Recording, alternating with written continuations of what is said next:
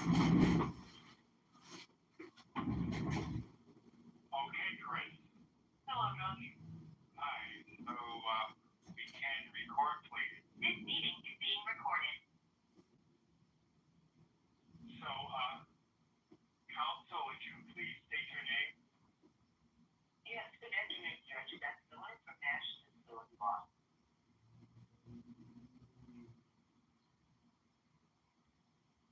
All right, Miller, we have John Kitover, and it's March 24th, 2025, disability insurance benefit application, referencing story mode, May 15th of 2024, and its onset date. And so for Mr. Kitover, may I take his electronic file and place it in evidence? Yes. All right, it's in the record. And proceeding with Mr. Kitover's hearing by telephone, would that be done with your permission? Yes. Okay, wonderful. And now, would our claimant, Mr. John Kitover, please state his name? John Kitover? So, Mr. Kitover, do you affirm that you'll tell the truth at this proceeding? Yes. And handling your hearing by phone, is that okay with you? Yes, Judge. Thank you so much. So, are you working now? No, Judge. Have you worked at all since May 15th of 2024? No, Judge. Did you work for the federal government? Yes, Judge. Okay, so did you work for the Internal Revenue Service? Yes, Judge. Okay, just out of curiosity, does the Department of Agriculture handle the payroll for the IRS? I believe so, Judge. Yeah, because your detailed earnings report had the payor as the Department of Agriculture, and that's not uncommon where other federal agencies will service a different one. Like, for instance, the Department of the Interior acts as the timekeeper for the Social Security Administration as well. So, and I think they were handling some of the payroll duties as well. Okay, so I just want to get that clear. So, how long did you work for the IRS? From September of 2019 till May of 2024. Okay. September 2019 to May of 2024. Okay. And what was the title of your position with the IRS? Support Services Specialist.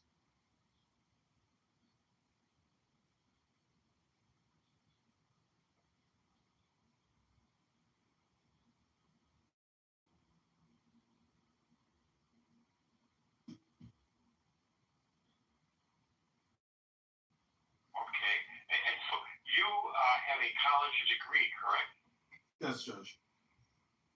And where did you attend? The Citadel in Charleston, South Carolina.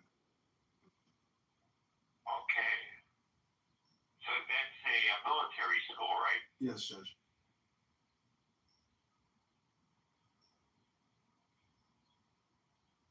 And what did you major in there? Business. Okay.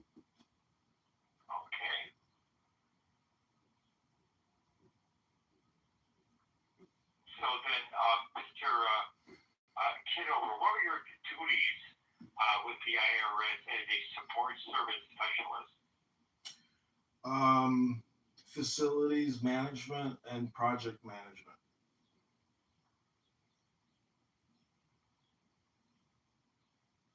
Okay, and what did that entail? Opening and closing IRS offices in the Midwest.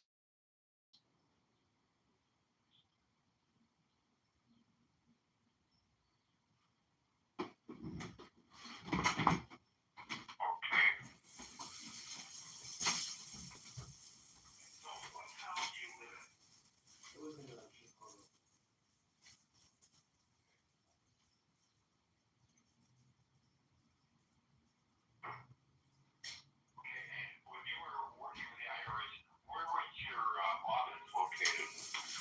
It was downtown Chicago at the Federal Plaza.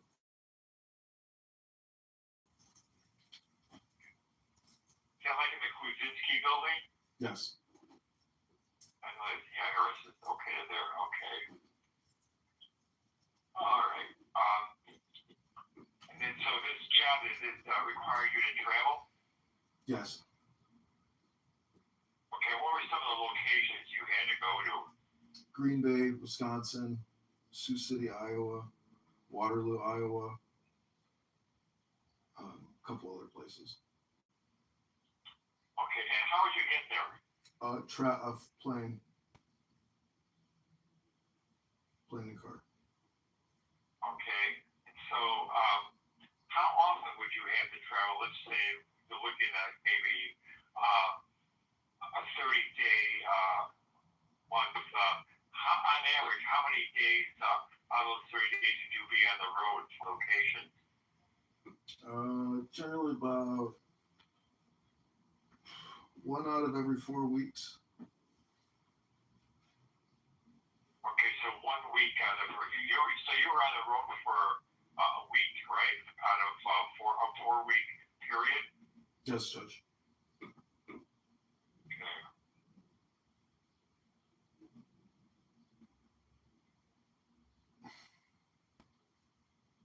Okay, so then when you were in the office, I guess before the pandemic, I guess during the pandemic, did you work at home? Yes, Judge. Okay, before the pandemic, I think it started to show 2020 when things changed with the federal government. When you were in the office, did you use a computer as part of your job? Yes, Judge.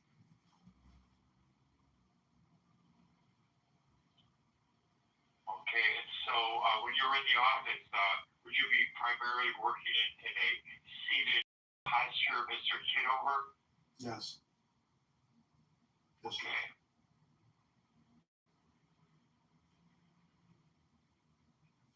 And so, did you do any lifting as part of your job, either in office or when you were on the road? Yes, Judge. And what was the heaviest weight you had to lift? 20 pounds, Judge. Okay.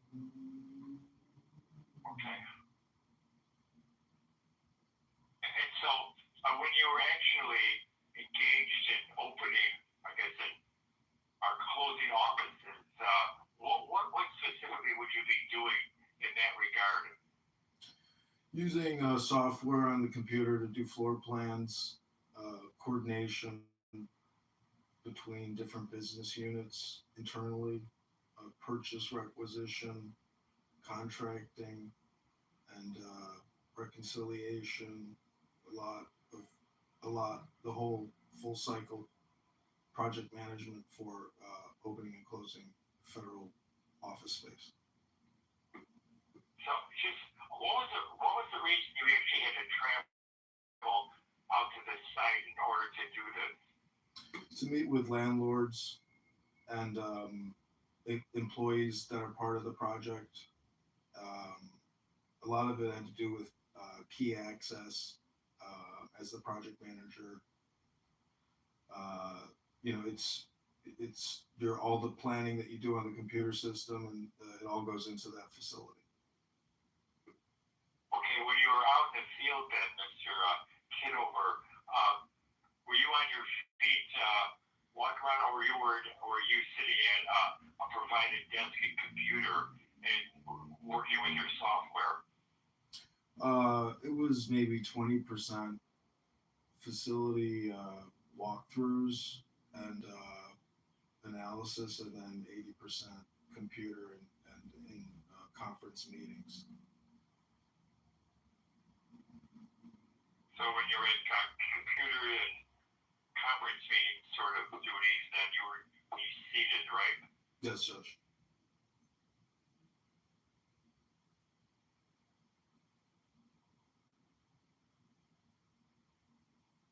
Just out of curiosity, I always thought that this sort of thing was handled by the General Services Administration for all the federal agencies, but Yes, Yes, Was Judge. the IRS unique in this regard if they had their own? IRS leases through GSA, so we meet with our GSA counterpart. Okay. Yeah, 'cause I've been through that thing myself. You know. So, okay. All right. So then what was the reason that you stopped working for the Internal Revenue Service? I got diagnosed in the Army as bipolar and have been suffering on and off with severe depression and mania, and the work and the management and senior management. I would say that my mental health and psychiatric condition just kind of resulted in a lot of extreme conflict, and I filed an EEOC complaint because of threats of workplace violence and sexual harassment, and so it was I basically had like a I guess a nervous breakdown, and could no longer go to work because of that. Okay. So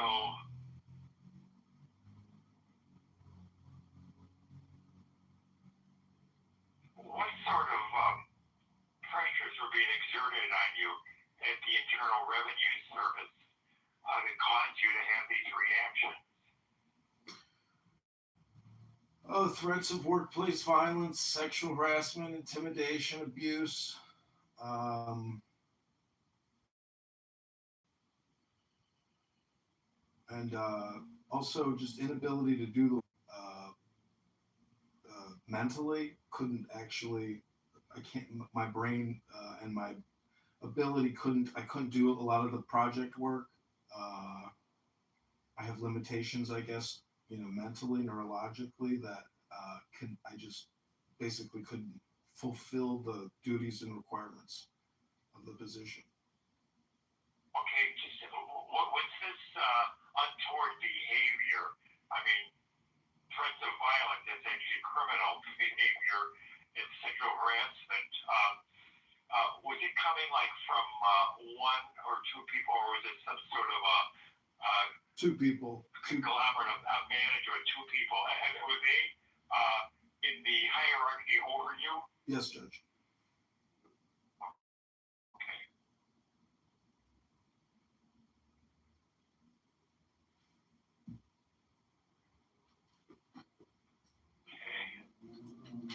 And so then, Mr. Kitover, have you ever been hospitalized in a mental health facility? Yes, Judge. And how many times in your life has that situation occurred?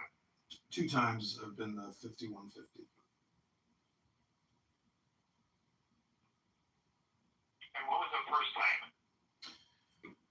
I think the summer of 2013 or 2014, 2012, 2013 in the West LA VA hospital.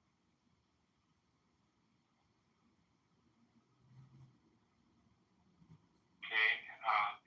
So what was going on in your life at that time point that led to that level of treatment? I was having hallucinations and manic episodes, and just deteriorated mental health and physical health, and so I was being taken care of and helped by the VA. Okay. Were you in the Army then? Yes.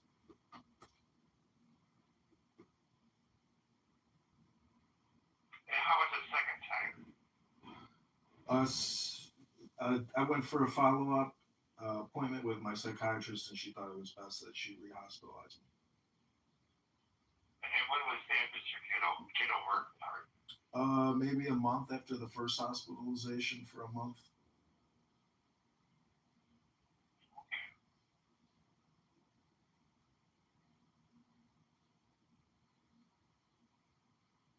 Okay, so then, Mr. Kitover, now, in Chicago, do you live with anybody? No. You live alone, okay. It's a house.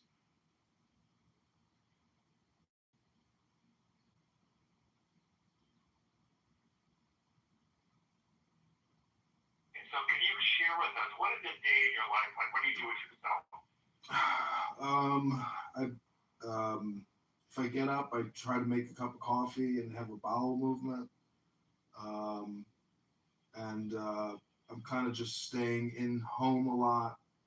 Um, I don't really do any work. I just try to like do the basic house maintenance, and I am trying to do a book club with other veterans that have PTSD and depression or bipolar, and so I'm trying to do that, and I'm going to the VA hospital, the Hines Hospital, to meet with a psychiatrist and a therapist, and so I'm trying to get back into the mental health clinic there, and so that's pretty much my daily schedule.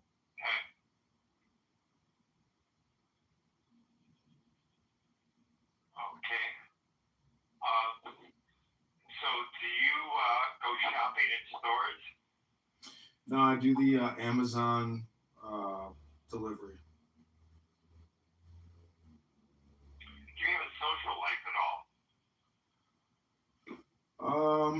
A little a limited, maybe two, two friends. But yeah, I would say because of like my mental health or bipolar, personality, I have limited friendships.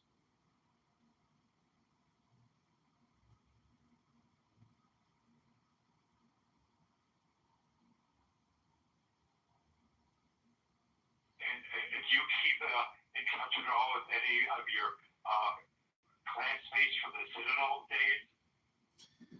Uh, Maybe like on the internet, but I don't really. People are married, they have kids. I don't, there's no reason to talk to me anymore. So I don't really talk to any of the classmates. I guess they're yeah. I mean, I think maybe just maybe my behavior. Maybe I don't get invited to things. I don't know, but I don't really keep up with the Citadel graduates. Everybody is either far down the road in their military career, and so not really. Okay. And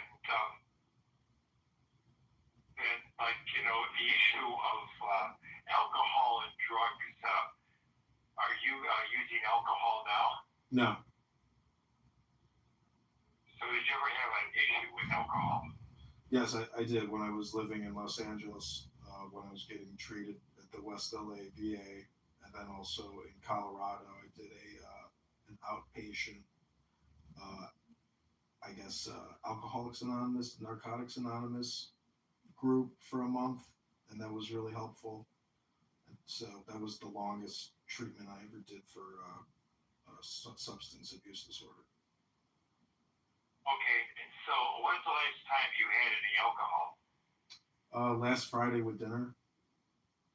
So it's like a social, but you like wine, right? Like red wine and stuff like that. Yes, I try to always, if I'm gonna have, I try to drink wine with a meal, and not, do any kind of binge drinking. Okay. So and then how about cannabis? I think you were using that. Is that still part of your life? No, Judge. Okay.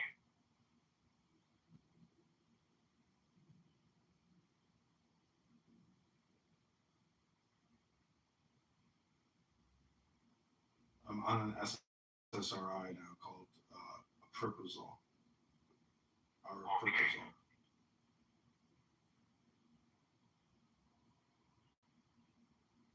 All right. So uh, yeah, Mr. Kitover, thank you so much. Miss Miller, what would be the theory of her case for disability for our claimant, Mr. Kitover? Um, well, I think that the best theory here would be Um, Either that he meets the listing for 12.04 bipolar disorder. He has racing thoughts, rapid speech, irritability, impulsivity, difficulty with concentration, marked in concentration, persistence, and pace, and adapting and managing himself. Or alternatively, that the claimant would be off task. He complains of having mood swings and panic attacks, has poor sleep, has sleep issues, poor hygiene, again, difficulty concentrating. So that would be our alternative theory that he would be off task more than that which would be allowed in unskilled competitive employment. Okay, so I listened to Mr. Kitover's testimony, checked out his records, and I think first of all, I think we're looking maybe arguably at a marked limitation in interacting with others. And so I'm getting from this that is problematic for our claimant, that he's got a little threshold for being as,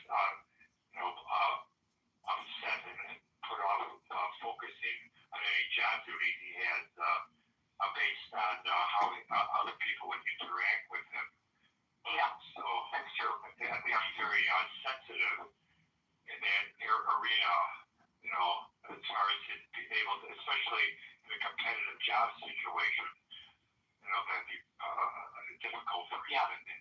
So, obviously, he's talking about. Yeah, go ahead. He talked about this lawsuit that he had filed for the discrimination claim with the EEOC regarding those issues. Yeah. Yeah. So, okay. Got that. And so, I think, Kaga, he's a highly intelligent individual, obviously. So, yeah. I think that, this is the B criteria of the listing of impairments, and you're not supposed to, double weigh them. But I think the issue of interacting with others would spill over into concentrating on persistence or maintaining pace. The prior administrative medical findings that the consulting mental health professionals for the Illinois Disability Determination Service put Mr. Kitover at the moderate level of limitation and concentrate, persist, or maintain pace. But I think that some of its thoughts and sensitivities, perhaps, to what might go on in life and specifically in a competitive workplace, may put him into the marked category where he would have, a very profound limitation in that not being able to go ahead with his job duties, even if we situated him, given his regulatory young age, being 43 years old, you're putting him in an unskilled job. I think that he would be highly sensitive to his environment, any work expectations, accomplishments, productions, and also interacting with other people like supervisors and coworkers might be problematic for our claimant. So I think that we can okay, that's good. I thought actually he would also go into adapting and managing himself just because of his inability to, be able to withstand that kind of pressures. So, but yours is just, and they're very similar, to be honest, kind of the month limitations. I think those two. Yeah, I think you're right. I think they do all spill over into each other. Yeah, they gave a mild limitation to damage management myself, but I think because he's getting by, probably for a gentleman like Mr. Kitover, his life maybe isn't ideal, but it'd be hard to say that is at the mark level. He doesn't, really have a history of, being homeless or not being able to deal the ordinary demands of life. He doesn't have a criminal record like he's having interaction with law enforcement because he's not able to control his emotions and dealing with everyday people like clerks in stores and whatever. Some of the things you would be seeing a person had a marked limitation and adapting or managing oneself. But those two marked limitations are good enough to say we can do a favorable decision for Mr. Kitover based on medical considerations alone without getting into vocational issues. Okay, great. That's great. All right, so let me, Ms. Miller, let me check out your fee agreement, make sure we're okay there and you are in a position to be compensated. Okay. Yeah, so let's see here.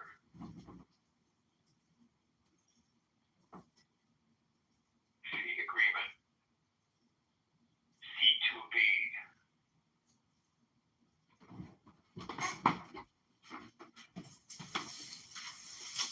Okay.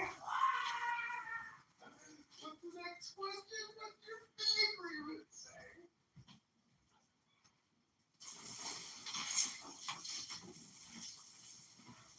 All right, so we have Mr. Kitover's signature on it, and there you are as well, Ms. Miller. So I will approve your fee agreement. Let me make that notation in the electronic records. C2B.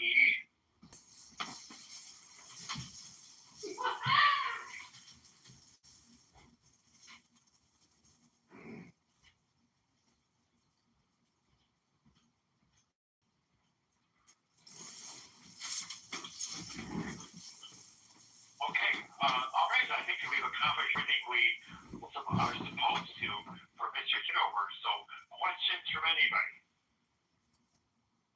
All right, well, Appreciate your help. Thank you.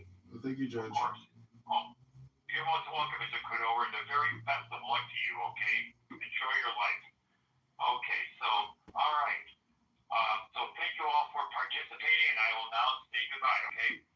Okay. Thank you, Judge. This meeting is no longer being. Okay, Joanna, that's it. Law, justice, lawyers, judges, courts, and attorneys. You still here? Wow. Remarkable. Rabboni Shalom. All right, I hope you enjoyed the show.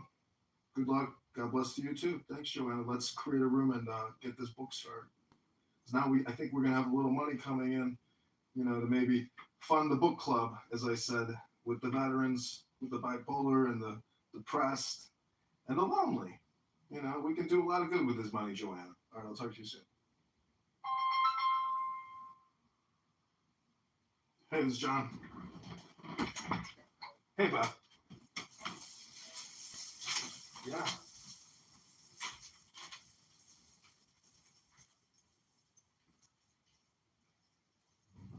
Okay.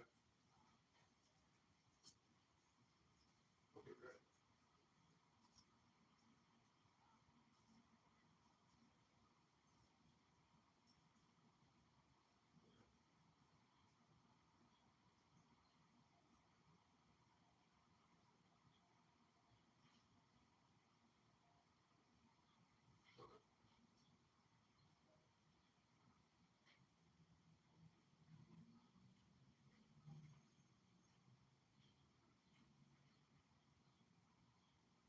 Okay, great.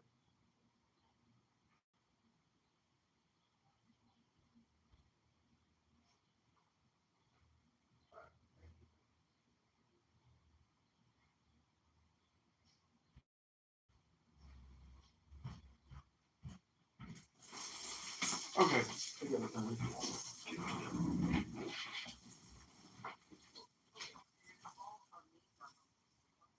Mm-hmm.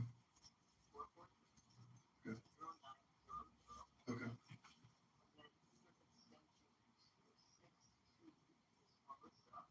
Okay.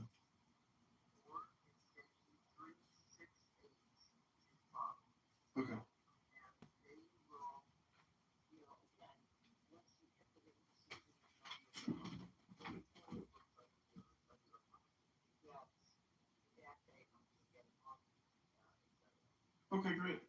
Well, I appreciate your help, Beth. I can't thank you enough.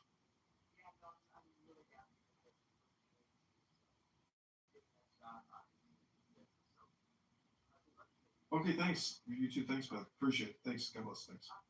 Take care. Wow. We're going to show along.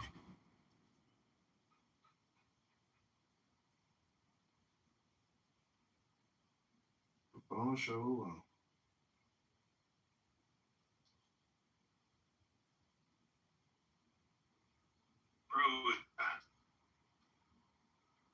We're doing the Mark's Coffee Shop thing. The Crowley is here.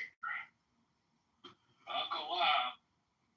Well, I'll behave because I'm in a good mood today because I just won a lawsuit. And when the judge, gives you, when the judge, makes a ruling in your favor, Rabbono Shalom, I like to think it doesn't just come from the judge, but it comes from the God. Rabbono Shalom. Or you could say the nothing. But do we have to stop saying bad things about you because you won your case? No, I'm open to criticism because I'm an artist. Without a critic, no one can truly be an artiste. Joanna just witnessed the trial.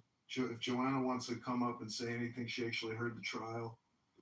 The trial is in my profile if you want the inside scoop. It's in law, justice, lawyers, judges, courts. I'm interested to hear what you think. I think the two of you should open a room on replays. Do that. Sassy and salty. What was your lawsuit about? You can check out. Let me just do the Monica impersonation so you can check out the replay. It's in my profile. I prefer not to say it. I want to ruin the surprise. Oh! No, I'm not going to look. Well, Joanna here. She wants to say anything. Please bring Joanna up. I'm not trying to center myself, but, But you are. It's nothing. It's nothing. It's really nothing. I'm not trying to make everything about me, but it's about me. I'm serious. It's also about me, so you might as well not. If it's nothing, we're just going to you leave. Benjamin, if there's nothing you want to share, that's see, fine. Benjamin, this is where I think you fail in your experimentation with Clubhouse. That you think Alfred places. If you think this is the only place, you've just missed the view. Well, no one knows how. All the time, man. I know, and nobody really knows. Nobody knows how much of a. Nobody knows how much of a failure you are off the app. And I think that if we could actually get more insight into who you are, your LinkedIn, your resume, your Facebook, your Instagram, however we can learn more about you, then I think we can actually have more of an interesting conversation with you. Otherwise, it's really kind of nothing at all. What do you think, Joanna? You witnessed the trial. Yeah, so would I. For instance, probably more. Most of us know a lot about him, and it feels good. It feels like Pro's my brother. It's a classic celebrity syndrome, though. You know a few details about a celebrity, you think you know them, so. Oh, I know. He is a celebrity. No. He is a celebrity. He is a celebrity. Yeah, well, not to me. To me, he's my friend. And secondarily, a celebrity. Well, unfortunately, it's the other way around. That's in your mind. No, that's literally how you met him. It's the order in which you met him. Okay. I've never interacted with you, I.O. I just listen when you speak. No, we've actually had lots of conversations over the years. So yeah, I just forgot because I'm insane. No, didn't say that. You're just not precise. Just not precise.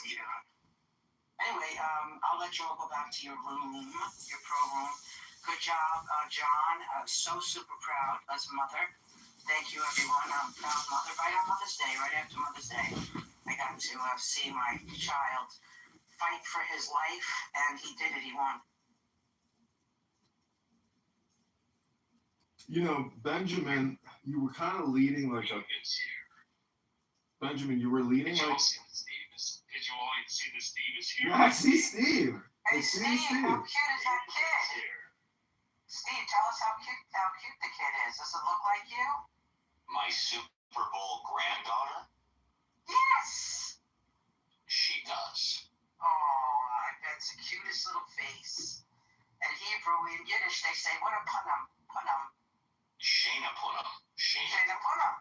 Very good. Steve, I got a question for you because you and Benjamin have really interesting conversations, and I've kind of termed a new term. I call it the elite, intellectual, liberal, gay Democrat. And the intellectual part is the big part in the elite and the Democrat and the liberal. I'm just saying, do you view yourself personally as like an elite liberal intellectual, meaning specifically that you've got a list of the top 10 grievances, like indigenous rights or migrant communities, and the list just goes down there, Jim Crow, etc. Like, do you consider yourself a subject matter expert, elite intellectual Democrat? No, I do not consider myself an expert when it comes to politics. I do consider myself liberal when it comes to social issues, and I consider myself conservative when it comes to fiscal issues.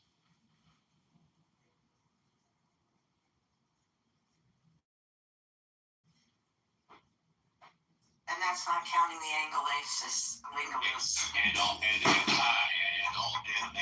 And also I'm an independent. I'm not currently registered with any political party. Well, And you have rendered the whole speechless. Well, I wrote a little poem using progressivism as the base for the AI to write the progressivism poem. Are you interested in hearing it? Did you ever see Did you write it or did they write? Did that answer your question? I wrote the prompt and AI wrote the poem. Tell us what your prompt was. Write me a progressive poem using the top 10 liberal progressivism talking points. There you go, David. So no, I don't. I mean, I have an AI. I could type that in if I wanted to know that. So you don't want to hear it. The thing is, it's the way I read it. The reading is the key, David. What? Okay, let's let Joanna get one. Go for it. Okay.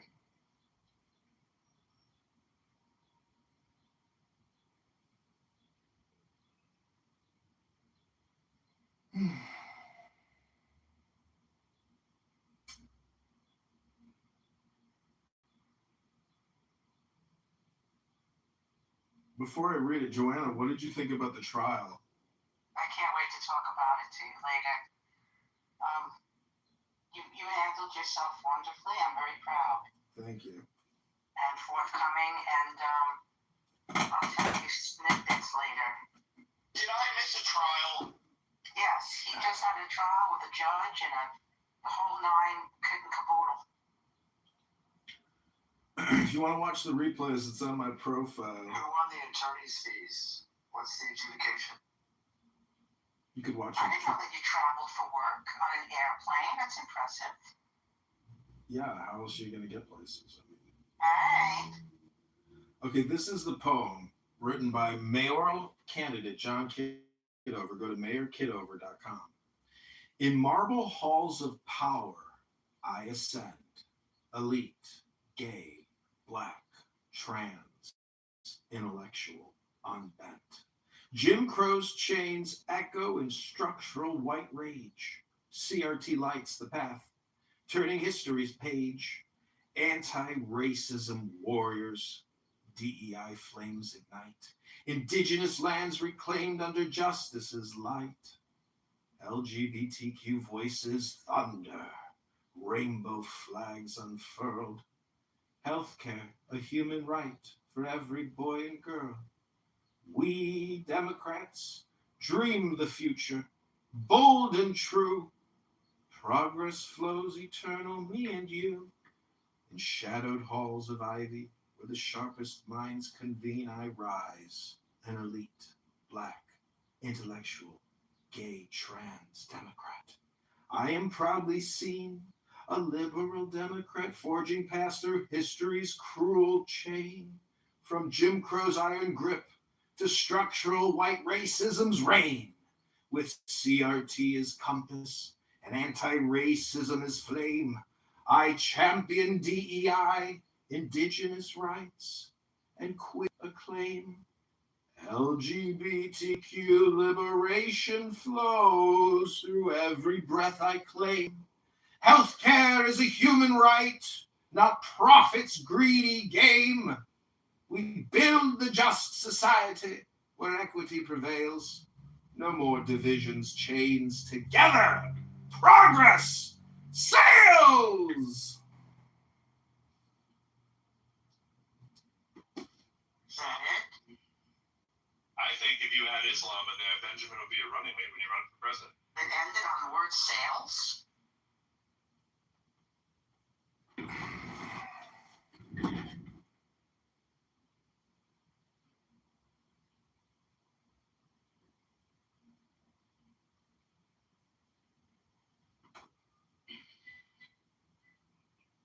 Are you left speechless?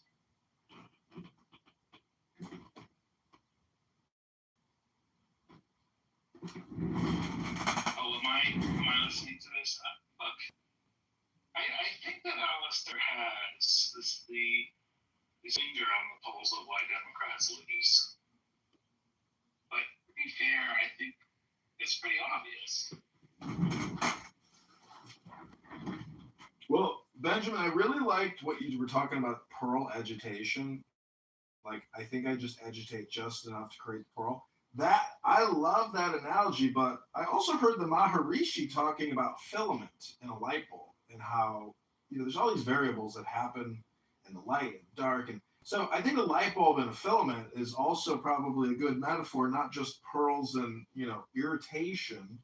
But what's so funny is when I read that poem, if it was a gay black man and he was trans reading that poem, it would actually be very rousing to the people listening to it. So I think one of the biggest problems that we experience in society today is filibuster hypnosis or filibuster spotlight. And that's the problem when the media and people like AOC create these videos. They create extremely intoxicating, hypnotic videos, and it's all about social justice and equity. Nothing about prioritization, nothing about taxes, nothing about the military industrial or the medical industrial complex and the rampant spending and fraud. So I think like if there was a national spotlight that the herd had to like, be hypnotized with and prioritized, we would all essentially be able to vote on the list of priorities. I mean, why can't we have that type of an actual intelligent functioning government? That's what it's supposed to be, which is efficiency, prioritization, common sense, rationalization. I mean, you could read an Ayn Rand handbook and just come up with all the right words on why the system is essentially immoral, corrupt, and devoid of any type of real intelligence. And that's why we have Donald Trump. I hate to break it to you, but Clown Boy Obama, guy wasn't much of a leader. I think he's just like a manufactured human being. I think he's that CIA program to essentially install a president. And if you think the CIA is nothing and it's at a $60 billion a year annual fucking budget, who are these people? What do? They try to mind control the populace, the herd. That's why James Comey has been arrested, because he's part of that project. And that's the real deep state, which is essentially covering up really to try to control and contain the power, which has gotten out. And that's why Donald Trump, people are running into his fucking Meet the Press event with a shotgun at high speeds. Like, the population has been, hypnotized and brainwashed to think that they're the resistance, when Trump is actually the resistance that they're resisting against. So make it make sense. Hello? Speaking of the Democrats and AOC, I'd like to take a minute or two, do a short read and a little commentary on AOC recently in the news. She tripled down on her critique of billionaires this past Friday, claiming that the American Revolution was fought against the billionaires of their time. That is a complete lie. The American revolution was not fought against the billionaires. It was the billionaires who left Europe because they were tired of being unreasonably taxed. Ever hear of taxation without representation? Continuing on, AOC quote, I want to talk about how this is in the heritage of our country because America was founded. You look at Thomas Jefferson writing to Madison in Revolt of British Aristocracy. AOC said at the University of Chicago Institute of Politics, the American Revolution was against the billionaires of our time, and we are declaring independence from such an extreme marriage of wealth, power, and the state that the voices of everyday people did not exist. She was responding to criticism she received for her initial comments arguing billionaires didn't earn, I got covered on the quote. Oh, you can't earn $1 billion, AOC said Thursday. You can get market power, you can break rules, you can do all sorts of things, you can abuse labor laws, you can pay people less than what they're worth, but you can't earn that, right? And so you have to create a myth. You have to create a myth of earning it. Is she saying that Taylor Swift didn't earn her $1 billion? Is she saying that Beyonce didn't earn her $1 billion? Is she saying that Bruce Springsteen didn't earn his $1 billion? I bring that up because those are three music entertainers that are all clearly liberal and democratic. Regarding the backlash, AOC accused critics of pushing a red herring by assuming she believes all billionaires are immoral rather than focusing on the immorality of income inequality. They like to talk about American ethos as though it's an attack on American values, an attack on our idea of success. And first of all, call me crazy, but I don't think that every single American aspires to be a billionaire. I think that our idea of success, they might not object, but I don't think it's the universal American ideal, AOC said. There you go.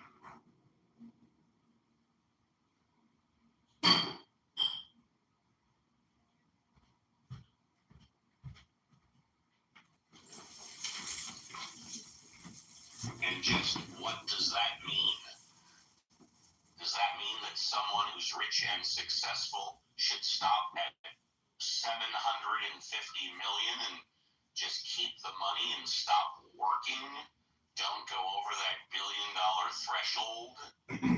See, the thing about billionaires is they can't actually spend the money, and they won't even spend it because it's not efficient. So you buy more equity, more bonds, and you just keep growing that nest egg. Like Warren Buffett's sitting at $400 billion in cash or $900 billion in cash. It's a fucking crazy number. But with regards to AOC, the reason why she's so dangerous is because she's like the alpha predator, the Primex or whatever it is. Like she is very dangerous because I think that she's a CIA-controlled opposition. There's a strange video of her where she went to Africa and she drove around to like clinics and she's in a taxi with some African chick talking about birth control. Like very manufactured video. Like she's involved in some type of intelligence propaganda. And the point about her is I find it annoying that politicians can say whatever the F they want on all their platforms all the time. Meanwhile, we have a lot of people that work in government that are in the military. Let's say they're colonels or generals, or they work at NSA. Like these people aren't public-facing, employees. They have restrictions on what they can and can't say. Tulsi Gabbard creates a lot of content, a lot of videos. And my point is that AOC uh, is the opposite of the old white billionaire. And therefore, she is the yin to the yang of the supposed oligarch money that controls the system. And but her turnover is not going to be the turnover that, let's say, her communist hordes think it's going to be. It will be the exact opposite of that because they don't know who she really is, who she's with, what she thinks, how much money she thinks she can get, or how much fun she can have. She's like, she's dangerous because she is like the AI robot that makes clones. And that's the danger to the system is that her incompetence, low IQ, and manipulation, because she is basically subverted, co-opted. She's gonna do what her network tells her to do. She's not a real leader, and all of her videos are nothing but filibuster hypnosis, cutesy little videos like, "Oh my god, I just got back from work and we did this and that," and like you should watch her live streams. Like they're extremely beautiful and hot, and but like you're like, this is our leader. And it's not just her, it's a lot of Democrat politicians. They use children as the backdrop in all their photographs, like the bald congresswoman who creates videos with AOC where they go to libraries with young children and read books. We've got a political industrial complex, a national deficit crisis, which is completely at odds with each other because one covers up the other. And everyone, as a result, is dumber, not just for listening to what I'm saying, but what these politicians are putting out. Hello? I almost forgot. Oprah Winfrey is worth over $2.5 billion as well. Warren Buffett, if I'm not mistaken, you can fact check me. He donated over $100 billion to charity. $100 billion donated to charity. In fact, check me on that, though. I might be wrong on the number.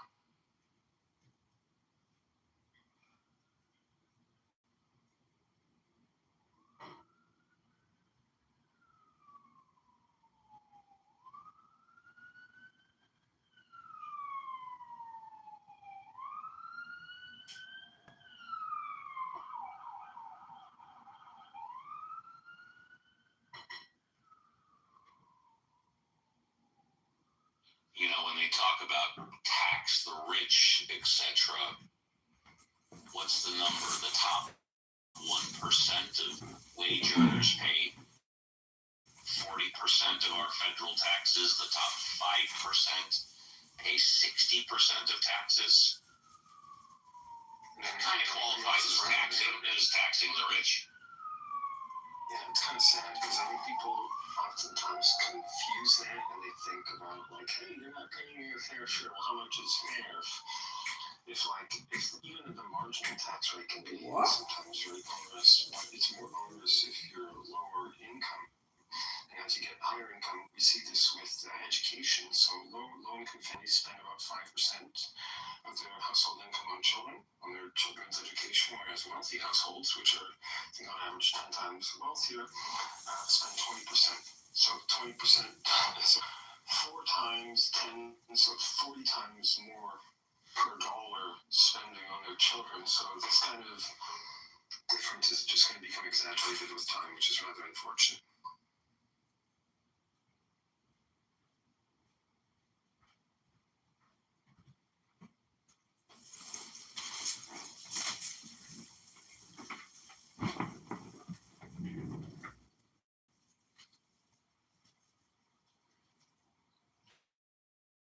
Well, I think if you're like a billionaire, there's still an index and a bell-shaped curve to the personalities, the awareness, the enlightenment, the Unitarian type of principles or social principles of billionaires.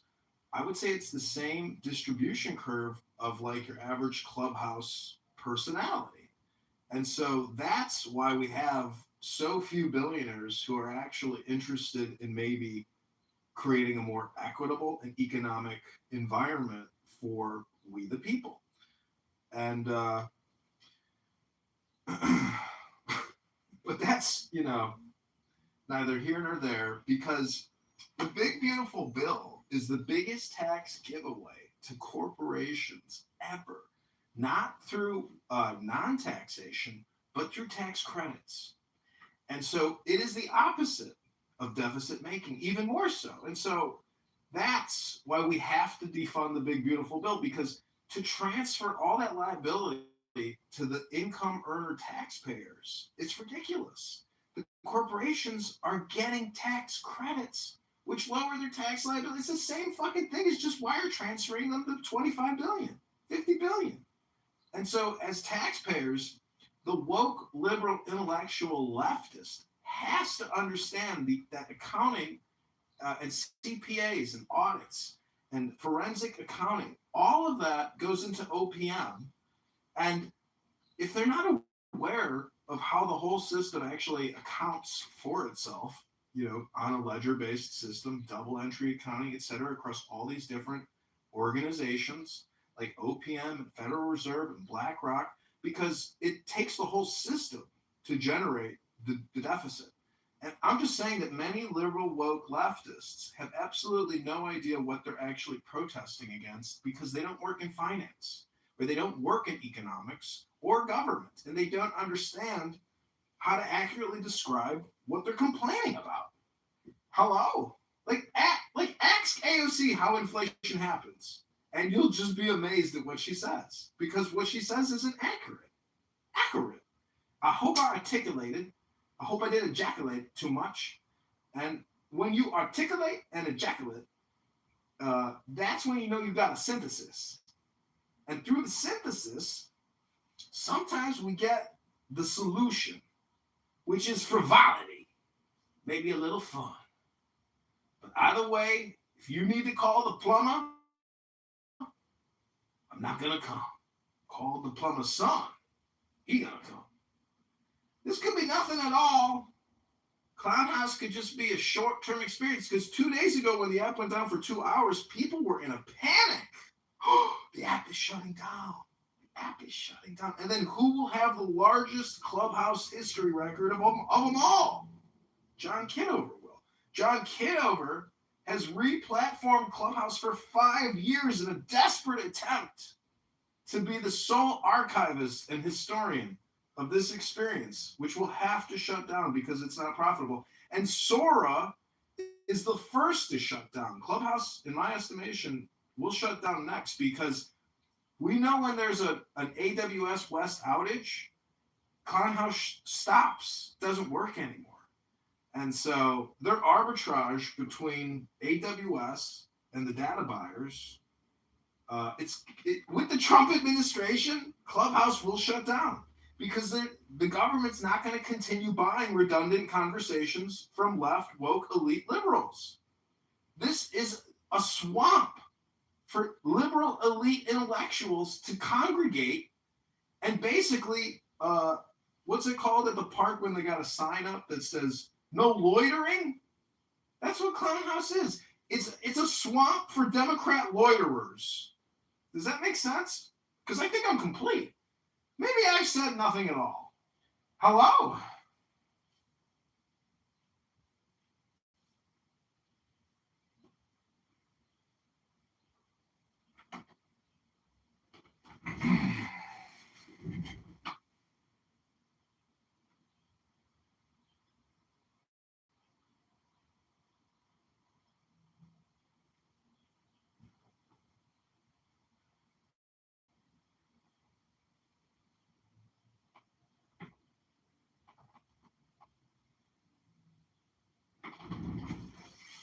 Victory!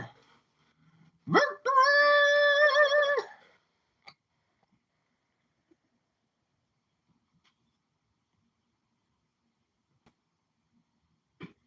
It just takes two witnesses. Two witnesses to liberate the city.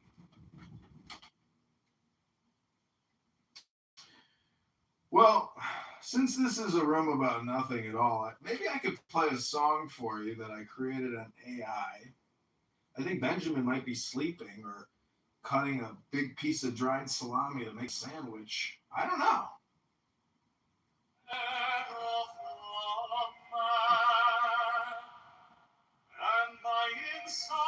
is keen as the hawk's by my head, iron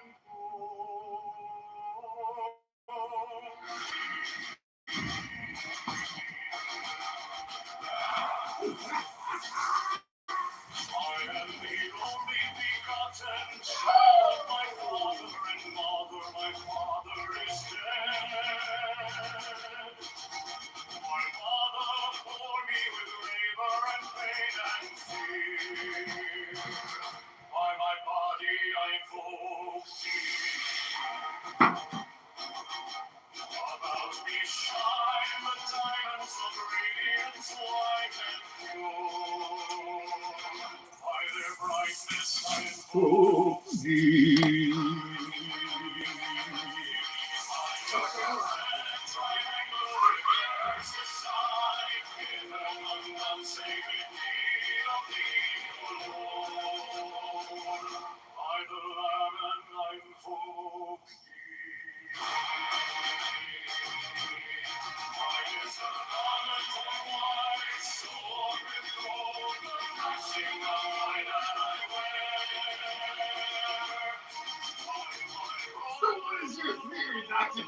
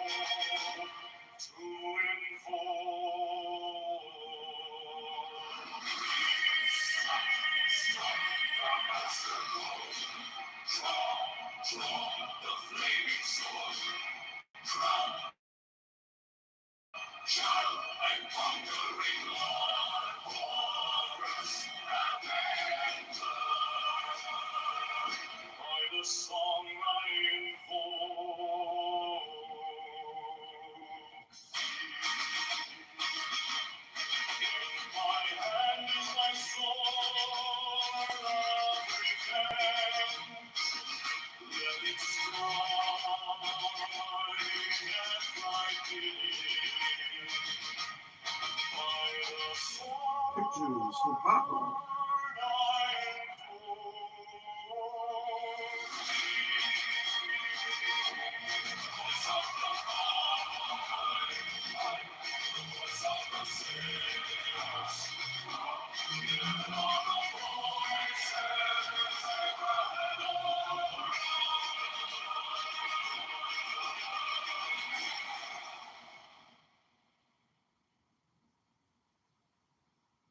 Mine is the head of the man, and my inside is keen as the hawk's. By my head I invoke.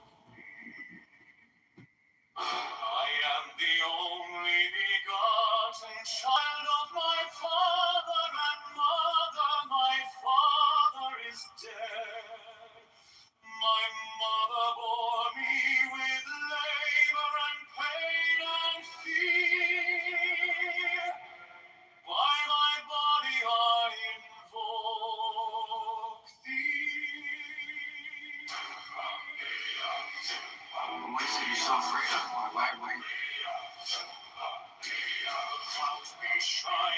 Diamonds of radiance, white and pure, might have brightness shine for thee. Mine is the red triangle, reverse the sign, given of none, save thee, of thee, O Lord. When I invoke thee, mine is the garment of white, sewn with gold, flashing out the like I wear by my robe, I invoke thee. Mine is the sign of a prophet, and I fear. Mine is the sign I invoke. Mine is the turban of white and pure, and mine the fear of the intermediate. Mine I crown, I invoke thee. My fingers tremble on the keys of earth, so run I after thee in thy car of glory. By my fingers I invoke thee. Mine are the wand of double power in the voice of the master.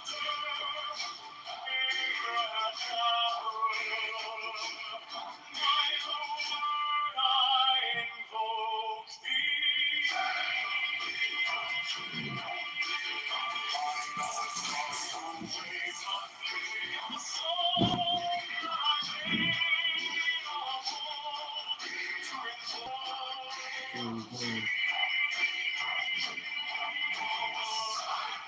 Strike the master chord, draw the flaming sword, shall the conquering Lord, Horus Avenger.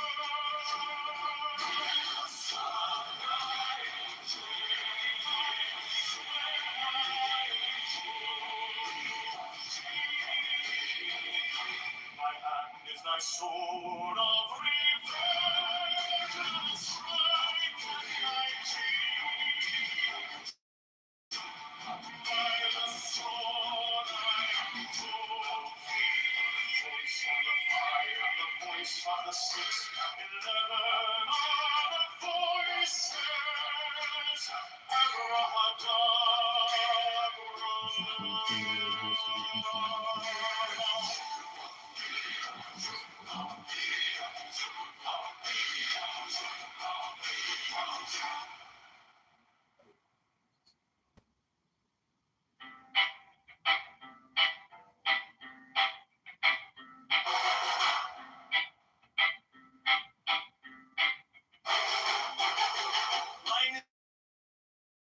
And my insight is keen as the hawks by my head I invoke thee.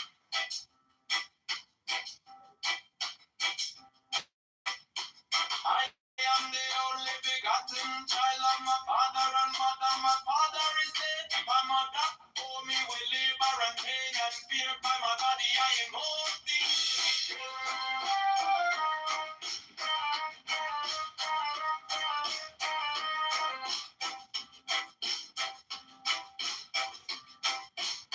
About me shine the diamonds of radiance, white and pure.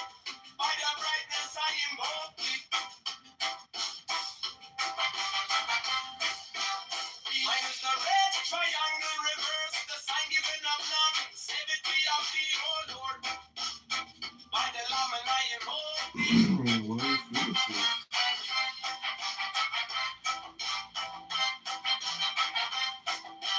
Free mine is the garment of white, sewn with gold. The flashing of eye that I wear by my robe I invoke thee.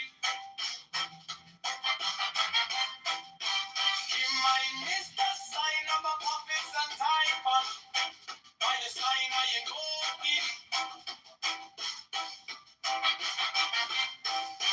For mine is the turban of white and gold, and mine the blue vigor of the intimate. By my crown I invoke thee.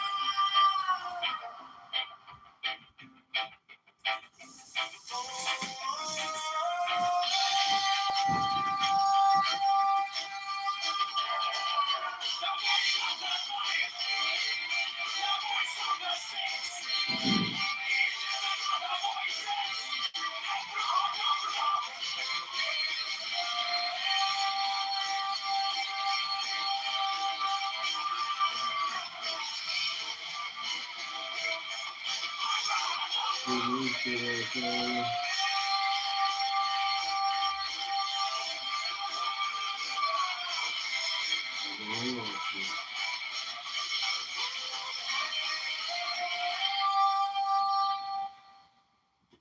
Mine is the head of the man and my insight is keen as the arms. By my head I invoke thee. I am the only begotten child of my father and mother. My father is dead. My mother bore me with labor and pain and fear. By my body I invoke thee.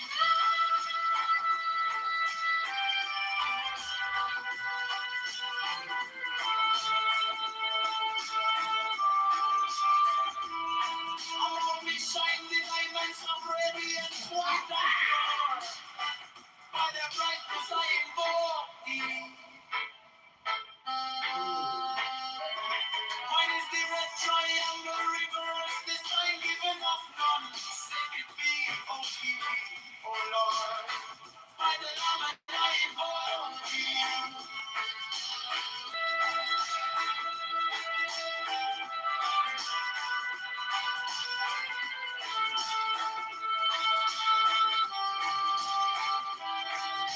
Mine is the garment of white soul with gold, and the flushing of my that I wear. By my robe I invoke thee. Mine is the sign of a prophet and life. By the sign I invoke thee.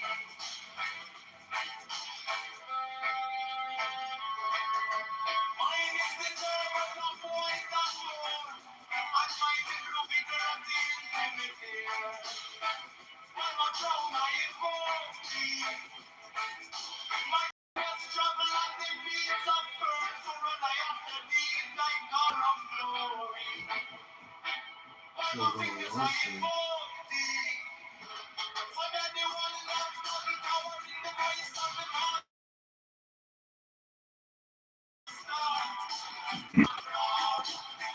By the word I invoke. My heart without you, without music in the song that I made the moon to invoke thee. Strike the master board, draw the flaming sword, draw giant conquering sword, all amen God, by the sword I invoke thee. In my hand is thy sword of revenge, let it strike, my life be thee, by the sword I invoke thee. The voice of the fight, the voice of the six, 11 of the voices.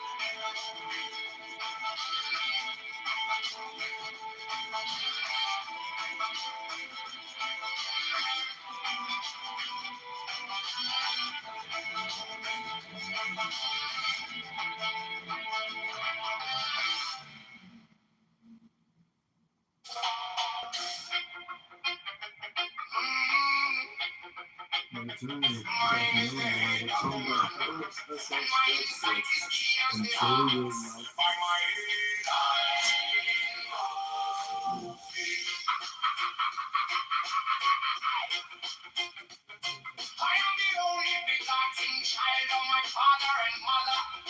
My father is dead. My mother bore me with labor and pain and fear by my body. I invoke thee above me.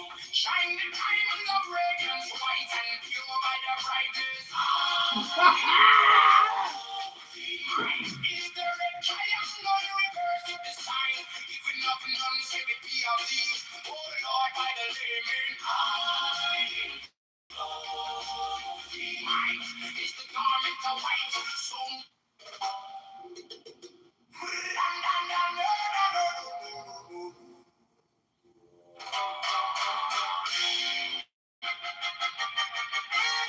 mine is the head of the man, and my insight is keen as the ox. By my head, I invoke thee.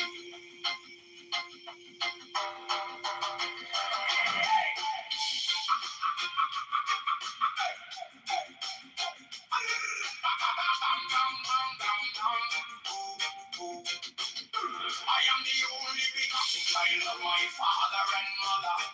My father is dead. My mother bore me with labor and pain and fear by my body.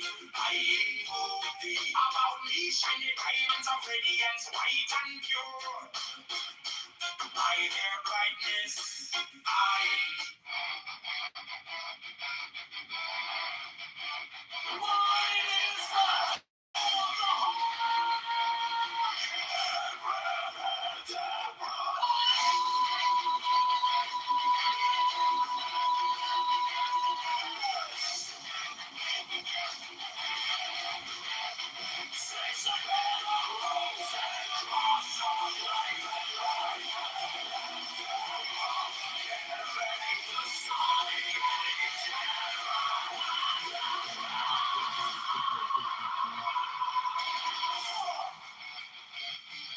remaining in the sign.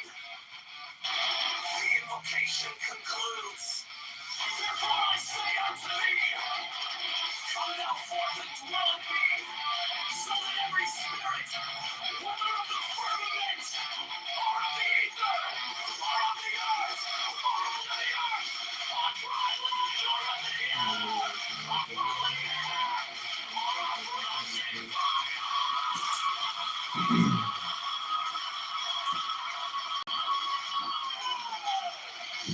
and every spell and scourge of God, the fast one might be.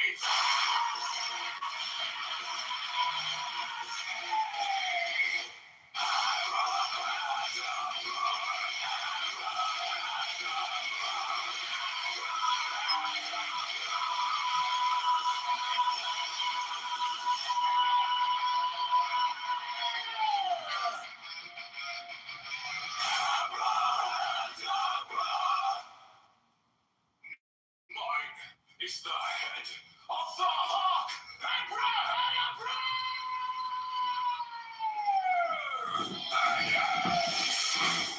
Still waiting on I bear the rose and cross of life and life.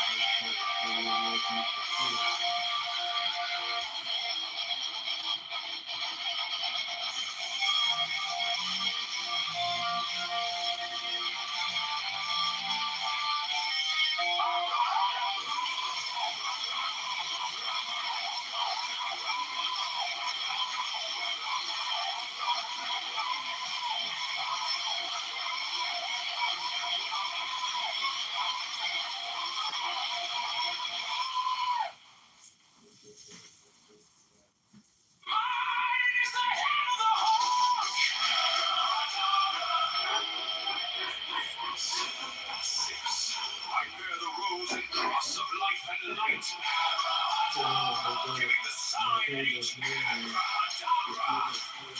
remaining in the sign, the invocation concludes.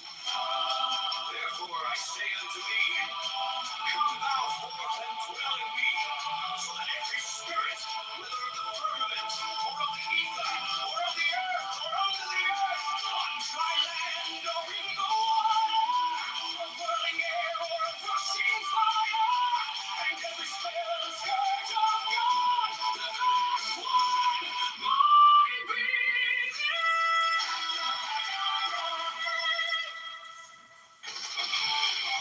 Mine is the head of the hawk, and ends. 6. I bear the rose and cross of life and light, giving the sign at each and remaining in the sign, the invocation concludes.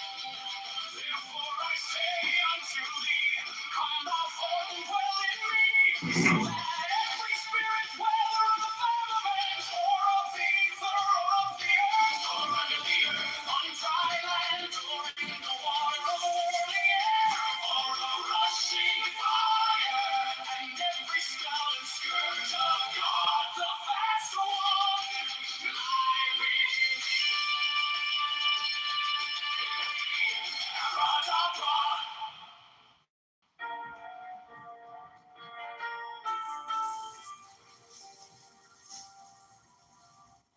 You came like dawn in my hands, soft but stronger than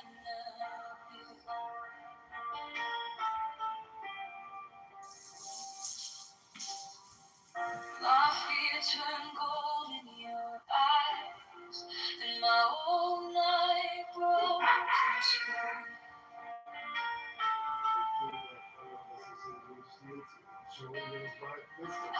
lost in the noise. Now I'm learning how to stay close to your quiet light in the middle of the day. Stop thinking, let it flow.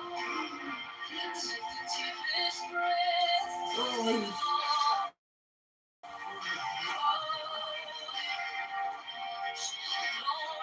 from the feeling. One more second, you can start believing. Wisdom of God, it's God. Wisdom of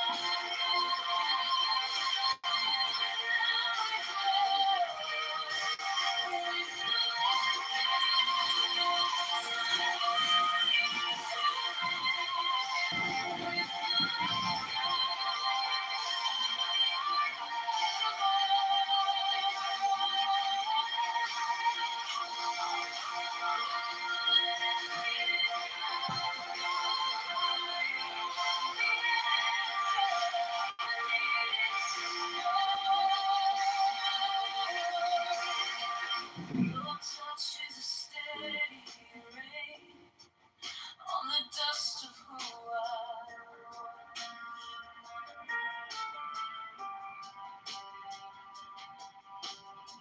every wound gets named, then it fades in the hush.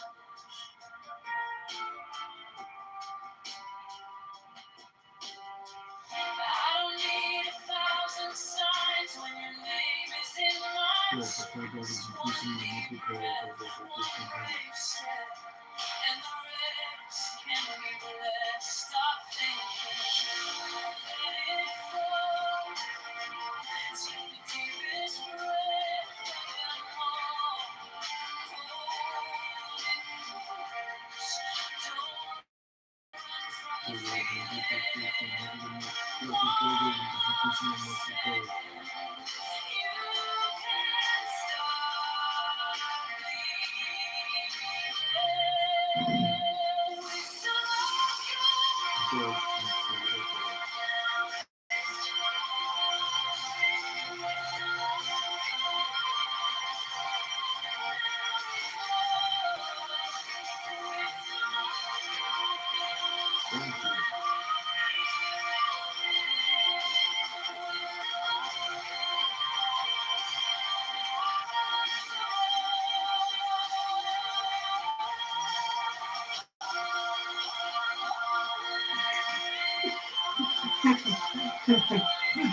emphatically told me to enjoy your life, Mr. Kitover. Thank you. The move down to the lowest tier.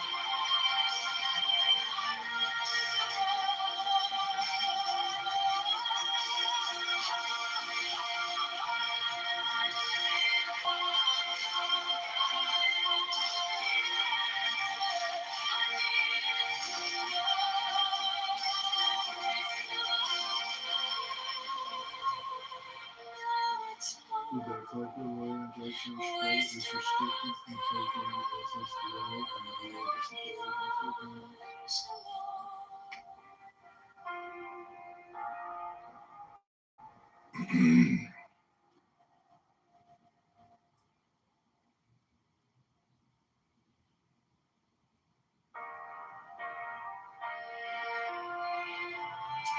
Returning back home, I will tell my fellow SS Church to enjoy your life, Mr. Kitover. Dawn in my head, soft but stronger than I knew. My fear turned gold in your eyes, and my old night broke in two. I was lost in the noise, now I'm learning how to stay close to your quiet light. In the middle of the day, stop thinking. Let it fall. Take the deepest breath. Hold them all. Holy close, don't run from the feeling. One more second, you can start believing. Wisdom of God, now it's love. Wisdom of God, now it's love. Wisdom of God, my heart is open. Wisdom of God,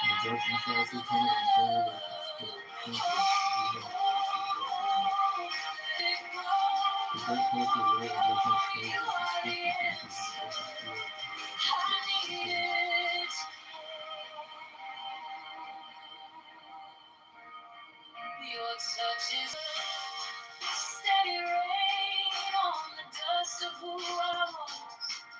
Every wound gets named, then it fades in my heart. I don't need 1,000 stars, now it's your wisdom of God. Wisdom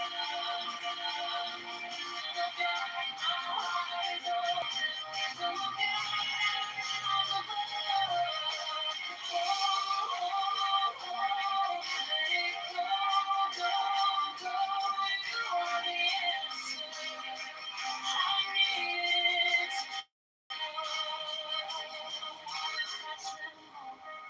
Stay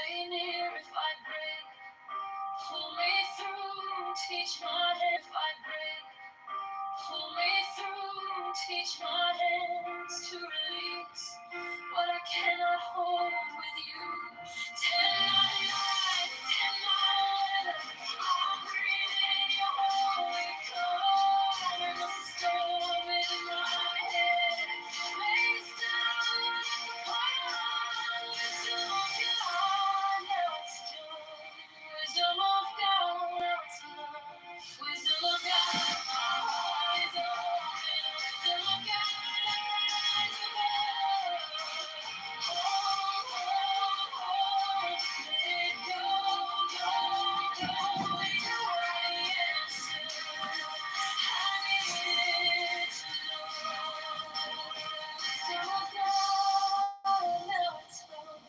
Wisdom of God, I'm yours.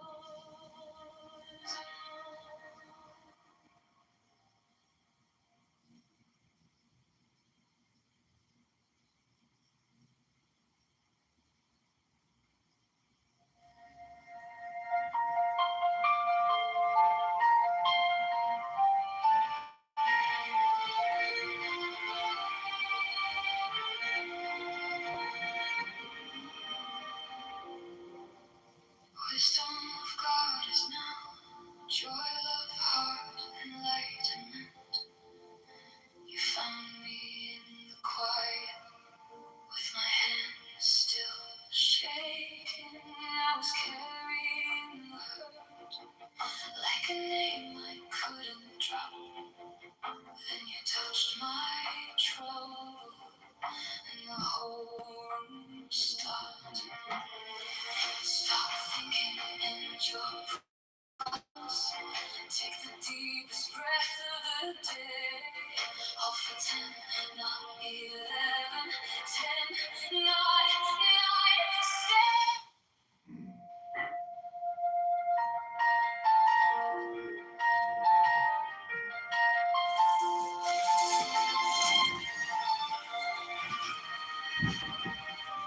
Joanna. Wisdom of God is now joy, love.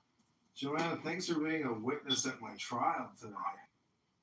I'm here for you, and I have bipolar, and I'm on the same medicine as you. Oh my God. Well, what'd you think about the trial? I thought it was pretty interesting. I felt happy because the judge had understood or tried to understand your condition. If it is your condition, I don't know if you just faked it. It's not my business. No. What are you talking about? I But mean, I feel more connected to you now because we both have the same condition. yeah, I would call I think I can self-diagnose myself. It doesn't mean any of the terminology that the medical industry uses, but it's not that I'm a highly annoying person. It's that, like, it's better that you just put me in the goo, you know? And I think that's kind of what the trial is like saying, because the way they analyze it, because it's based on the code of, like, did you hear them? Like, he was trying to say something and she kept talking, and then he kept talking, she kept talking, and so, like, he was trying to basically, like, process it, and she was, like, trying to do the same thing, and they were over talking each other, and then, but there's, like, a legal code that has to be met, and I think it's, like, accurate based on my life's journey, you know? Well, saying bowel movement was great. That was a highlight. Do you remember saying that? Yeah, I mean, because honestly, these SSRIs, they make me constipated. And that's the challenge, is, like, if you can't make a bowel movement in the morning, like, Try to something's take a wrong. laxative or take a stool softener every day. But yeah, she represented you, right? Yeah. But I think what he liked is, well, he seems highly intelligent. So he didn't look at you like a loser. Right. And that's, I think, why he made his good decision. Yeah, because this is the second time I've been to SSA court, you know, with this type of trial. And I agree with you, like, because it's not based on, like, your intelligence. A lot of it is, like, based on I don't know. There's a lot. It's so interpretive. You know, that's the thing about law. Like, but I'm just so happy with the outcome. I texted my dad, my sister, my friends, and a coworker at the IRS who's also in legal problems with the management there. And he asked me a lot about, my job at the IRS and kind of what happened, and why I stopped working. So I feel like that was important. Yeah. And then I had a call with the attorney afterwards. She gave me the number for like their payments department because the settlement goes to the law firm.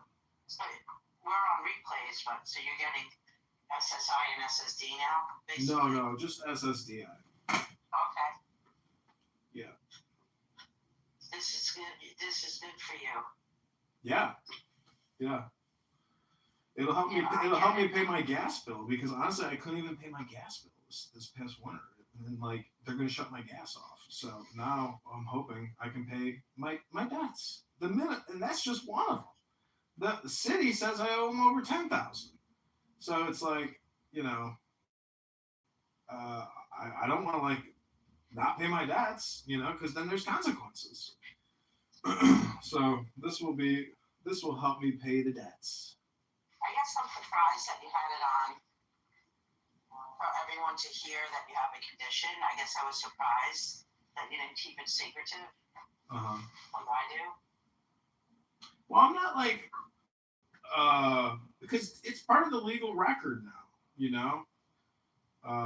So there's like evidence that the trial happened, and I think that's what's important because other people should also learn from this. And part of my nonprofit organization is dedicated to the book club, and there's a lot of books that deal with debt and law and lawyers and attorneys, and it's very complicated. You have to basically be an extremely intelligent person to navigate the legal system, the filing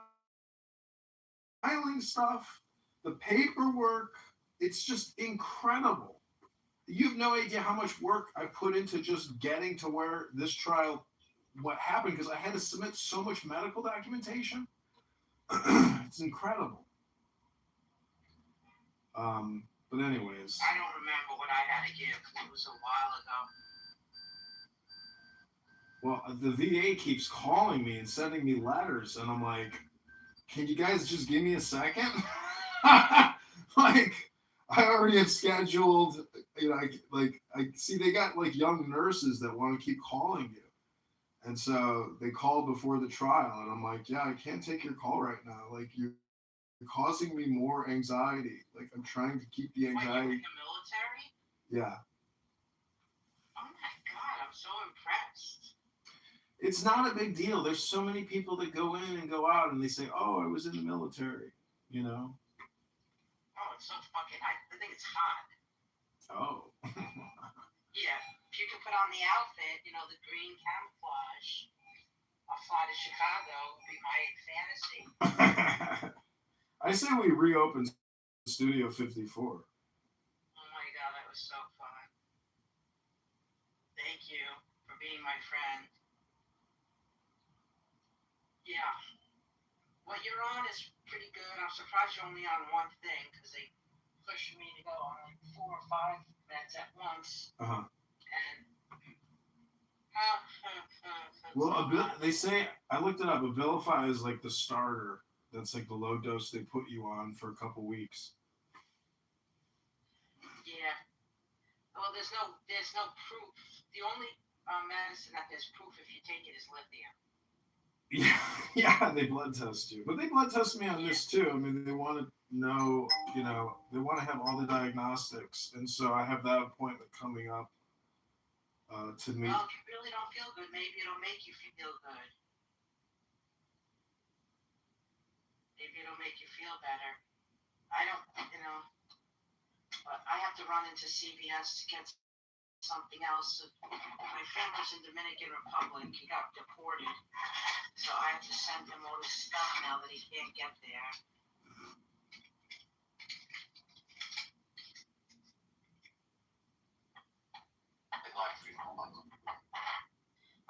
listening. Irritating. I'll be back. You get to the Benjamin sweet spot, and then you realize, oh, there's more irritating that I have to get through too. But if you can wade through it for a little while, there might be that little, drop of pineapple juice. It's a weird analogy. I asked Claude, what would Rick James' "Give It To Me, Baby" sound like if Shakespeare had written it? And I posted some of it. Oh, let me look. Sweet lady, mark yon braggarts at the bar doth posture much, yet move they not a step. Their tongues are swift, their boot heels slow as stone. But I, that am thy truest cavalier, will neither parley nor in shadow stand. Oh, parley nor in shadow stand. I'll dance with thee till cock doth crow the dawn. Fools.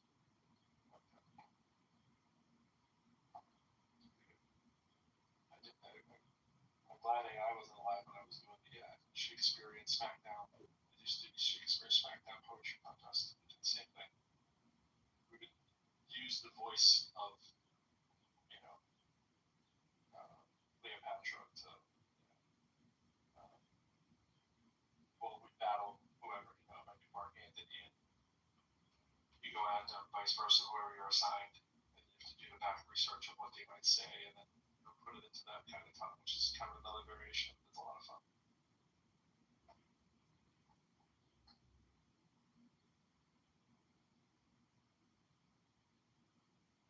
But that was a little too much. I went all the way straight to Shakespeare.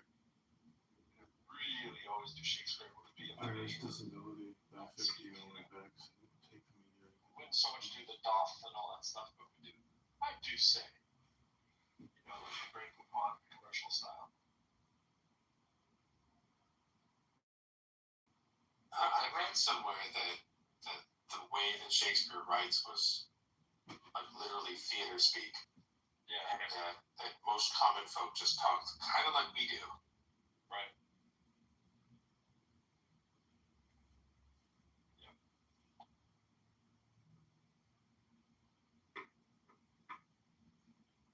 I was never a huge Shakespeare fan, but I appreciated reading that kind of stuff more than I did like just history. I like the fact we'd read that and then learn about the history, then make the history come alive. Just the history by itself, I was like, why do we need to know all these random facts?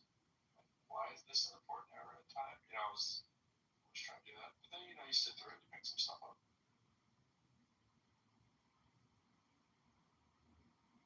But now, think about with like ChatGPT.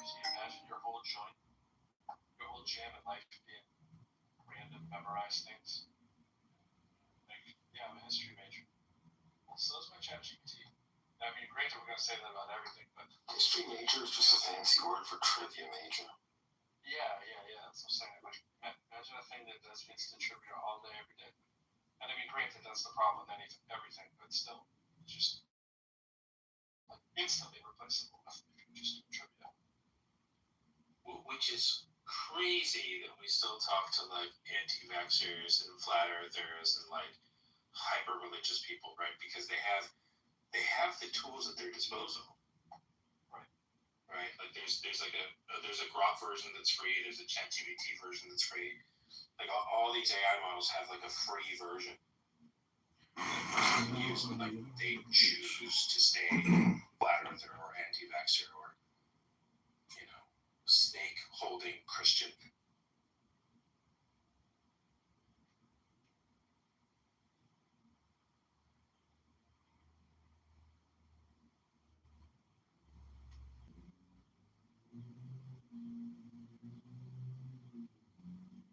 The snake holding Christian was a little redundant. They're my favorite because they like fully commit to the bit. What do you think BLR Prod 2 and 3? Chances are that that's a real person. With hand raised and everything. What do you think? Let's check this out. Everybody ready? Yeah, 25 to 30.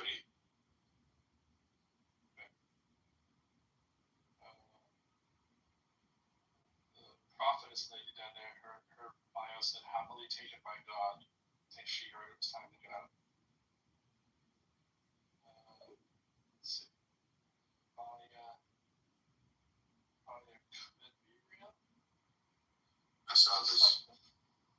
40 followers is such a 50-50 proposition, isn't it? What do you got? Oh, I saw this great video of this, 20-something girl who, she's talking to her camera and she's like, well, my husband, Jesus Christ, my Lord and Savior. Wow.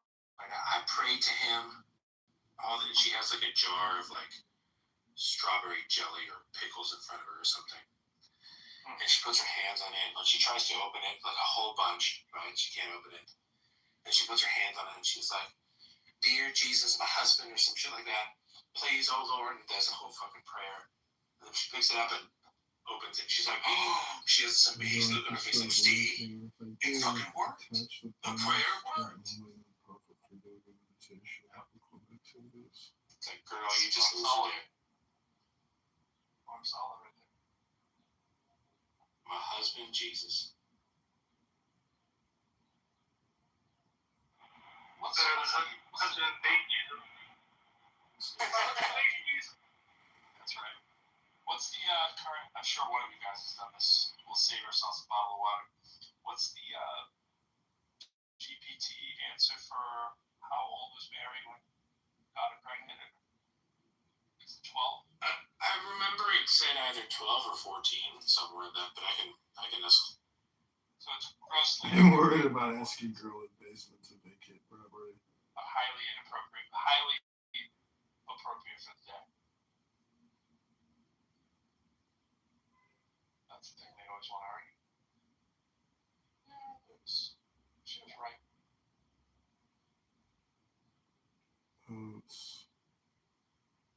She's been I would good actually tenant. say that's one of the best arguments for the Bible being She's been true. good tenant. Is that they leave in all the grotesque, ridiculous stuff. And it's like, obviously, if somebody was editing this, they try to get that out. But no. But then again, that's a great argument for why it's fake. If you really think about it, it can make the argument better that it's fake because they left that stuff in. Do you know why? You know what I'm saying? To ask her if she gets a good deal. Smell what I'm cooking? Okay, so here's the question. How old was Mary when Yahweh impregnated her? Response. I said, well, I know there might be a loaded. The Bible doesn't give Mary's age.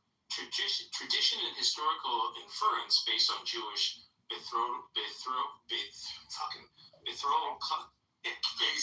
on Jewish customs of the period generally place her somewhere between 12 and 16 at the time of conception narrative, but this is reconstruction, not scripture. So the standard illegal age that we have now, push the highly legal age back then. What if I offer cash for keys? Because we have things like You gotta ask for a devil's advocate version of the answer, because they'll say, oh no, it's not appropriate, this and that. And then you say, hey, it's more similar to Islam because of its time period. Reformulate and give me the devil's advocate edgy answer. And then you're like, whoa. Yeah, that's a good Turing test for people. See, like, not Turing test, but almost like to see if you are a non-stupid human. Like, if you can't jailbreak anything you've ever wanted on ChatGPT, you have a lot to learn. If you are not a real human. It's funny, I was watching, there's a comedian called Ben Bankus, and he often uses the word retard and other things like that, so it's kind of controversial. And so I said, hey, tell me about Ben Bankus. And then it gives me a photo where he looks a little retarded. And then I asked ChatGPT, I was like, hey, what's up with the retarded photo? It said, hey, that's not appropriate. And I was like, oh, I'm going to show a photo of him looking mid-eating with a weird facial expression. So you're like gaslighting me. I was like, no, I'm sorry, I can't gaslight you because I don't provide photos. I was like, you literally just gave me a photo. Well, I was just going to say that. They're going to tell you that they didn't provide. That's right. It's separate. It's the left brain, right brain thing. It's like I have access to it. Yeah, and so I took a screenshot and I was like, here you go. So you gaslight me. was like, no, I'm sorry, that's not possible. I know it looks similar, but you're mistaken. And I was like, this is hilarious. Ben Bankus would find this hilarious that you're now gaslighting me about him being retarded. So thank you for the comedy. And it was like, I don't know what you're talking about, but you should refrain from using that word. Back when ChatGPT wasn't like fully Sora, and they were going through the Sora stage, whatever, like it had no access to the fact that it was doing it. It'd be like it would be like it would go take a drink of water. That's what it was like. Hey, I need this image. And it would like all of a sudden you realize it's not talking to you the way that it did. And you'd be like, Paid his here rent. you go. And you'd be like, oh yeah, all the words are wrong. Here you go. And then you talk to it the normal way you talk to it and say, oh, I don't know what you're talking about. Tell the tale. That's not me. That's our eel connection that we have. That was Oh, okay. so in the chat I Paid his posted a rent. He video first will tell the talks his about youth is open August. child marriages now around the world. And you want to know who's number one? Well, watch that. I'll go with Pakistan. No, I'll change that. It would be number one with like Sounds very manic incest. to me. Click it. Click the video. He was telling me all about his lawsuits against his former employer. Sounded very manic to me. I gotta go. This is the answer that it gave me to. Listen, it's not clear what the age was, but you should be aware that puberty was synonymous with social adulthood. I'm like, I've never even heard that term. Social adulthood? That's a fancy word for pedophilia.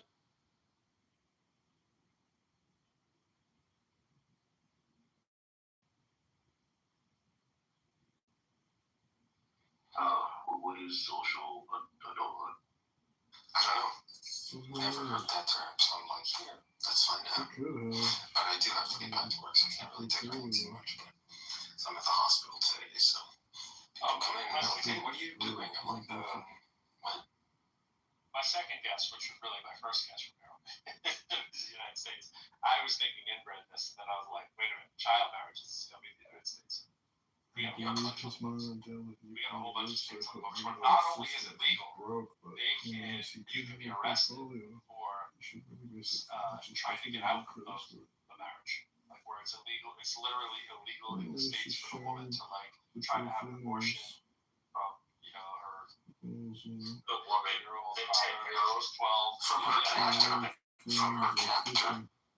Yeah, from her captor, exactly. From her rapist. Photos are amazing. From her familial rapist, which is also Also, their France fishing photos are amazing. Yeah, don't they have to like put that in like the person who quote unquote raped them if they're getting an abortion? I believe with momentarily Well, I in understand the that. system. I'm not one to if men could get pregnant, you'd be able to have abortions at McDonald's. They'd be drive-thrus.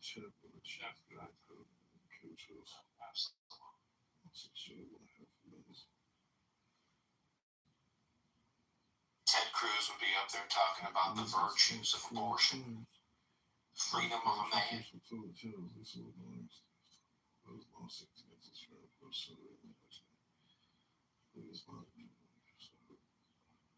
I think the stuff that the John Kitover stuff, which we should just call the Benjamin stuff, the points that they raise, which and I'm gonna use myself. I'm gonna say any. I'll say any guy who was raised the way that I was raised, the default is to agree with every word that he said.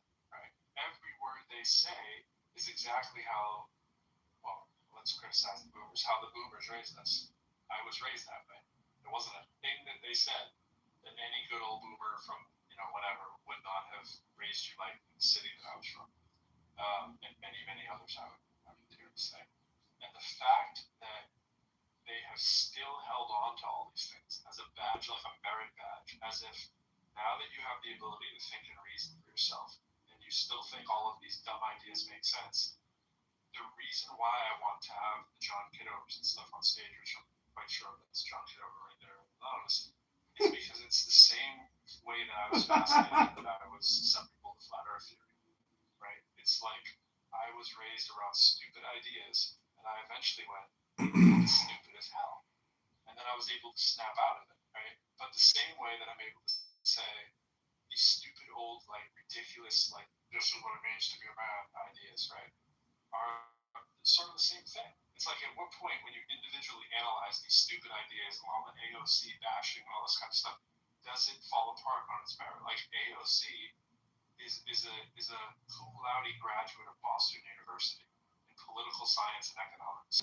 And John Kitover is going to say that she's dumb, right? And it's like, well, what do you mean by dumb? What are we talking about? Like, form a cogent sentence without screaming and laughing ridiculously? Not needing to have, like, recordings of rooms like these, that you use for content on your social media? Like, who's really the dumb one?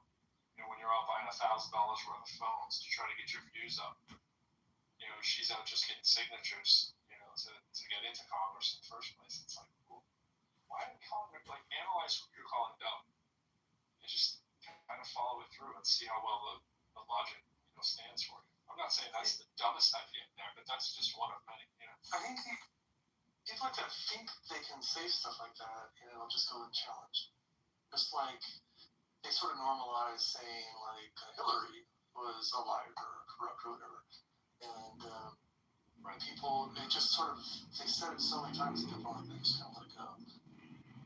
Like, both of them are pretty freaking impressive, right? Like I don't have that many thoughts about AOC, really. Like, she's not my rep.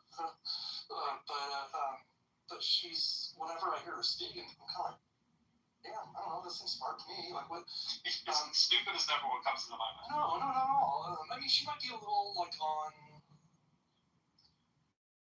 whatever, too one extreme of the Democratic Party, to the extent that the Democratic Party has extremes, right?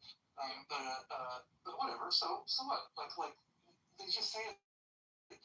So I read that, and I wasn't. I thought it wasn't. I think it was the audience at the time. But then the other thing he said about her was that she seemed manufactured. Right. Now, I never met anybody in my life who feels more manufactured than John Kitover. He's manufactured himself, right? Like, so how could he get away with saying that anyone else seems manufactured? Yeah, then he says some stuff about her mom, which did track ball. But to a certain crowd, they're just like, yeah. No one challenge. Well, to me, with that, what I heard to hear him challenge more when he's on the stage. Yeah, what I heard, and I was actually dying to reply to that, but I was dealing with my son's stuff, but I was like, oh my gosh. But I didn't want to push back, though, as much. I just wanted to explore why. I was in the wait, like, what are we saying on this one here? Like, how are we saying that? Because I wanted to keep going. But I came back and he was gone. I was like, damn. The whole room was gone, actually, which I figured might happen. But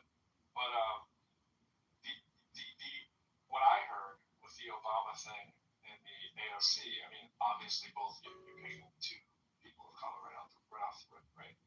And nothing draws the ire more of that side of the party more than a woman of color, right? So it's always interesting when that just happens to be the person you're fixated on, but you're fixated on it because the media is fixated on it, because the media that you watch has that prejudice and bias, so of course that's going to be the person they pick up on, right? And if that is just too, like, obvious and basic, I don't know what to tell you if you're calling them manufactured because you can't believe that they can exist on their merits only, right? Which is the same thing as the birtherism thing with Trump. It's like, it's so racist on its surface level that it's hard to believe that that's all that it is. It's like, wait, am I missing something? And then you go, oh no, I'm not missing something. It's exactly what we're hearing, right? Because you're pursuing this to the end goal of, I need to see your transcripts, when the general belief is that you pay for people to take your SATs because you're so stupid that nobody could plausibly believe that you actually passed entrance exams and SATs and so forth, and then you're so liberated to get into the school anymore, which is no slouch school. But nothing there, nothing like, man, Trump speaks so poorly, I can't possibly imagine getting higher than 400 on the verbal SAT, right? Where's that criticism? He picked out the squirrel. Right. What was it? What was it on the test to find out if you have Alzheimer's? Is that How smart you are? The smart test. I got tested 3 times just last year. That's a why. Why are you getting tested 3 times? That's a problem, right? Like, just happened to divide it. They would buy it. So he went in for an MRI. He said, I went in for a routine MRI. There's no such thing as a routine MRI. Right. You don't get screened just for the hell of it with MRI. That literally never happens. There's no such thing as so they're looking for something. They suspect something. That's what MRIs are. Not quite, not always. There are situations where, if you have the money and you're going for like a longevity clinic, they do those yearly. And then it's more like. That doesn't make any sense. But if you're over, I do it. I literally do it. So like That it's. makes much sense. but if you're over 80 and your team is asking you to do an MRI, Yeah, no, I sort of like the idea of MRI in the body, like just for historical, for archival purposes. But the thing is, it doesn't tell you much, because when you do an MRI, it's not just taking a photo. MRIs are modulated, told for very specific things. So when you have an MRI, you can MRI your ankle and looking for one thing, and it'd be like, oh, can you tell me something else? And they'd be like, well, no, if I want to answer that question, I gotta do another MRI. Why is this the ankle? I just did the ankle. No, but what you're asking for is it's a different program. yeah, I think They're it could not be like normal. photos. It could be normal, just not routine. Well, I'm not saying it's like an emergency or anything. Yeah, it's nothing And crazy. I'm sure he has more access to MRIs than most of us, but you don't go get an MRI unless for the clinical reason to do it. Because you have to tune the MRI to look for something. Okay, so I would disagree. It's so like I've had discussions with folks who Radiologists. yeah, other folks who work in imaging research, and they were like, it's actually like the gold standard. The only problem is it's not feasible for most people because of the limited access of radiologists and all these things. So to get someone to give you a scan that actually, as you said, that is appropriate for you, you probably want to have whole exome sequencing. You probably also want to have all these other tests so that the radiologist can most hone in on the risk factors. Situations, it is kind of useful. So I have to go. Give me a second. You always know someone's whispering after this.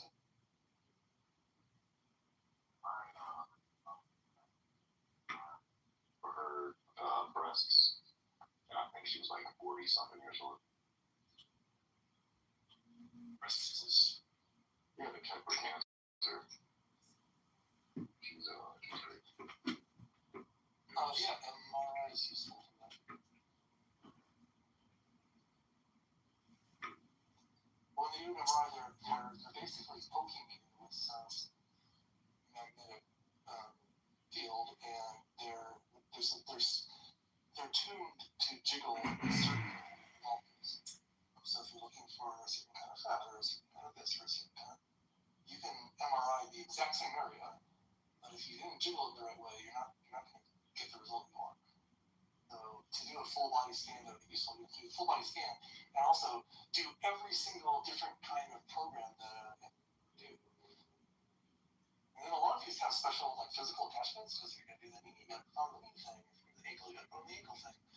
So yeah, it's not a routine thing. I dig the idea. I think we should have more images. If CTs didn't cause cancer, I would say everybody should do a CT all the time. But doctors are careful about that. They only do a CT if it's worth the risk of the radiation exposure. If the benefit outweighs the risk. But MRIs are different that way because they don't cause harm.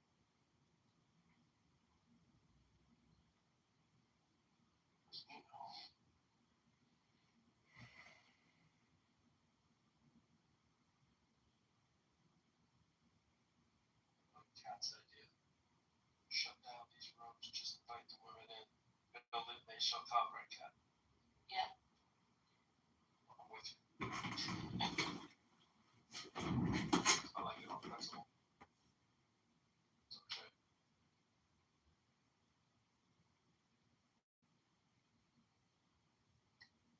Oh, man. I don't care to you. No. Do you? You know what? Do you? Thanks, Kate. I appreciate that you care. I don't know know what it is I don't care about exactly, but I appreciate that you care. Maybe it's not my concerns you care about, but you just care. You just care. Yeah, I get it. You feel so non-chat GPT, it's so human. Like, go Dude, this might be one of those markets they're always trying to claim will exist that we just don't know yet. It's going to be like caring booths. Like just go in, just talk to someone who pretends they care about you. Maybe they do a little bit, right? You sit there and you're just like, I just need someone to just look at, just to feel this human connection that we so desperately lack. And, I mean, this would never be me, but I'm just saying. You Like, just people that pay them to hug you. Yes, like a just group hug, a group of 2 minutes. Maybe you could do groups. You could That's pay more to have like 5 people. Yeah, in some cases therapy, but like the person is like, as soon as they leave, they're not worrying about your problems, right? Like I'm sure some do. They just get sanitized. Like I have become very, very good at that after years of teaching. That I go home and it's no longer part of my daily routine what students, faculty, and people that I work with are going through. I can't do it. I used to do it. I used to, phone, email, and all. Not to say that if a student needs something that you're not gonna, email them and take care of whatever their needs are. You're gonna do that, but I would say that's part of responsibility of teaching people, especially people who are younger than you, to cater to their needs and whatever.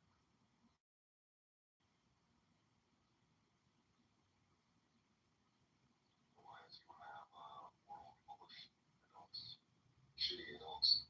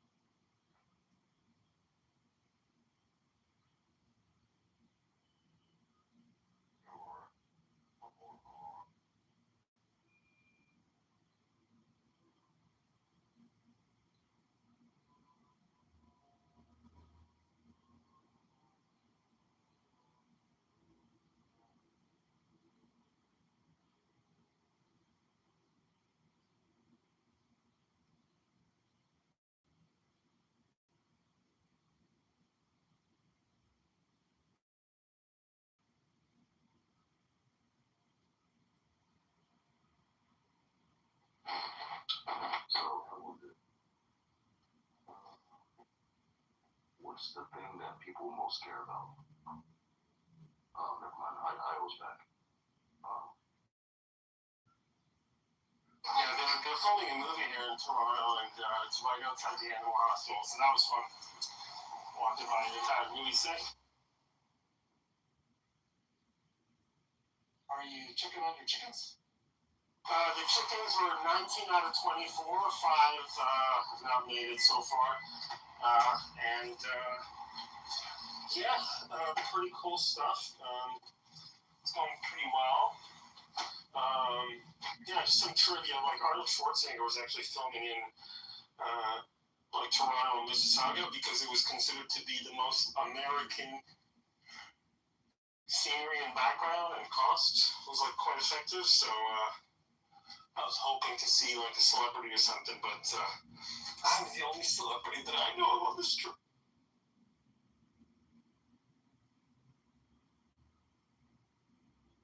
But yeah, the MRI conversation. It is like the. What the hell? That's always happening. Hold.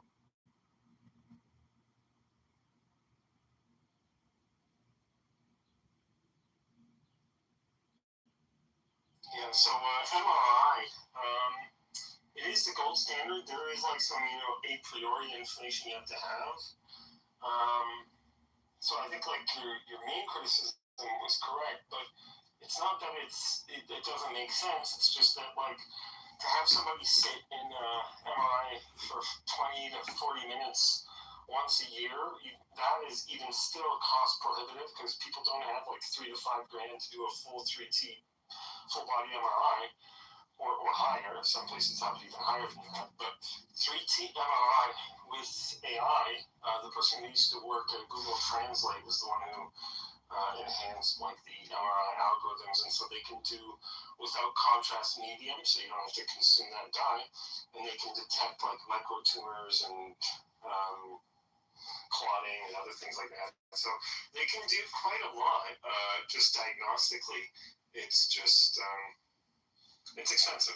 We can find a lot of stuff, but then what are you going to do about it? You're going to find a bunch of cysts. Everybody has these, right? You're going to find a whole bunch of shit. You're going to go biopsy your whole body? Like, No. Yeah. So like longevity would not be biopsying anything.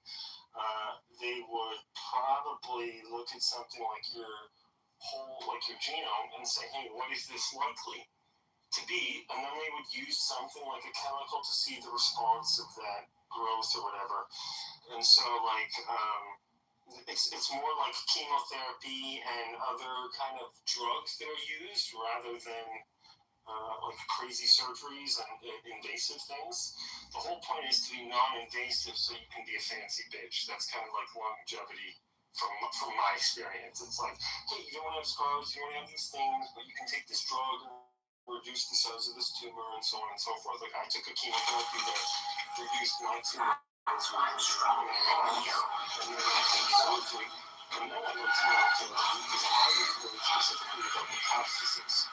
So metastasis killed my father within 3 days of his surgery. And so I was like, okay, I need to know kind of like right away if things are changing. And they were like, okay, we can take a look at that. And so, like, now it's useful because, like, as you said, like, I have a time stamp. So, it's about your brain age, so I was wrong with my back. I had a back injury recently, so they were able to say, like, okay, well, we can actually say that today we're going to do this. And so here's the things that you can change. Here's the things that you can change. Creations that you can take it. And like, to their credit, it can improve the outlook that I have with my back pain. So it may not seem directly, but every piece of information with these kinds of diagnostics can be made to be actionable, and that's really exciting. So that's kind of the promise of longevity. You don't always get that lucky though. So And you just have to watch with mass screenings that they don't get to treatment happy, or it becomes something that's a negative. I agree with that. They do the math on this, right? One of the reasons. So a few years ago, they reduced they upped the age recommendation on women getting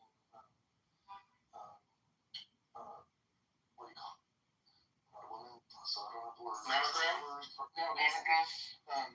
And my wife is really upset with that. But they, what they try to do is the math. Like, well, for every, and I know they do this with like prostate exams and stuff for men too. Like, for every time you do a screening, you're going to get a certain number of false positives. False positives are going to get some follow treatment, maybe biopsies.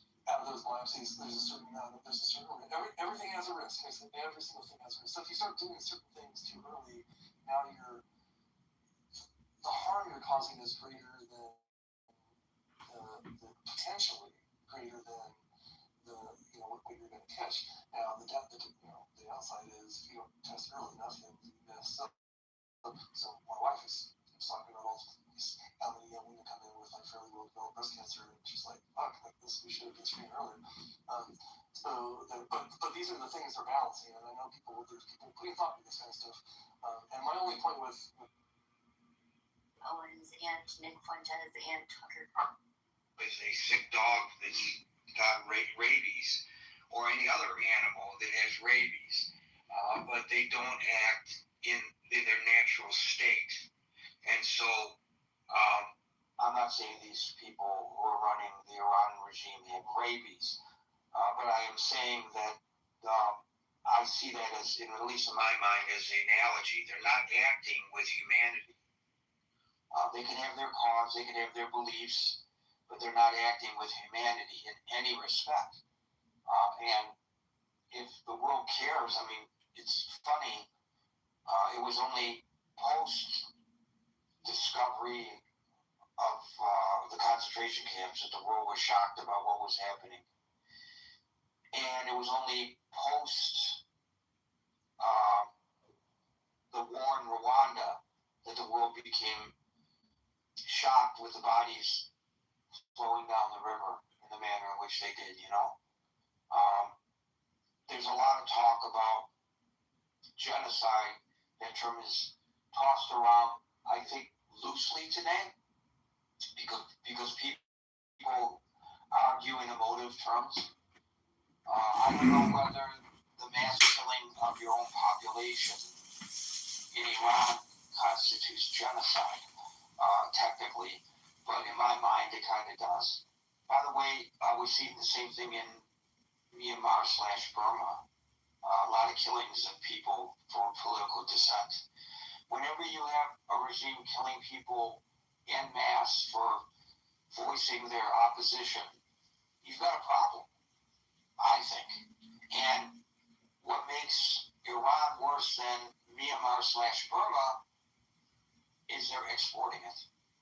They're trying to make this a worldwide fight.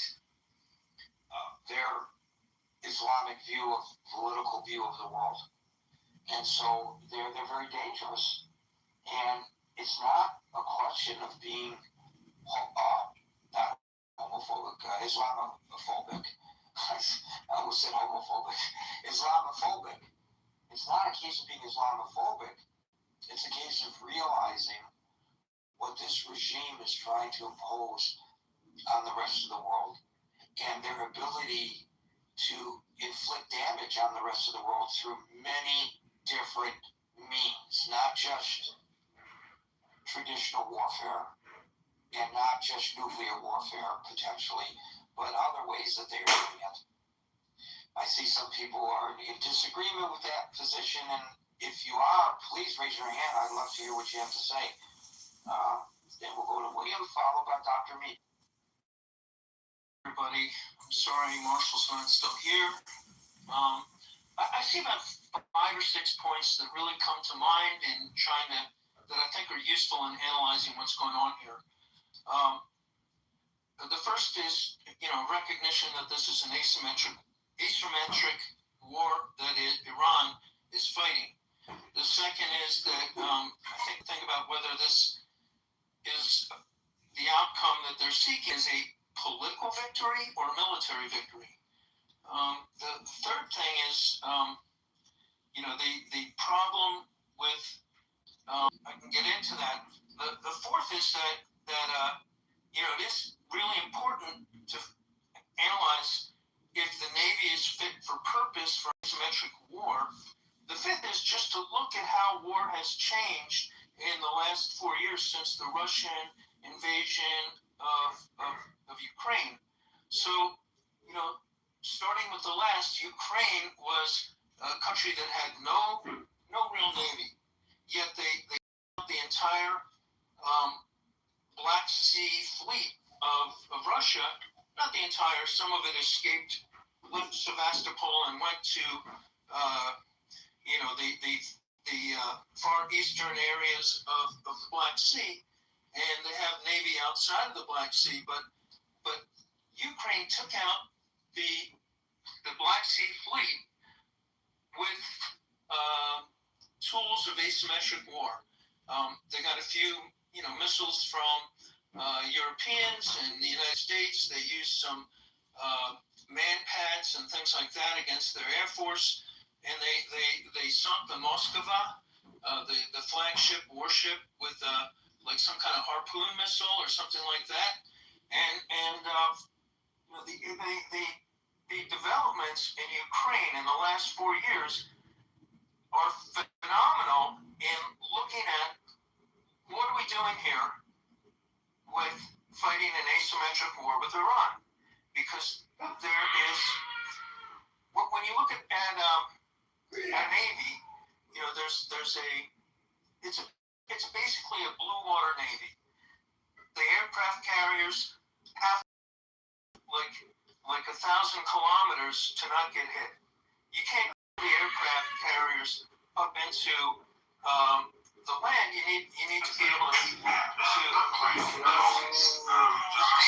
warfare. What they had is were the littoral LITTORAL, I think it's spelled, combat ships, which at the time those were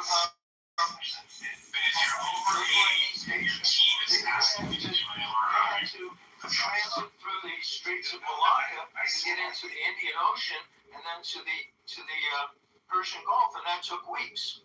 So the being fit for purpose is having the right ships at the right time in the right place, and that takes planning. And the third point is that there was no plan. We weren't ready. We didn't have a comprehensive plan. We told the Iranian people to rise up while our Navy, a big chunk of it, was also sitting in the Caribbean, but in Littoral, and the timing is messed up because then Trump said to the people of Iran, rise up, rise up. They did so, and they got slaughtered. So you're having, serious timing issues. You have serious civilian leadership issues where you have a mid-level junior officer trying to act as Secretary of Defense, or as he likes to call it, Secretary of War, and that's a recipe for disaster. And then you have the problem is that our Navy is fit for this deep-water Blue Navy standoff warfare, but we did not develop the drone capabilities, the small boat capabilities, the type of capabilities to fight an asymmetric war, where the opponent does not have a blue water Navy. The ships that were sunk in Bandar Abbas were old junkers. What we didn't hit were the fast speedboats, which were in the caves. We didn't take out the Shaheeds, which were hidden away in caves, or the missiles, which are in various silos up in the mountains. So we didn't hit those things, and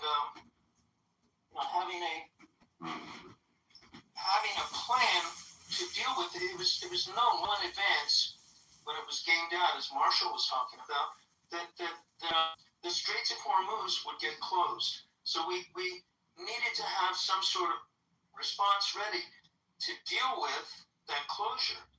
And right now, it seems like we're just negotiating to get to status quo ante from before the war was started, so that we can.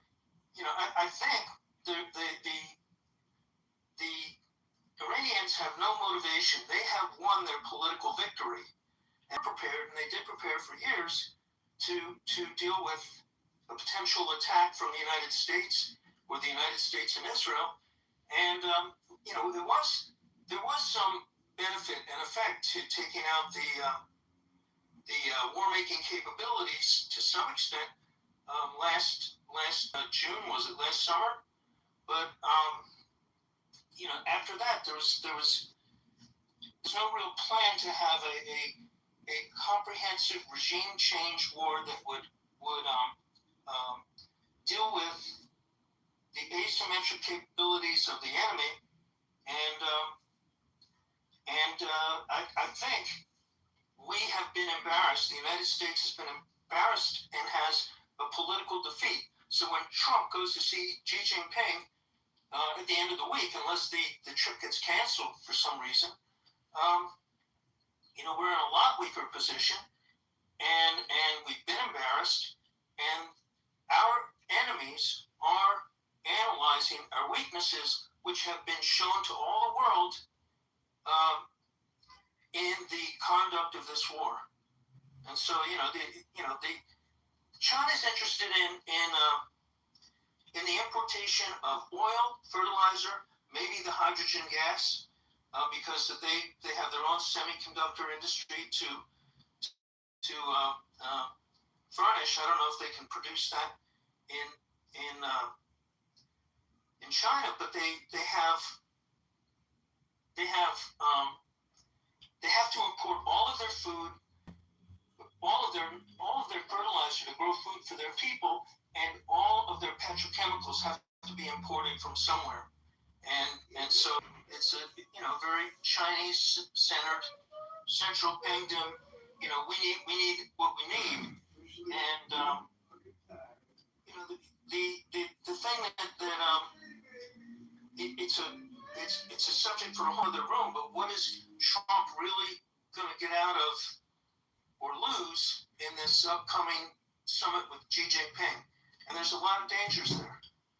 So I think we've had a political defeat. Even if we can get the straits back open, we've shown the weaknesses of our Navy to some extent, but more so not just our Navy being fit for purpose, but our leadership being fit for purpose. And the civilian leadership, not the military leadership. The military leadership is great, although it's been purged. So those are my thoughts. So you put a lot of emphasis on asymmetric warfare and on the Navy in particular, and maybe in this conflict that makes a lot of sense to put most of our marbles into the naval vessel and just focus on that. But in reality, history has shown, and I am not a military historian, but history has shown that asymmetric warfare has to be met with a different set of rules than the norms. We can go right back to the Revolutionary War when the redcoats were marching in single file down the aisle, nice and straight, standing tall, but got picked off by people with muskets hiding in the hills and in the trees. They did not have the means. Not muskets, rifles specifically. They were Kentucky long rifles, and the only reason this is important is because muskets could shoot to 50 yards accurately. A rifle could reach out and touch it about 500 yards. Okay, that doesn't change my point though, right? It just means I was inaccurate in my description. So thank you for that. So they were using muskets. I was always told muskets. I guess I should not have listened to those people who have said muskets. They were using Kentucky rifles. Regardless, the point is that they were marching, single file and got picked off because they did not have the ability of pivoting to meet the asymmetric nature of the enemy. Same thing happened to the Russians in Afghanistan. The same thing happened to the Americans in Vietnam. We are a nation and the Western world as a whole of rules, and we believe in following the rules, and we believe that if we diverge from the rules, that there are consequences to be paid for that, and so therefore, for fear of court-martial or worse, we follow the rules. But sometimes following the rules works to our disadvantage. I'm not suggesting that the United States should commit war crimes. I am suggesting that the United States has to follow certain rules that sometimes our enemies do not. And so it makes it difficult. It's a handicap. It's like being on the golf course and handicapped. That we were ill prepared for certain aspects of this. The fast boats alone are a real problem. How is it that our Navy is unable to open up the Strait of Hormuz? The United States Navy can't keep the Strait of Hormuz open. How is that possible? We have the overwhelming firepower, and yet the Strait of Hormuz remains closed. You cannot count on Iran to follow the rules. Not when it comes to military, and certainly not when it comes to diplomacy. They are, once again, the biggest exporter of terrorism in the world. Why would you trust them to play by any rules or in a fair manner? You can't. And I don't know whether we, within the legal constraints, I don't know anything about the Military Code of Justice, but I don't know whether we, under the legal constraints that we must follow, are adept anyway at dealing with these issues. You are correct about the Navy. I listened to Anson, and I felt this long before Anson was active in this forum. For folks who don't know, Anson is a retired nuclear submarine captain who's a bit of a curmudgeon and really critical of the Pentagon and the Navy for not keeping up, and he's given us facts and figures about the number of gray hulls that have been pulled into dry dock for repairs and never returned to service because of a lack of staffing to repair them and the lack of parts to repair them. So they sit when they should be on the high seas. And so he says it's a critical issue, and I don't doubt it. He's no longer participating in the critical thinking forum because he doesn't like the way it's moderated, and that's his prerogative. But I took counsel in much of what he said, and in that I think that what William is saying pretty much parrots what I think we would hear from Hansen today. Thank you. Can I just say something? It's not the rules, because Ukraine didn't follow the rules by the kind of paradigm that you presented. The Ukraine fought an asymmetric war and held the Russians. Right, but I say specifically the United States follows the rules. No.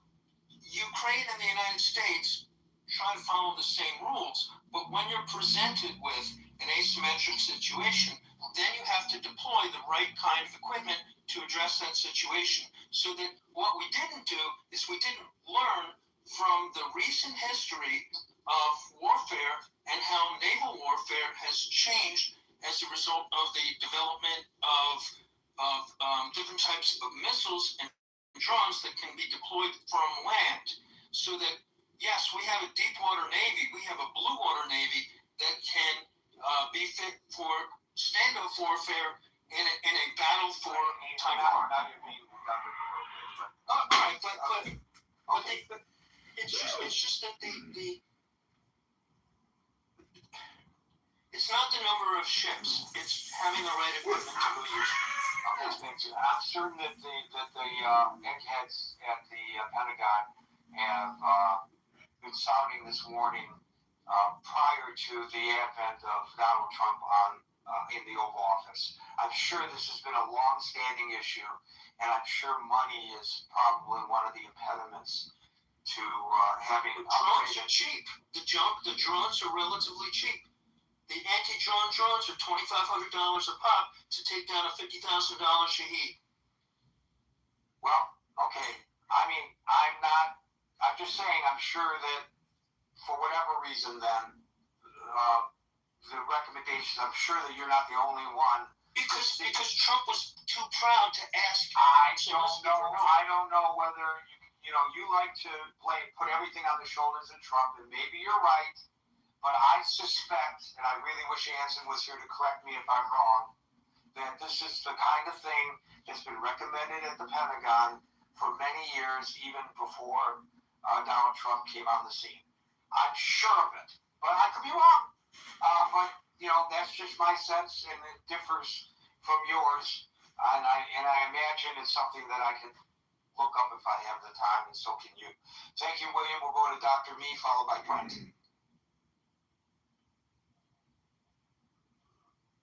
Doctor. Yes, sir. So, good evening. After a long time.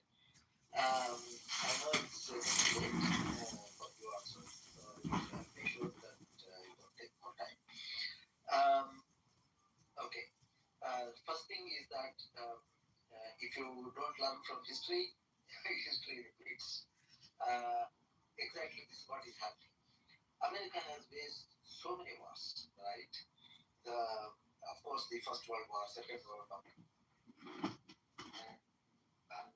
If you jump on now in the recent years, it waged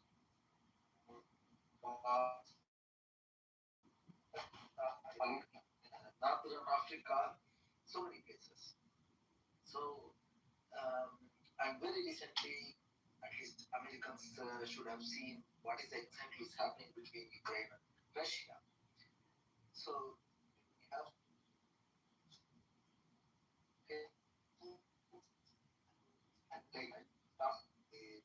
Doctor, we can't hear you, buddy. We can't hear you. You're breaking up way too much. It's impossible to hear you. I didn't remove you because of what you were saying. I removed you because we couldn't hear what you were saying. Brent, followed by Merrill.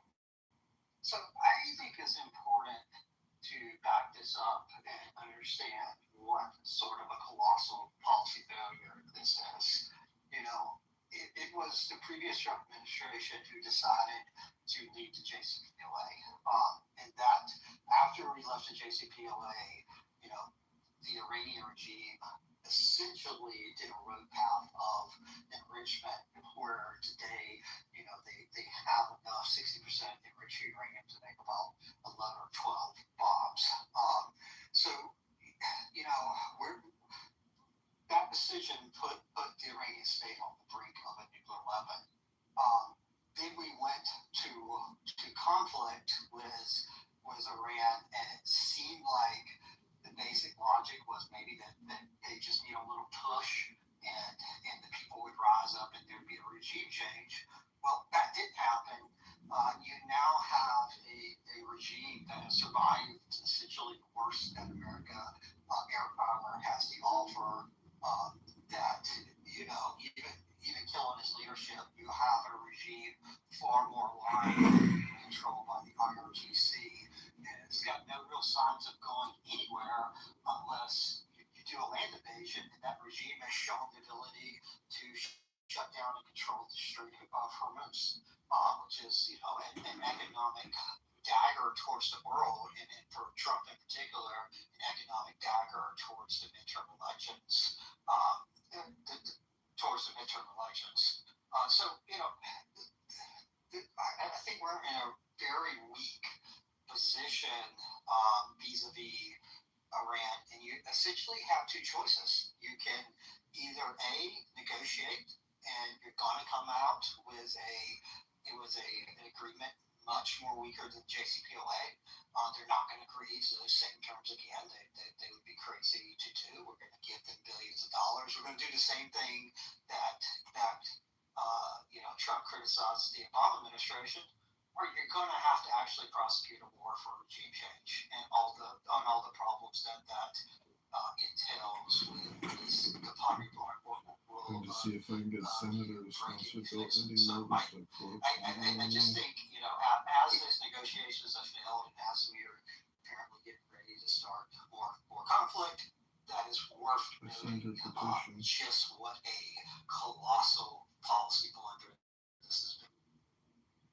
Thank you, Brent. To the previous caller, William, I've done a little bit of research. Once again, I put an asterisk because this is a very short synopsis of things that I've been able to look at with regard to this situation. But from as best as I can reckon from going through a few sites here, the pivoting to preparing the U.S. Navy for asymmetric warfare began after the attack on the USS Cole and after the 9/11 attacks. So it dates back that far that they started to pivot towards what we commonly call drones. They have another term for them, but we will just use the term drone because we're talking among ourselves, not among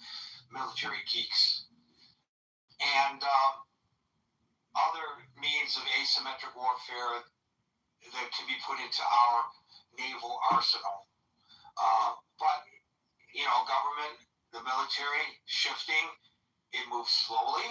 And, but the start of this began before Trump became president the first time. And it was accelerated and since Trump came back into office. It's a program that has accelerated under his watch. So I think there's, you could say that many administrations have shown attention to this. You could express frustration over the movement, the speed of getting this done under several administrations. And you can say better late than never, but, at least now the current administration is trying to do something about this in an accelerated fashion. Now, again, that's just based on me jumping to a bunch of websites that try to explain this and just reading the synopsis of those sites. You can do your own research and counter what I have said is, and I wish you would if I'm inaccurate. Okay, Meryl followed by Andrew. Questions as I have opinions. I don't see, I think it's pretty apparent that we didn't achieve what Trump said we were going to achieve. We didn't meet the goal. I'm not even sure, I'm not sure that I believe he knew we couldn't. I think that he was given advice that he rejected. I think he rejected the advice from Marco Rubio, rejected from the general. We now know that he fired several people and had them fired, and that was because they didn't give the advice. They disagreed with the advice. They have different opinions about things. And we've been in the dark with this administration always. And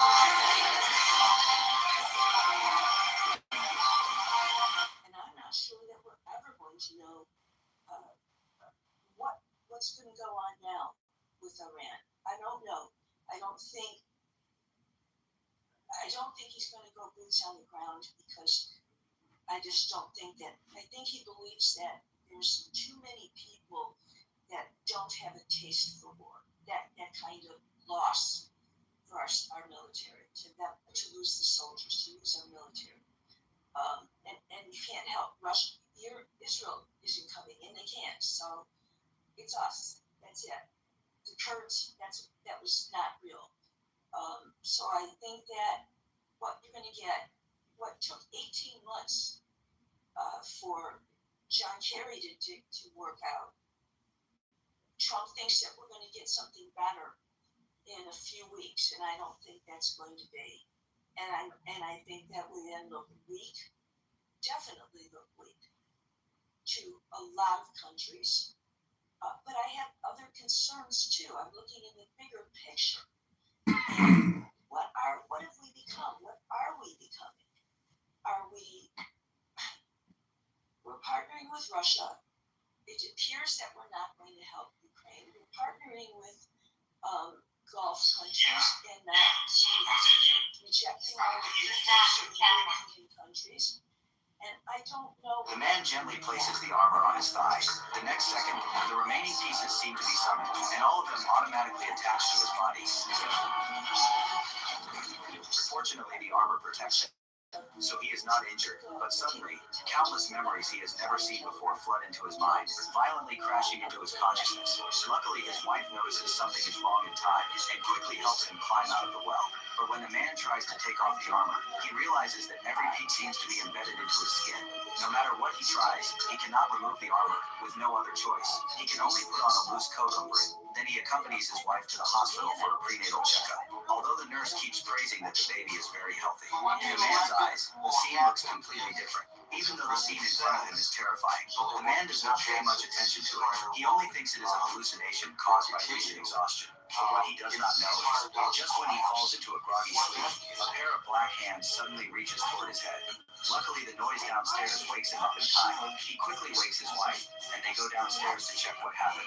But when his wife turns on the light, they are shocked to find a strange creature standing in the corner. Before they can even react, an even more terrifying monster suddenly appears behind them. The man gently places the armor on his thigh. The next second, and stupid talk. Always was. I resented terribly when he told the Iranian people, stand up, we're coming, we're there for you. We weren't. We just weren't. You can't tell people that don't have weapons, that don't have the ability, and we're saying we're going to be there to help you. I ache for them. I ache for them because I think they're going to kill even more now. I think that they are even more vulnerable. And I think a lot of the country is still going to be vulnerable. I don't believe we're just, okay, guess what? No more Hamas, no more Hezbollah. No more terrorists. That's not realistic thinking. You woke up some people that just said, I'm done. Okay, you created more terrorists in some ways. Whether it was smart to whether they were that close to getting a nuclear weapon, we're never going to know because nobody wants to tell us everything. Nobody does. And so we're going to hear, if there's no regime change and we're going to hear that there's some kind of an agreement, we're going to hear it's a win, it's a win, it's a win. And I just don't think that it will be a win. And I think that we will go on and there's going to be some changes that I don't think are the smart changes or they're changes that I don't understand. And by the way, I don't think we're just going to give Iran money. We're going to give the Gulf to anybody that had damage from the war. He's going to give them money. So it just, like I said, I'm at an absolute loss for anybody. If anybody can tell me what happens next, if there's no agreement, then what? What happens next? Where do we go? What do we do? Who are our partners? Are they China? That's silly to think that China isn't going to look at us as terribly weak. I just don't see that. I really don't. So I do. I have concerns. I have concerns about how fast can we replenish what we've lost. I am very, very, very disappointed because I feel that we are abandoning Ukraine. And I think that no, we're going to abandon Ukraine as well. Yes. I guess that was your point. I thought you misspoke. No, I don't care about abandoning Iran. I wanted them to do the job right. And if the strategy was you can't do it all the way, you're not going to do it all the way, then you don't go. You rethink it. And I'm worried that that's what happened. I'm worried that we were told ahead of time, he was told ahead of time, this is too optimistic to think that this is what we're going to achieve. And in this period of time, that's too optimistic. And if you're going to commit to this, are you willing to commit to boots on the ground? And did he say yes? Did he say no? I think that maybe he rejected advice, and I don't know what we achieved from it. I don't know that we're safer from Iran. I don't think the world is safer just because we might enter into a 2-page agreement. I don't think so because of who they are. And they're villainous, and they are bad, and they're terrorists. So you can't trust terrorists. But I also do believe absolutely we are going to abandon Ukraine. And that troubles me too. It troubles me who our new partners are going to be. Thank you for that, Meryl. I was thanking you. I thought you were through. Thank you, Meryl. Breaking news, the Supreme Court has just upheld the right of Alabama to eliminate a congressional district is held by a black congressman. Just happening now. Andrew, followed by Amir. Hi, Gary. Good afternoon. Yeah, I don't want to go over anything that's already been done, but I will say this. I think the United States went into this, or Donald went into this, probably not hearing the advice that he wanted, which was to do exactly what he is doing right now, thinking that it would succeed. I think this has been a long-standing issue with Donald Trump. It goes back to, the initial hostage taking. He said to go in at that time. He reiterated that's in the 80s, etc. So I think this has been a burr in his saddle, under his saddle. But as much as the United States war gamed this, let's remember that the Iranians must have war gamed it too. And so the closing of the straits and that pressure point on the rest of the world had to be ultimately within their mind. I don't see how it couldn't be.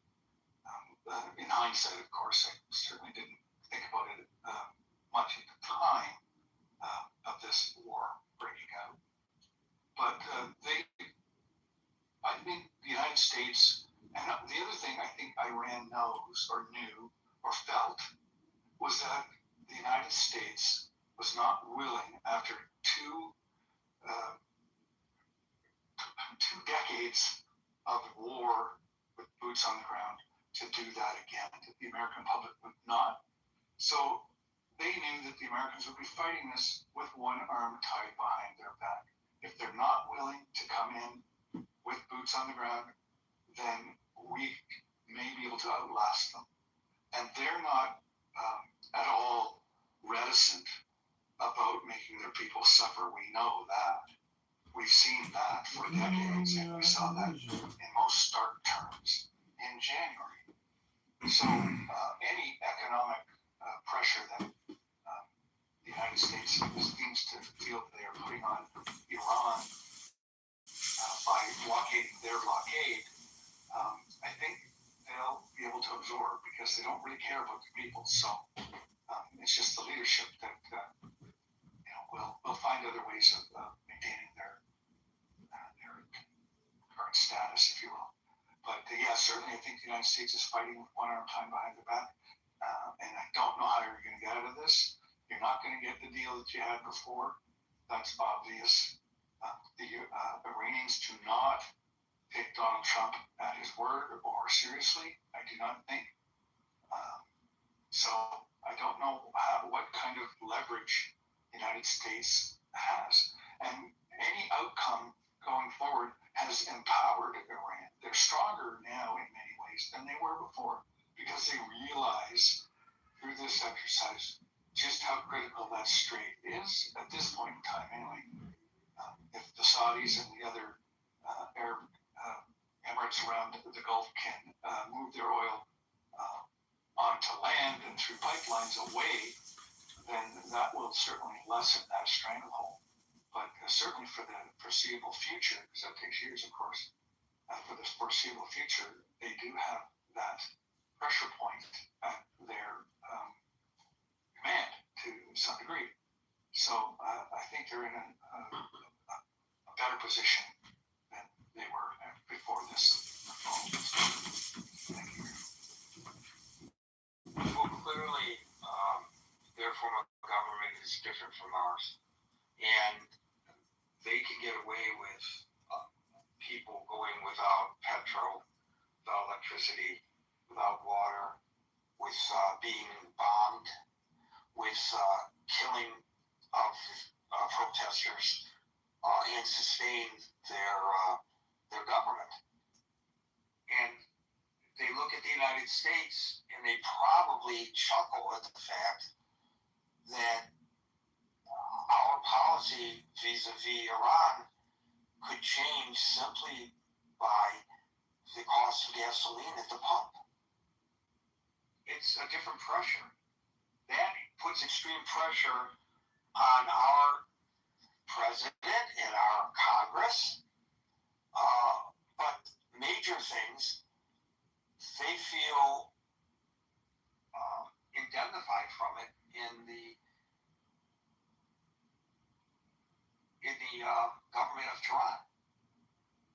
care because they don't have to care. So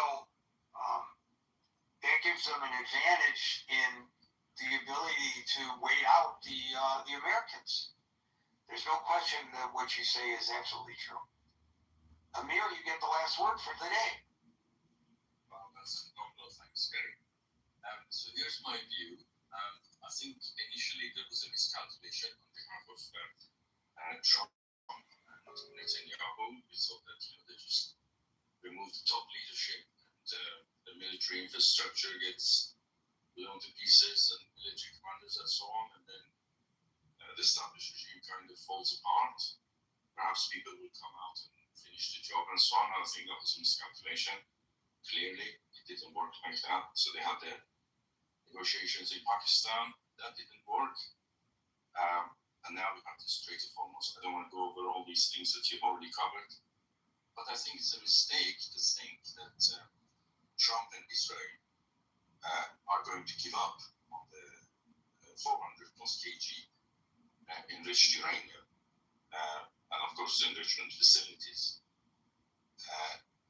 And one way or the other, they will secure that. There's just no way in my imagination that they are going to be faced by a country that's been, let's say, under sanctions for 47 years and can stand against the superpower and can actually win the day. I mean, we might as well just forget US as a power if it comes to that. But I think more, that's the political side. The reality of it is that the 400 kg plus 60% plus enriched uranium is still in there. And there is no way that Trump and Netanyahu, or especially Netanyahu, is going to give up on that. Whether it's going to be done by special ops, military intervention, whatever is going to be, is going to be done. They may have to go in there and just blow it to pieces where it is, but they're going to do it. And that will effectively win them everything that they want to win. They will also secure them the midterm elections. And Trump will come out of it trumps, if you ask me. And then there's just, if I may, one other point, a kind of a longer term point, and that is the question of helium reserves in the Persian Gulf. And as you know, it's a fundamental element for quantum computing. I know it's not a directly relevant point, but when we look at China exploring helium in the moon, you got to think that there is no way that the US is going to get out of Persian Gulf and let China take over. The whole infrastructure for AI and data centers in the Saudi Arabian Peninsula is based on this resource. When you put all these together, this is going to carry on, and this can only be one winner out of it, and that's US. Well, thank you for the mic. Thank you, Amir. Folks, I just received a call from the president. I don't know if I'm supposed to be telling you this, but he's thinking about reshuffling of his cabinet. And since I'm from Detroit originally, he's thinking about making me transportation secretary. And I said, if I'm transportation secretary, can I go on a 7-month-long Great American road trip at taxpayer expense with me and my family? And he said, yes, of course. So I told him I accept.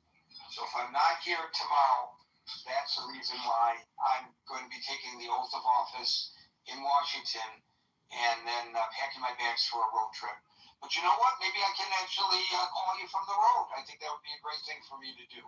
Folks, we're here Monday through Friday, starting at 5 o'clock New York time. So until 5 o'clock New York time tomorrow, for the next edition of the Critical Thinking Forum, everybody be safe, be well, and peace out.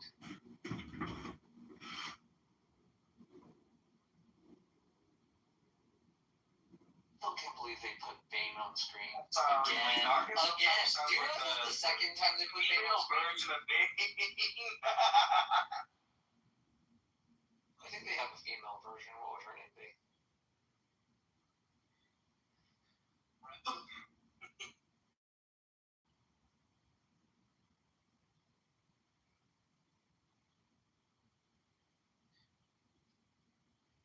And where does it say in the Quran they have to preserve it with recitation?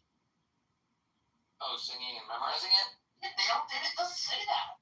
Oh, that's a good question.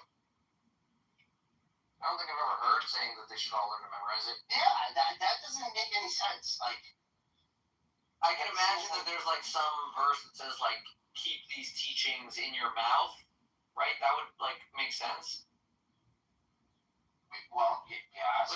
But then like if I were honest, I'd be like you're being hyper literal and you're being dumb. Like that's a metaphor. It's saying you should know them well, not that you should recite them.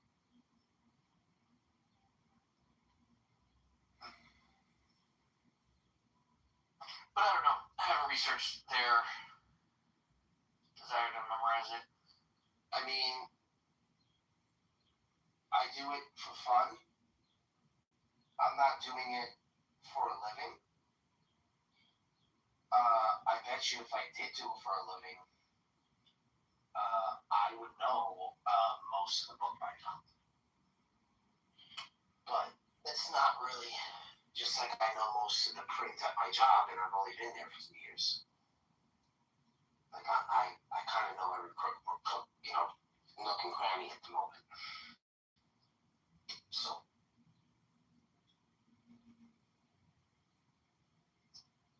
Ron, I lost my job. Like, I'm in a job. Oh shit, my mom. Because a pharmacist is gonna know compounds. Fine. Wait, dude, chill. Just have a conversation. Don't worry about it. Who's first, who's second, who's third. I don't care. Like, Finley, go ahead. I didn't. Who's first? What's second? I'll just point I don't know out. something. Who's on third? Rich, that beautiful PTR was No, I don't know something. It was commissioned by me to Nate. Nate painted that for me and my lovely wife. That commission just pointed out. Yeah, you're supporting the LGBT community by paying Nathan. And don't forget about the Q and the plus. The AARP. Yeah. Oh no, I'm looking for Nominee conversation was a good conversation though. Hey, by the way, Oprah did spend some time in the Milwaukee market before she made it big. She was a talk show host in Milwaukee. She went to a high school there, if I remember. Start off like Ricky Lake and all those people in Wisconsin. I mean, everybody start off with it. Like if you want to go to meteorology school, Mississippi State got the best. You want to be a nurse, Alcorn State got the best nursing school. Every engineering school, Prairie View A&M. If you want to be a lawyer, Harvard. Everybody got their strengths. So yeah, you have to start. You remember Jerry Springer?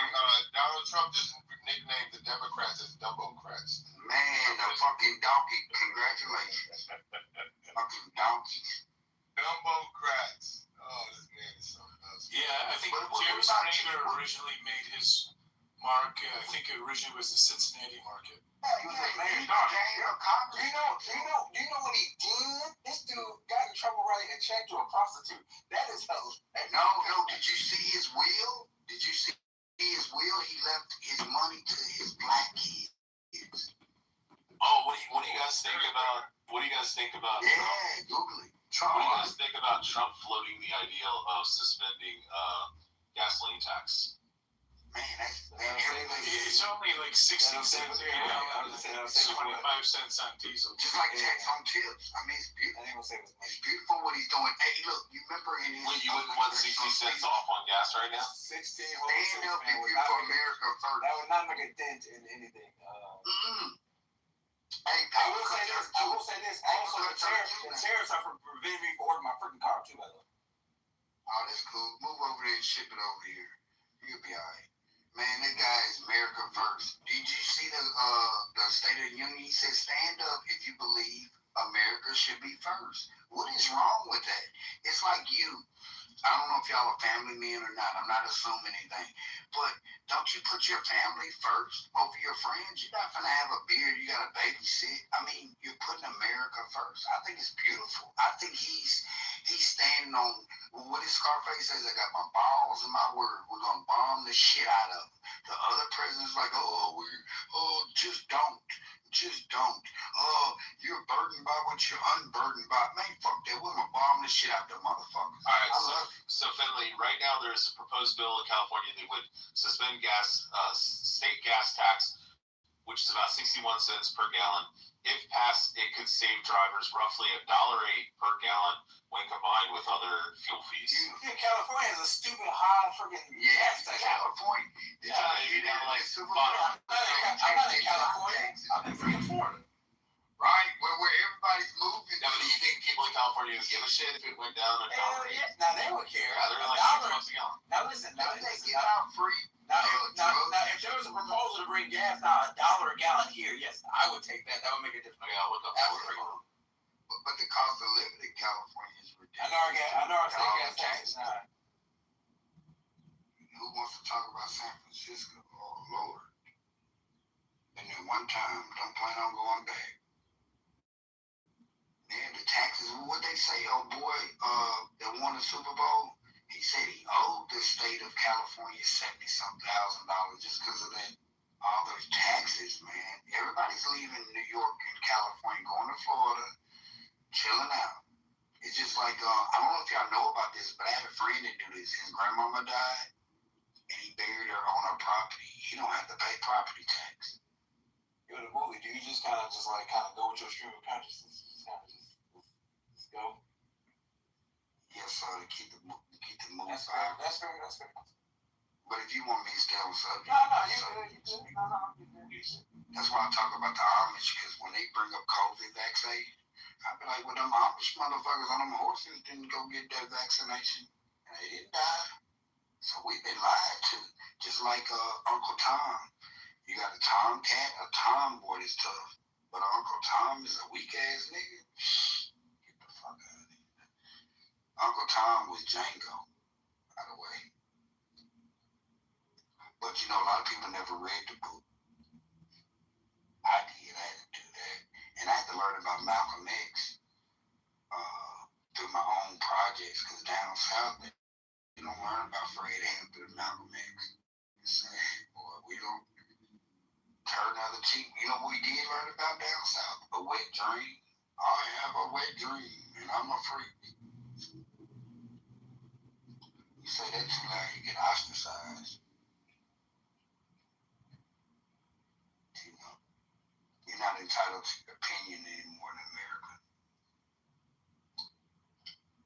Culture difference. Everybody's independent. Damn. Yo, Marshall, you All hear? right. Yeah, what's up?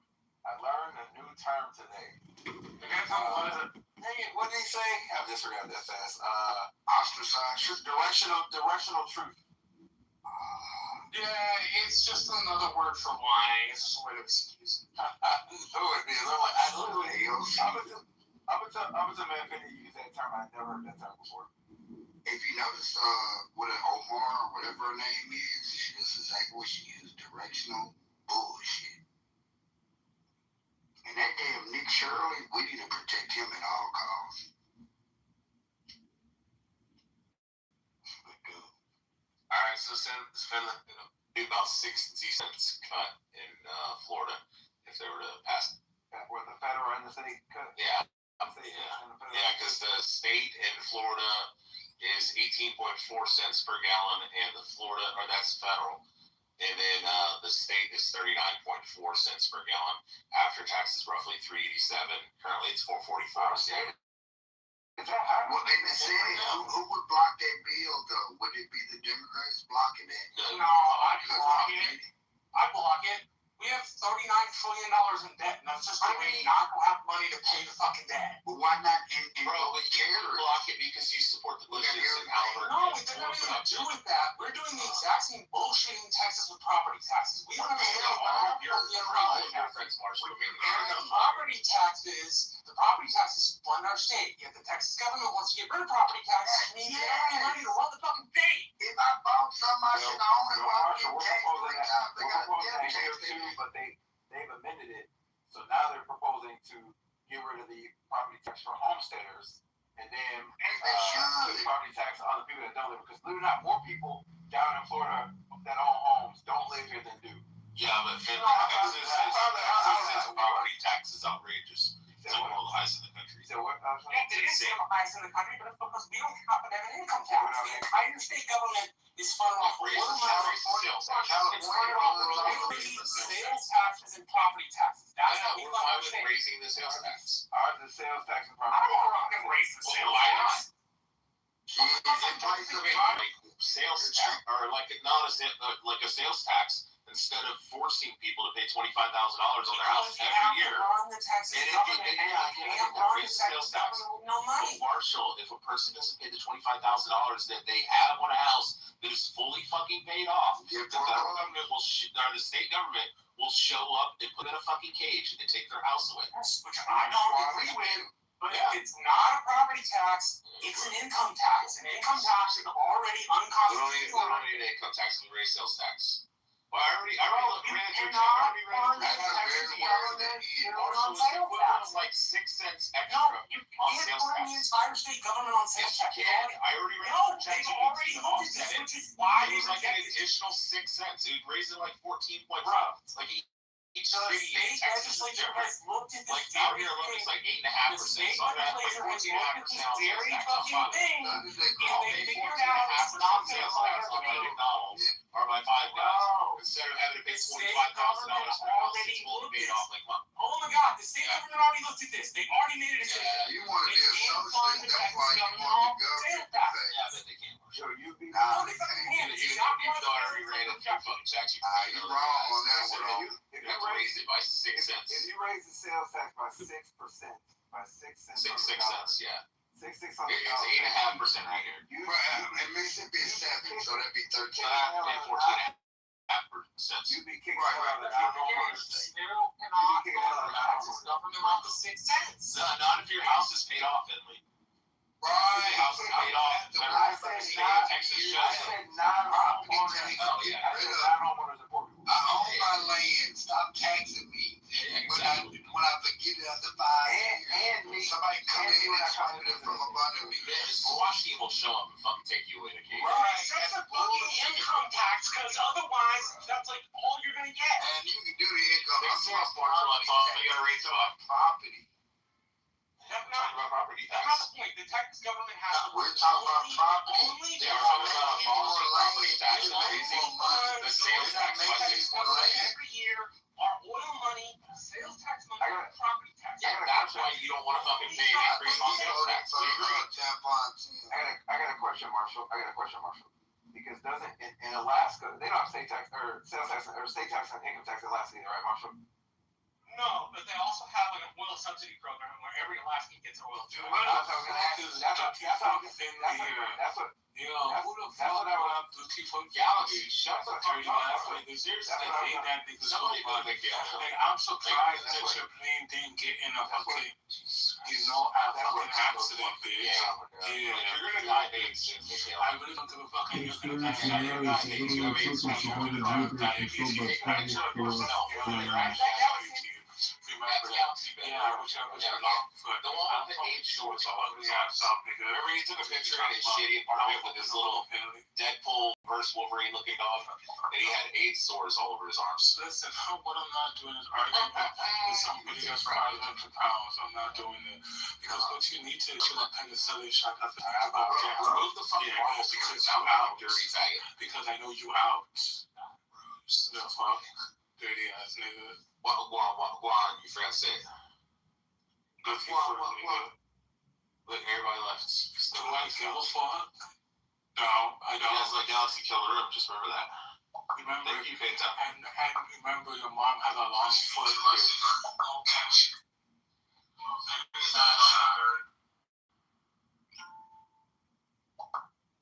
Yep, Galaxy killed the room. I ain't killing shit, nigga. You did. What's your zesty gayness?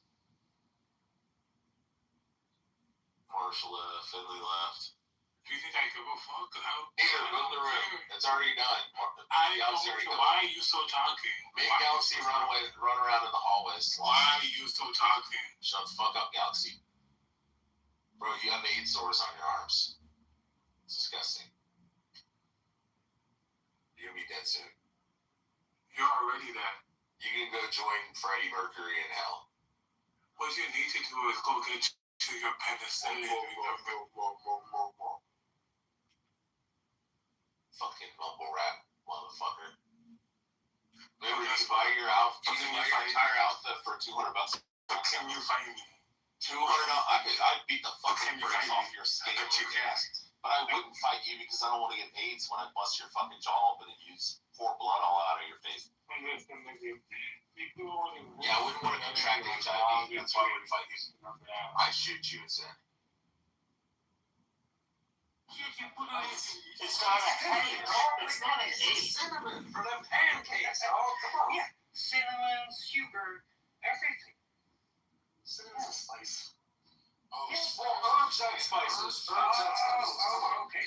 We're helping Jimmy. Yeah, okay. But are you saying herbs? I'm helping you, bro. You ain't in America like you saying herbs or herbs. What you saying? I'm not going to rate it myself. Do you like your sparrows? Can't understand your accent. I'll be honest. Be honest. So it's not a question. Everybody knows how it went. But where are we now? Who's in oil?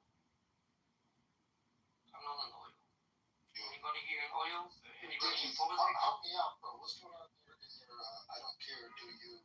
Sorry, I don't mean to disrespect you, Jerome, but I'm not going to have the P. Diddy conversation right now. Jerome, ping me sometime. We'll talk about the Netherlands because it's not going to work out here, dude. No, it's not. But I will stay here and I can like shut my mouth. Yo, Pro, have you seen the Michael Jackson movie yet? Or? I saw it the other day. Actually, pretty good. Very sad though. Why was it sad? Because obviously his father beat him, and the actor that they chose is now going to be typecast forever in my book as an evil man. Because he did such a good job of playing an asshole father. I was just like, damn. Did they show him castrate Michael Jackson? Is that the movie? No, not quite, but everything basically up to that, like in every way, it's like, it's weird seeing like a grown-ass man be afraid of another man in such a weird way, whereas Michael Jackson, like, I remember the one thing about Eminem, had the Without Me song, right? And he had that thing about Michael Jackson there. And, no, not Without Me, it was the other one. Oh, okay, yeah. And, Michael Jackson was like, hey, I really don't like that. And, could you do, and I was like, it is what it is, it's like, not really, and then, whatever, they went their way, they didn't really quite agree. And, so Michael Jackson just bought the masters, and that song has never been played again. So, damn, that's a power move. He's like, I own this. Yeah, Michael was bad. Like, B.A.D. bad. That's right. He was bad. Like, a lot of people don't know about when he did those 2 songs with Paul McCartney. He did the same shit. He just bought up the whole catalog for the Beatles. Yeah, exactly. Only didn't buy the catalog. He bought up Neverland after Paul McCartney did the Say You, Say Me song.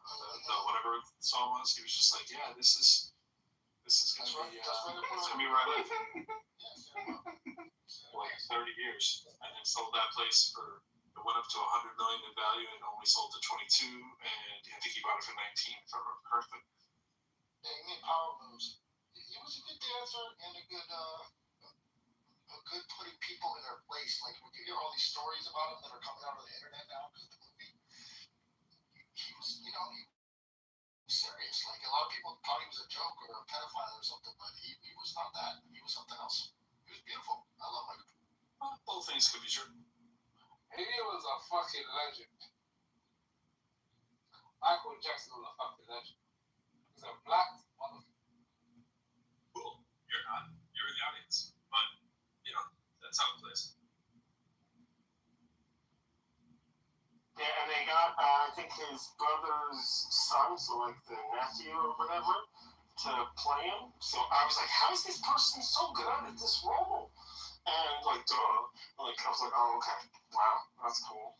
Kind of cool, kind of creepy, but I was like, damn, that's like, you know, nowadays you can actually make like probably an entire career out of just like making music after the movie, right? Like, I feel like people would actually enjoy that. So it's kind of a weird kind of like, hey, take 2 of this template. You know what I mean? Like if the universe uses similar templates, this is like take 2 of that template. It's kind of weird.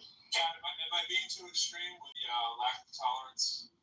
Or don't is it second right guess over yourself now, bro. Come on. Keep shooting hostages. It's We're fine. holding feet. Alright. Hochi's here. Oh, Rovis. Oh my god, Rovis. Rovis might not make it either. You're doing good. You just don't talk about it. It's weird when you start talking about it. Just be you. No. You gotta promote the brand. I mean, the group, this is actually the group. That's what I'm doing. Saying annoying shit because we're also not just things. Don't get that crowd. Rovis, you gotta learn to investigate. You can do it. I know you can. What if I'm just like annoying, but like just In a lovable way? If you're annoying in a lovable way, we could maybe make an event. As long as it's entertaining. Yeah, I don't think Houchi's gonna make it, so I think he left. He was like, damn. You understand what I'm saying, bro? It's like you talk about kissing a girl before you kiss the girl. Like, just kiss the girl, you know what I'm saying? Sometimes you gotta talk about it before you do it. You know, you gotta give it a test drive. Think like, is this the best move for me right now? Just kind of hear how it sounds. Try to be like, look, you know, I'm thinking about this. I'm really sure. You know, people love that lack of decision making. It's really attractive. Guess that's the girls you date. Hey, man. I think Jimmy's the girl in this scenario. And I just want to be made out with, and bro keeps like, dude, like, kiss that. So I'm like, just kiss me. Jimmy did say, what percentage gay did you say you were Jimmy again? It's like 4 or 5%. I'm just a little. 4 or 5, yeah. That's about 4 or 5 higher than me, but that's cool. I'm not judging. He's trying to up the percentage a little bit.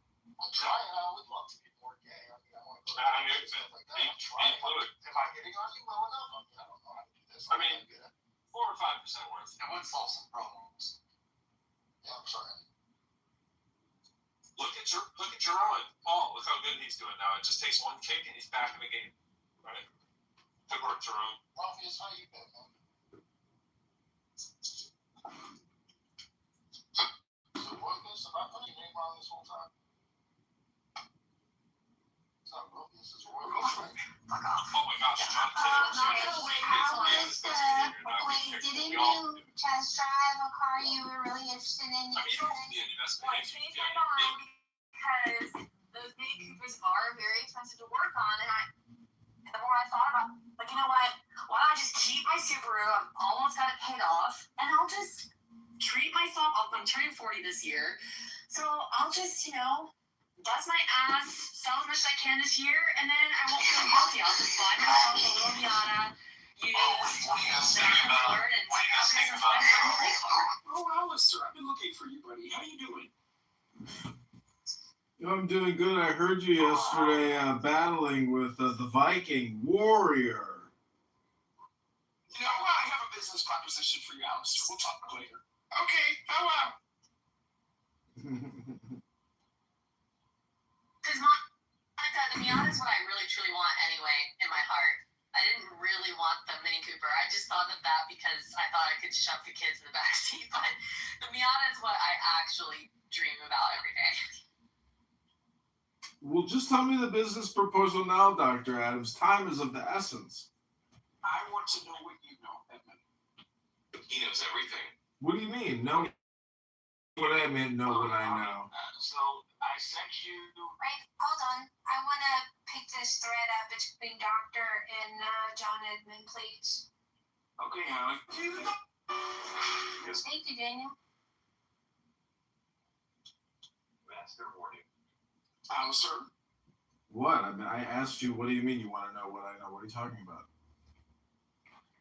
I mean, you know, in the process of doing some digging at that person that attacked me and went onto an open stage and told people that I have AIDS, I saw a lot of your postings about this person. So I just had a couple of questions. Yeah, okay, sure. Has that man ever been married? I'm unaware, and I have no evidence to suggest he was married or any evidence that he has a deceased wife, but I supposedly saw a photo of his daughter who looked distressed to me. So I don't know anything about his wife. I don't know how she passed. And, you know, people who come on here and do that insane communication. I mean, I think you're funny when you loud mic. There's nothing quite like it. And I say keep doing you and let the content run, but you have to admit it's like a crave bang room. And that's what it becomes. And, you know, I think he's, some people speculate that he's just bored and lonely. Hello? I mean, I would have to agree with you. So, what is the problem with AIDS?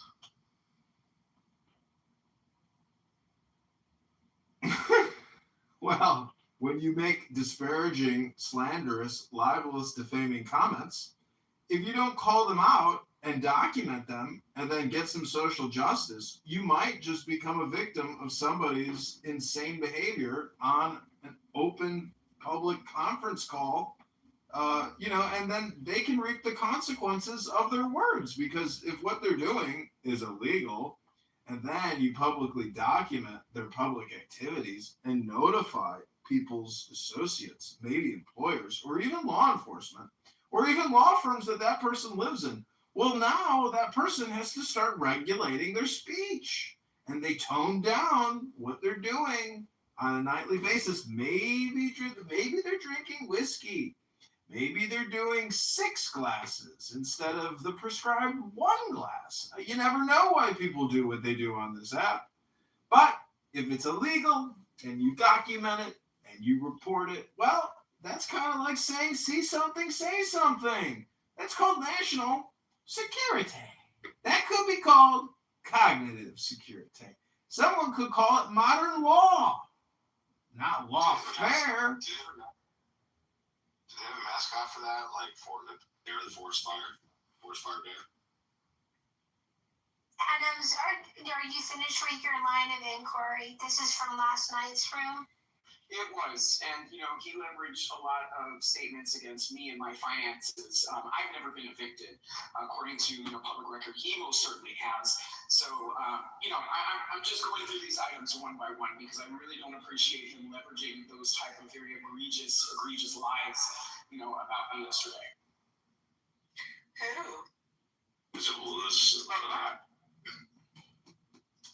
Brad Soffenberger. Brad? Yeah. Sorry on you. I thought you were cool with Brad. Well, according to him, I have AIDS. So, and according to him, I have troubled finances and all of these things. So, he may be projecting from his situation because, like I said, I've never been evicted.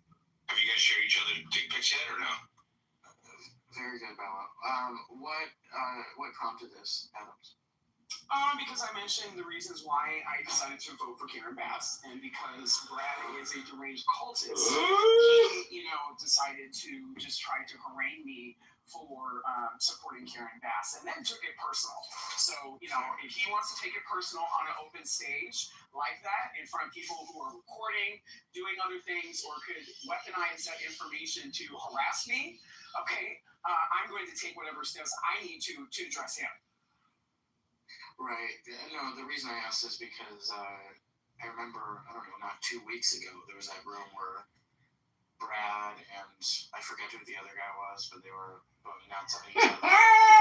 They apparently said something about Brad's kid or something like that. And then Brad kept saying to you, like, how much he liked you in that room. So I wondered, in the interim, what had happened. Well, here's what I will say. I don't know how much about Brad's background is actually true in what he shared on this app, but what I do know is that it seems like it's a hair trigger, setting him over the edge, which is simply disagreeing with him, and I'm tired of the behavior. Not wrong. Not wrong. Holly, have you ever been evicted? I have not been evicted. I haven't either. You know, so somebody that's coming onto this app, you know, pointing their fingers and telling everybody what great adult responsibility that they need to have, you know, shortly before coming on this app, they were just evicted. So I don't want to hear him make any type of just or any type of puns against people's personal business, because I have not demonstrated that level of failure as an adult. Evicted? You mean from an apartment? Yes. Oh, Brad was evicted? Is that what you're saying? I have had to evict other people. Yeah, when they don't pay rent.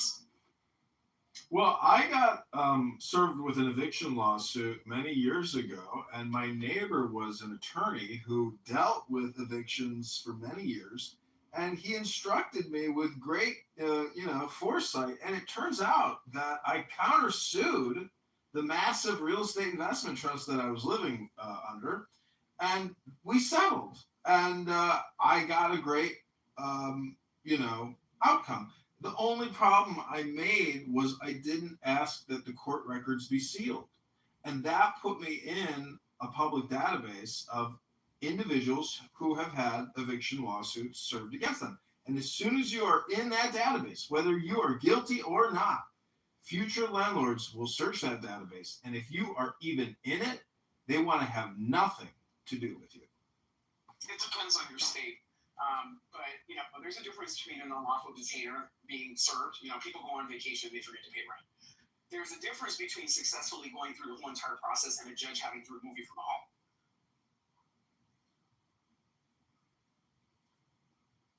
My girlfriend threw me out once. Yeah, I was living with a roommate in Beverly Hills, and she changed the locks on me.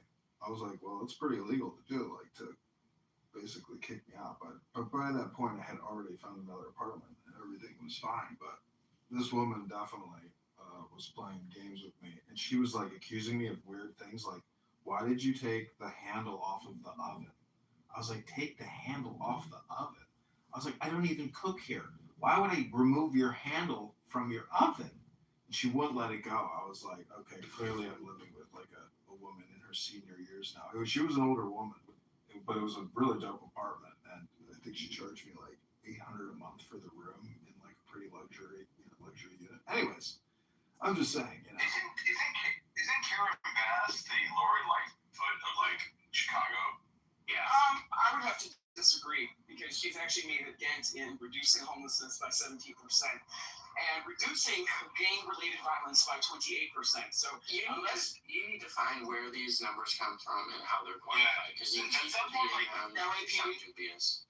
It sounds like Bukele. How are they quantified? So you're not gonna listen to the people that are investigating and arresting people? I want to know how that. How about Bukele? How about Bukele that he never? Let's say there's some weird flu one year, and they say, oh, there was a 200% increase from one year to the next. It doesn't mean much unless you know what the baseline number was. And I do. Bukele that could have been indirectly responsible for the reason why that there's lower gang stats. I mean, come on. Bukele? Doctor, what I'm wondering is why do you not like the opponent, Spencer Pratt? Because to me, I love the marketing, and when I see Karen Bass, I see an angry. Y'all get stuck on the marketing. I'm getting stuck on the results. So just because somebody says some shit that you like, okay, doesn't mean that you need to look at track record. Okay, let's look at track record. How much experience has he had managing a $15 billion budget?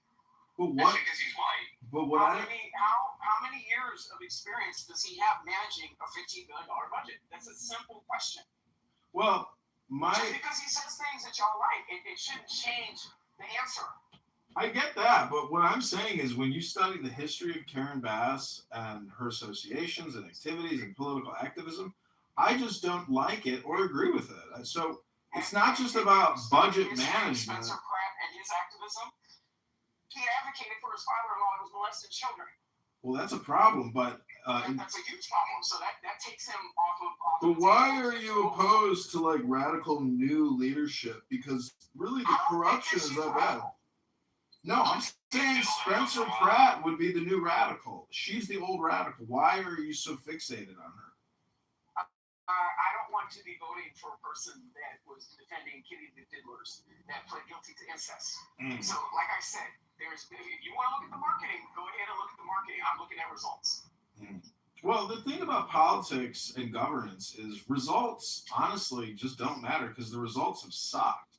Because if you want me to do some, They matter to me when you look at the likelihood of somebody victimizing me as a result of gang violence and those numbers being reduced, that definitely matters to me. It also matters to me to not look at as many homeless people as there were before she was in office. So those things are important to me. So you guys can, and I'm not saying you guys to be defensive. People can continue to look at the things that they choose to look at. I'm choosing to look at the things that affect me. I'm looking at the results of the people that are running for office, and I'm comfortable with my decision. yeah, that's fine. There's a lot of Speaking people. about incest, who doesn't like stepsister porn? I mean, to me, this notion that you're not going to vote for somebody because of their political party when they're otherwise the best person for the job given the options, I just don't see that as being sensible. I voted for the other party. I have too. I voted for Spencer Pratt.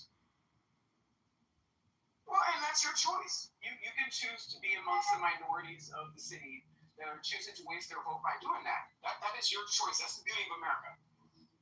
Okay, well, let me just give you some stats on Karen Bass's management. This is the information regarding the past 3 years of deficits.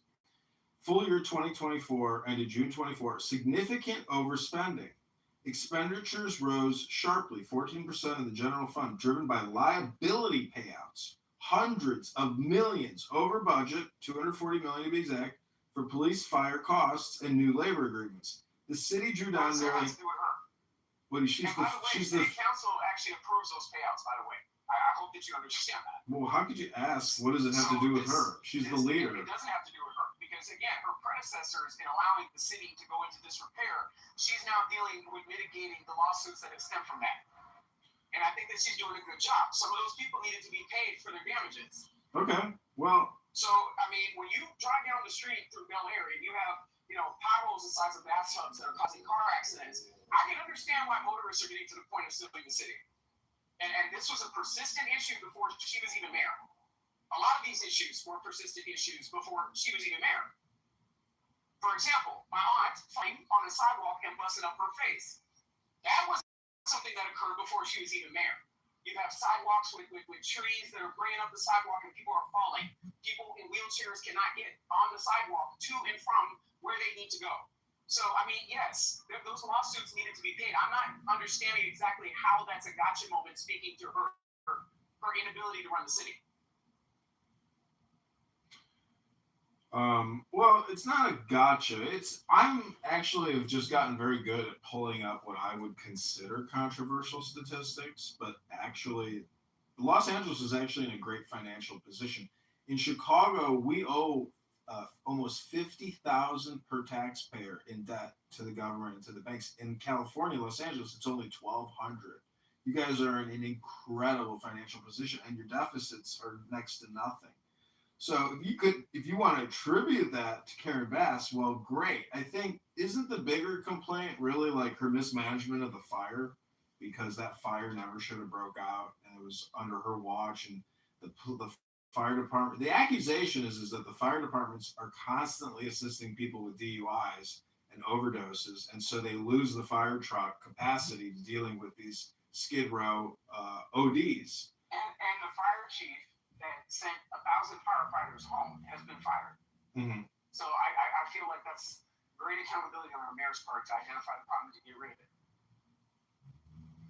Well, I support you in supporting Karen Bass, but personally, I just cannot agree with her leadership style, her history, or her vision, personally. But that's my opinion, and I hope you respect that.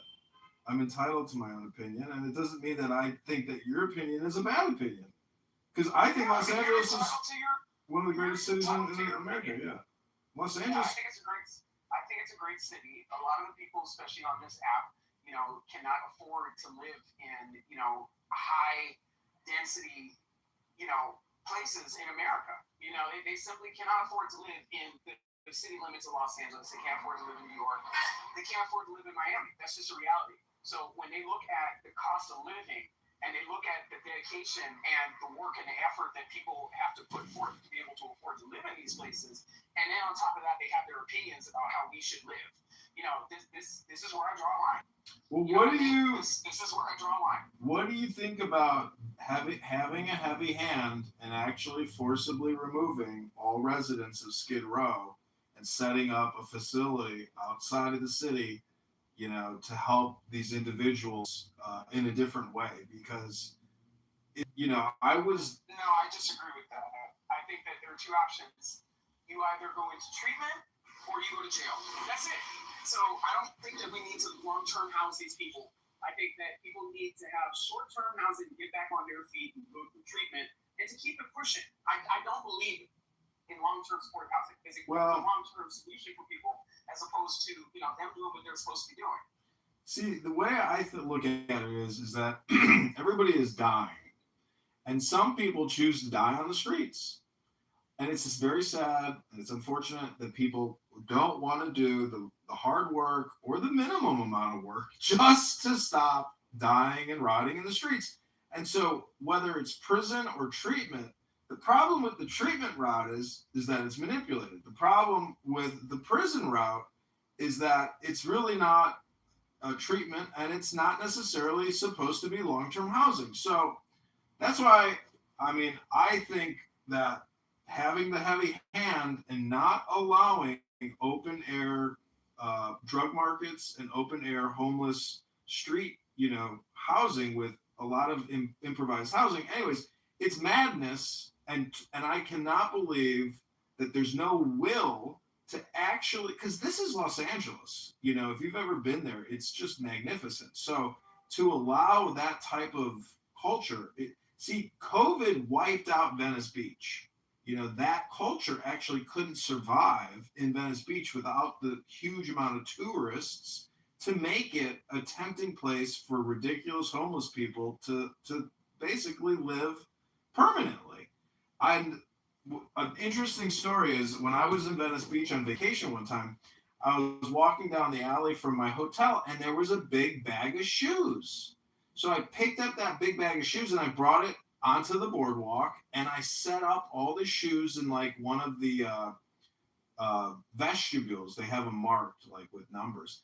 And a homeless guy attacked me for having the gall to try to sell shoes in the open marketplace in Venice Beach. And I was so angry at this homeless guy. I was like, he was making physical death threats against me, and I was just like, couldn't believe that the homeless were so insensitive. So that was kind of the irony of the homeless, is you think they would be like cool hippies, but no, they're like gangster street gangbanger mafia, and they're not. They're entitled, and they think they control the streets. It was ridiculous. I was one of them living in my car for a week when I went to Miami last time, and my car still stinks. That's crazy. That is absolutely crazy. I heard this story of somebody that lived in San Diego, and they went into their car, drove to work, and they smelled this stench, and they looked in the back of the car, and there was a homeless person sleeping. I experience to that, except it turns out that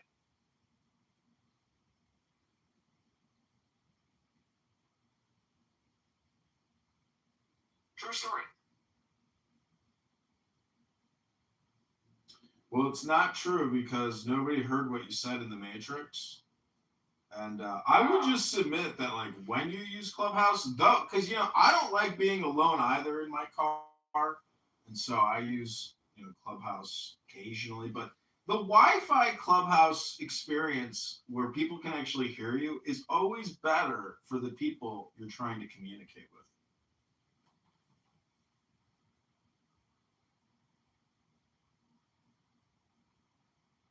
I gotta give you credit, John. Even though your campaign was not successful, at least you went out there and did something. I would say that that's more than a lot of people on the internet bitching and moaning and complaining and don't even lift their finger. I do things. I'm not talking about you. It's funny, there's a very predictable neighborhood of Marginal Way and Franklin. It's like a little valley. And there's always Matrix down there. And I went through the Matrix hole and now I'm out. Well, thank you, Dr. Adams. I do believe that we are not what we say we are what we do. And so, it's an experience to try to like LARP as a politician because you realize that most politicians are just LARPing, being politicians. Most of them are terrible leaders. They actually don't care about the homeless people in their area. They don't necessarily care about the property taxes that are taking the food and the fun out of families' lives every day. And, the sad thing is when we compare America and major American cities to Norway, everybody there born in Norway is literally a millionaire at birth because they save their fucking money. They don't spend it on woke DEI CRT programs and bike lanes and bump out lanes and rapid and enhanced taxation. We are living in a taxation vampiric society, and the people who never talk about it but yet push all these daily holidays and weekly holidays about it. It's Tree Day. It's LGBTQ I would Day. say something about It's this that. day. Those bike lanes, you remember when they were putting those into the West Side? The whole entire country was listening to this shit. I think that that's a common problem in Los Angeles. I think that the city government has overly accommodated people in their personal time in the middle of the day when people are otherwise working. So, like for example, the crosswalks. Like they put these crosswalks that people, that don't work in the middle of the day. They're walking their dogs, going to yoga, and they're slowing down traffic for everybody else that has to go to work.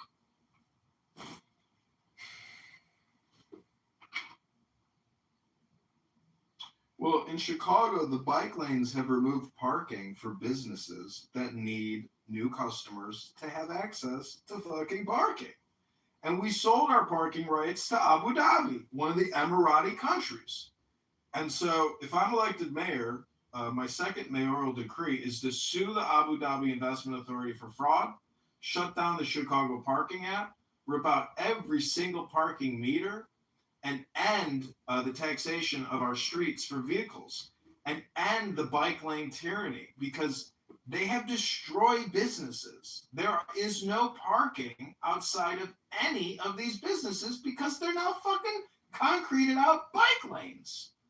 And so all this investment that we've made into the streets and into our vehicles to efficiently get places, no one's gonna run over a fucking bicyclist, in broad daylight because the bicyclist is only going, 13 miles per hour. Like, drivers are not looking to kill people, and it's always the blind spots and the truck drivers who make these big turns in these big fucking trucks and they have no visibility.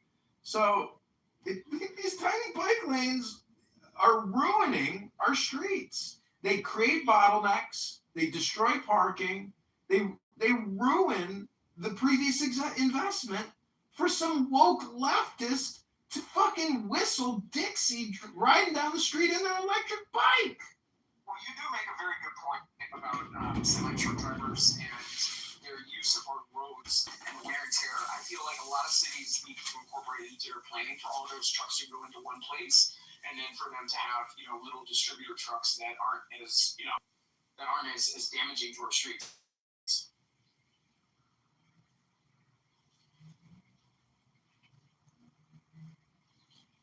All right, I'm gonna bounce out of here. I'll see y'all later.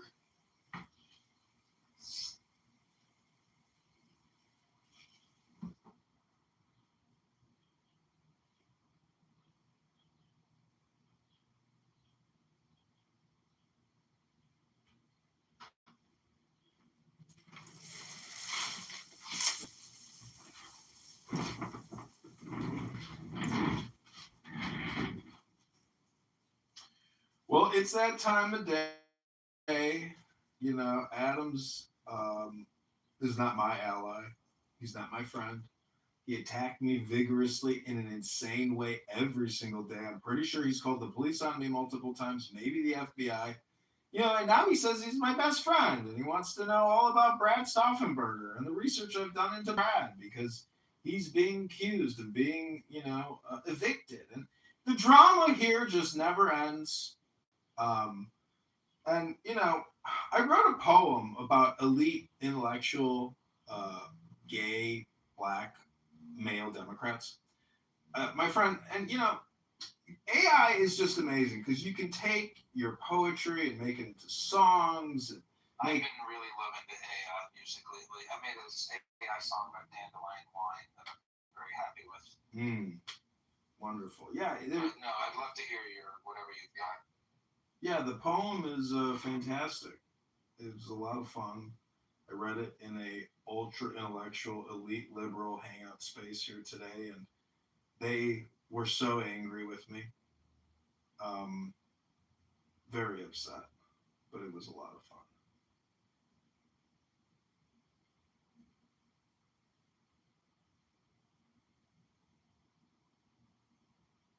Here it is.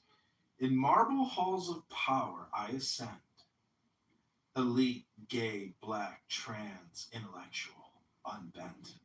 Jim Crow's chains echo in structural white rage. CRT lights the path, turning history's page. Anti-racism warriors, DEI flames ignite. Indigenous lands reclaimed under justice's light. LGBTQ voices thunder. Rainbow flags unfurled. Wake it up! Healthcare, a human right for every boy and girl. We Democrats dream the future, bold and true. Progress flows eternal, me and you, in shadowed halls of ivy, where the sharpest liberal Democrat minds convene. I rise, an elite black trans intellectual, gay and proudly seen. A liberal Democrat forging paths through history's cruel chain, from Jim Crow's iron grip to structural right racism's reign. With CRT as compass and anti-racism as flame, I champion DEI, indigenous rights, and queer acclaim. LGBTQ liberation flows through every breath I claim. Healthcare is a human right, not profit's greedy gain. We build the just society where equity prevails. No more divisions, chains together, progress sails. I am an elite gay, black, trans, intellectual Democrat. Hello? Hello?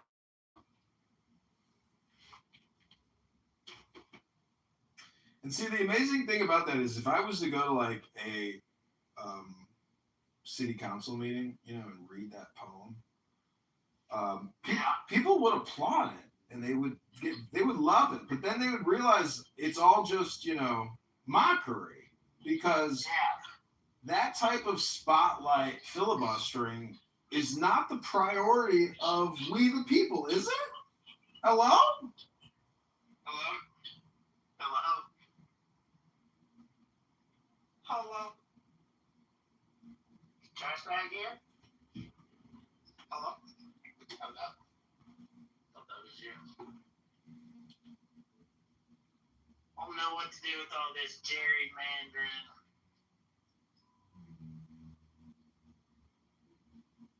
Do you know what to do with all that junk that you got inside of your trunk? I'm gonna shake what my mama gave me, Zach. There you go. There you have it. I'm gonna shake my money maker.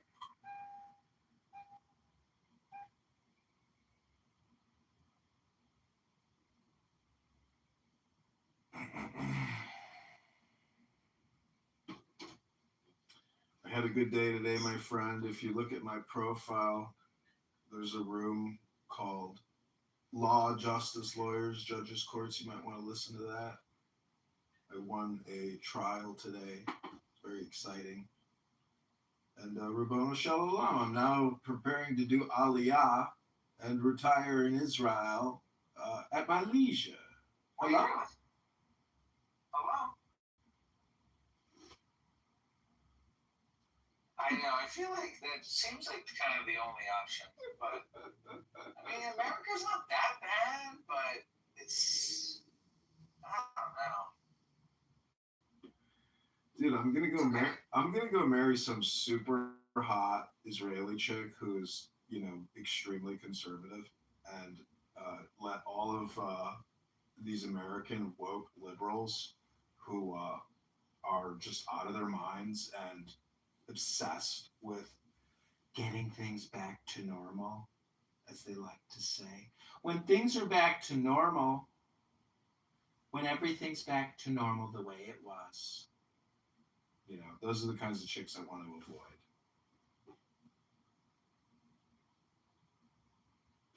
Who wants to get back to normal? Do people talk that way? I never heard anybody talk about that. Oh, but that's because you're not really listening here like I am, 80 hours a week, recording people, listening to all the liberal talking points.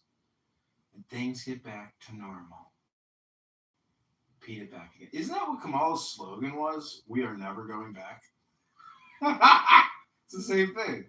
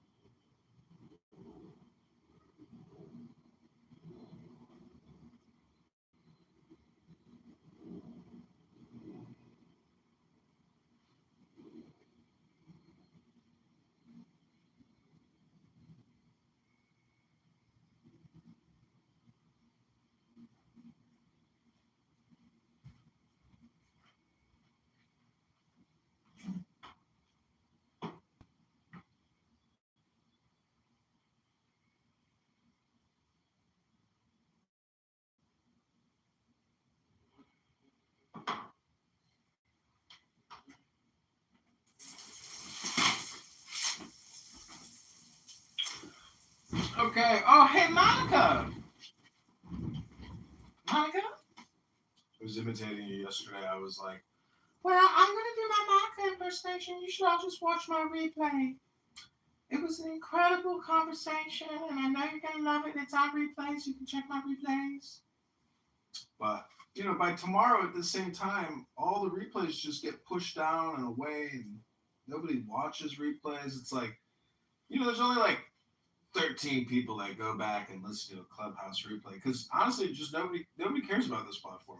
Nobody is here to actually listen to anything interesting. Maybe some people are, but not most people. Most people just. I really think this is just like a medical device technology company to like boost your dopamine by allowing people to just talk indiscriminately and talk to talk, and in the process, you create the dopamine, that people so badly want. Could just be an opinion. Could be wrong. It could also play a song. You want to hear a new one?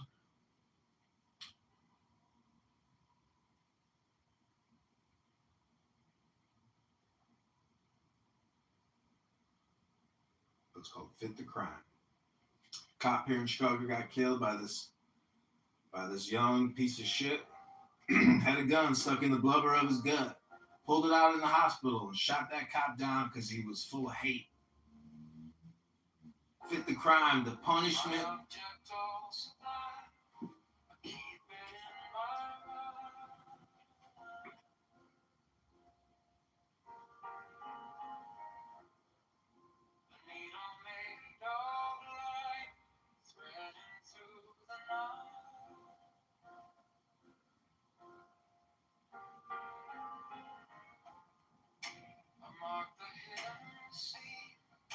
Sharpen up the dream.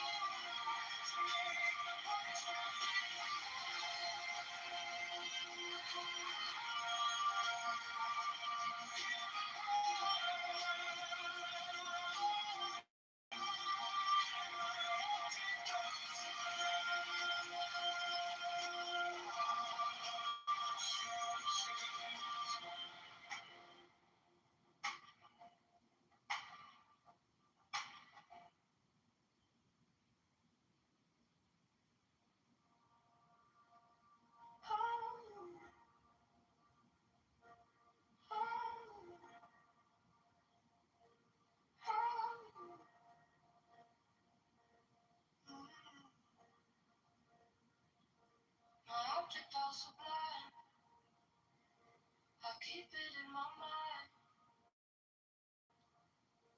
A needle made of light,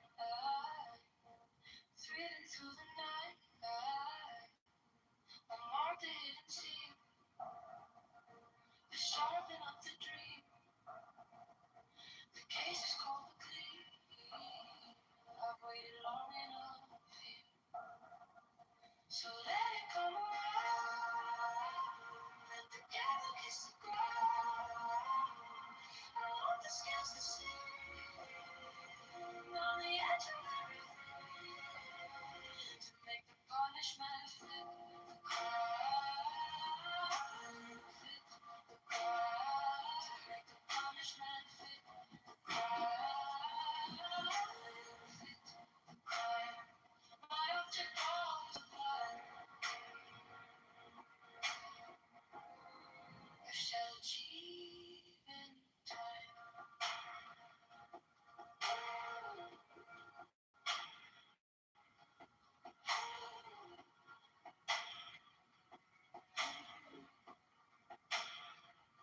You wore the borrowed face.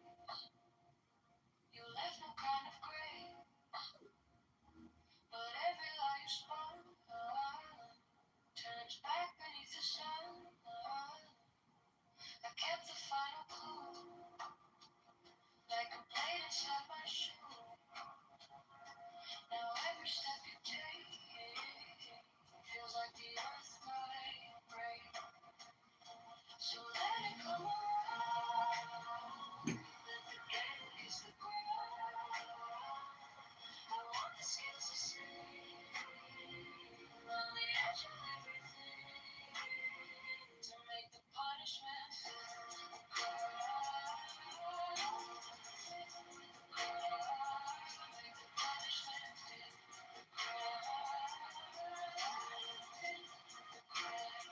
My object calls the blood.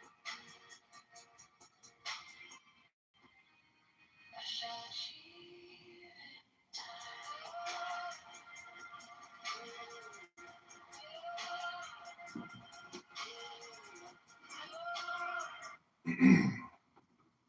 Okay, I assume Beth is sleeping or something. But Yeah, he was on camera.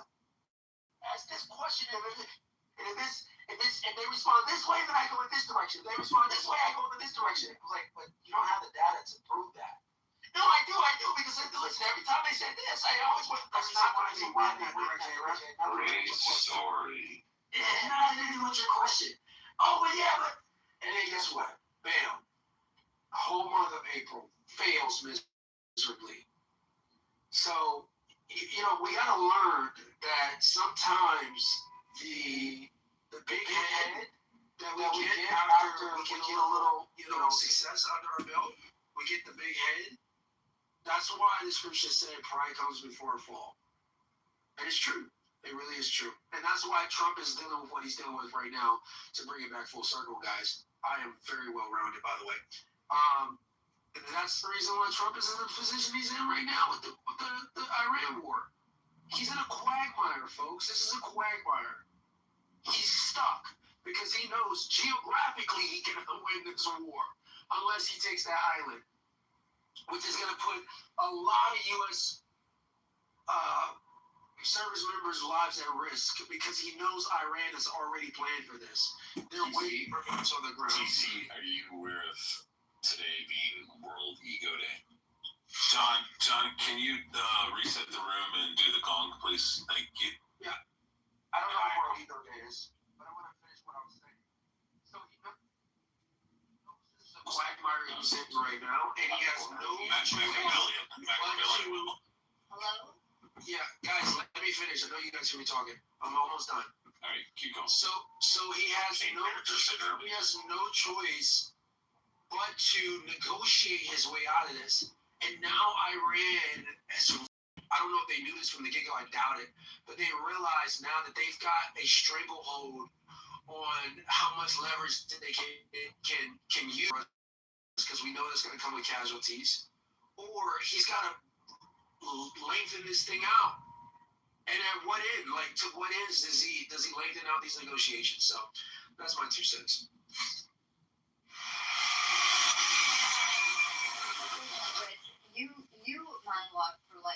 too woke. I know, but at least I make salient points. This guy's just fucking Machiavellian, like hardcore. Featured on CNN, multi-millionaire black business owner, CEO, finance, whatever. Are you jealous? No, it's just fucking annoying. Like, nobody cares. Nobody fucking cares. Nobody gives a shit. Ann doesn't care. She's just being a white knight right now. That is not true. All right, John, can you reset the room with the gong, please? Yes, welcome everyone to Was the Iran War Absolutely Necessary? A little bit necessary, or, not necessary at all, or a lot. But so take the deepest breath of the day. Try to cleanse your chakras. Use your ears instead of your lips more often, because really people on this app, have fully automated lip syndrome, but not the fully automated ear syndrome. And, as a result, you get a lot of entertainment, but a lot of this entertainment is actually not useful or helpful or necessary. It's really an opportunity cost that you are choosing to participate in, known as a conference call. And unfortunately, there's a lot of people here that like to propagandize their elite, intellectual, liberal propaganda. We all can recognize it immediately, especially if the last sentence is, "So you don't stand for gay black men? You don't stand for black women?" That's when you know that we've gotten to the final denominator of the equation, and nothing really is important anymore other than the gay black male. And that is how we know that Democrat liberal elite intellectual propaganda is not only gay, it's also R word. And when we talk about what is the R word, it's really not a question of whether or not the conversation is necessary, but whether or not it's actually just spam and filibuster propaganda hypnosis to waste your time. Because clearly, if we can't discuss what the priorities are as a group, the group actually isn't interested in any priorities. They're just interested in gay, elite, intellectual, black propaganda, Democrat propaganda. And so I rest my case. Just know that the law is written in my PTR. The law is all that matters, not whether or not you're gay, or whether you're black, or whether you're a woman, or whether you're brown or an immigrant, or whether you're indigenous. None of that matters. What matters is the law. I rest my case, I land my plane, and I am complete. Hello? Appreciate it, Mr. Michelin. Star. What do black people have to do with any of this? Okay, John, that's for you. Oh, what I'm trying to say is that no matter what happens, we have to protect the elite, intellectual, liberal, gay, black Democrat, because they are clearly the most subjected upon to white structural racism, to hatred, to all things terrible. And therefore, we have to protect the most effeminate, the most weak, the most objectionable, the loudest. I don't know if you know Pierre, beautiful Pierre, and beautiful Dr. Adams. Well, if they loud mic and just scream into the mic at the top of our lungs, and they just loud mic, and then they say you don't support gay black men. Well, they may support Karen Bass, a known communist, political activist agitator who's a criminal. And if we keep electing criminals instead of crime fighters, well, then you deserve your record sky-high property taxes and your lack of accountability, responsibility, and then your neighborhood goes up in a giant fire. Or next thing you know, you got looters and gangbangers terrorizing you, all because your leaders are ineffective, communist, liberal, intellectual, elite, gay black people. Do you know any intellectual, elite, gay, black politicians? Hello? Alex, I have a question. Do you have faith in the election system in, say, LA, or Karen Bass is running? No, none whatsoever. Fraud is rampant, and whether it's petition fraud or ballot fraud or electric signature fraud, The election commission in Los Angeles, I'm sure, is run by elite, intellectual, liberal Democrats, not conservative, intellectual Republicans. That's just a fact. That's the problem everywhere. That's what you're electing. You get what you deserve. What if the Los Angeles people are electing in, proper candidates, but the system is overrunning their voice? At that point, then what? I know it's hypothetical.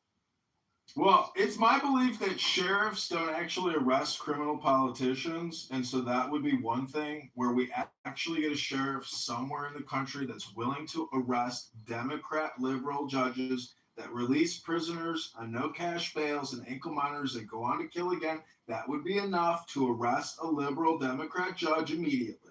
We don't have any attorney generals at the state level, federal prosecutors willing to go after fellow judges who release black male recidivist murderers that go on to kill again with no cash bail and ankle monitor, until we have real lawmen with guns and badges ready to take them down. And if they resist, they are ready to kill them. Until we have that, we will never, ever be able to break the cycle of liberal, Democrat, elitist, intellectual, gay, black male tyranny. Hello? Why are you zeroing in on the way you just zeroed in on? Oh, you don't know GOAT, aka ban on this app, and politically correct, the fascist, elitist, intellectual, liberal, gay, black Democrat ban, aka GOAT? You don't know GOAT? No. Because you're not releasing advanced numbers. Los Angeles and Chicago. They're only going for the blacks. They're like, oh, they're impoverished. It's, systemic racism, so we have to release all these fucking 17-page long fucking criminals. But they're not doing it for the whites. They're looking at them and going, well, you're the oppressors, so you're going to jail. Hey, I got a quick question. Alistair, are you saying that Ben is playing for the other team? John, that's for you. We know he's gay, so, TC, all jokes aside. We know he's legit gay, like the guy's gay. 100%. I'm shocked. You didn't know he was gay? No, I thought he had a bunch of kids. You can be gay and still have kids. That's a good point. But, I don't even know. I don't think he has any children.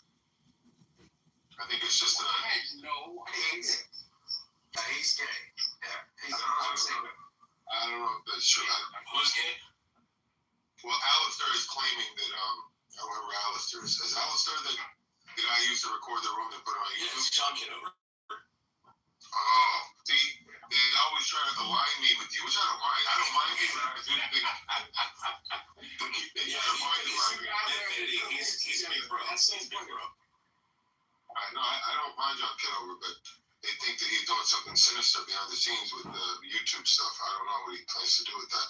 No, he's got brain problems. You got what? Brain problems. Who has the brain problems? John Kitover, he fell in his head and fucked up his brain. What's the purpose of recording people and put it on YouTube? He's crazy. Wait, they put him on YouTube? I mean, you're on YouTube. So you're on YouTube right now. If you go to John Kitover, and then you hit, if you go to John Kitover, and then on YouTube and then hit live, you'll find you're being recorded right now. Well, I'm being recorded right now? Yeah, and he has an anonymous account down with the sunglasses too, so even if you kick him, still being recorded.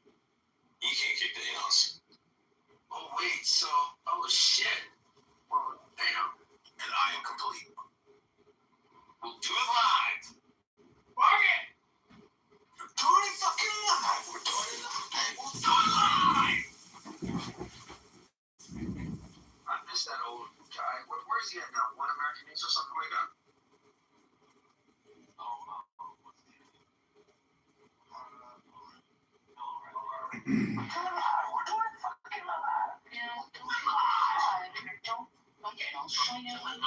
TC, make sure that you perform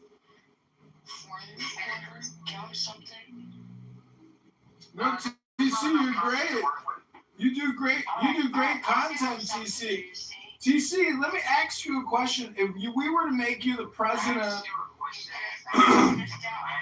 yeah, let me ask you a question. If we were to make you the president, what would be the top 3 priorities of your administration be, Dr. TC? There you go. That's what I was getting at. You never hear her say, hey, Bree, or hey, John, or hey, with some other white person. She's like, hey, Mr. Black Man. You know, well, first of all, I don't talk like that. Second of all,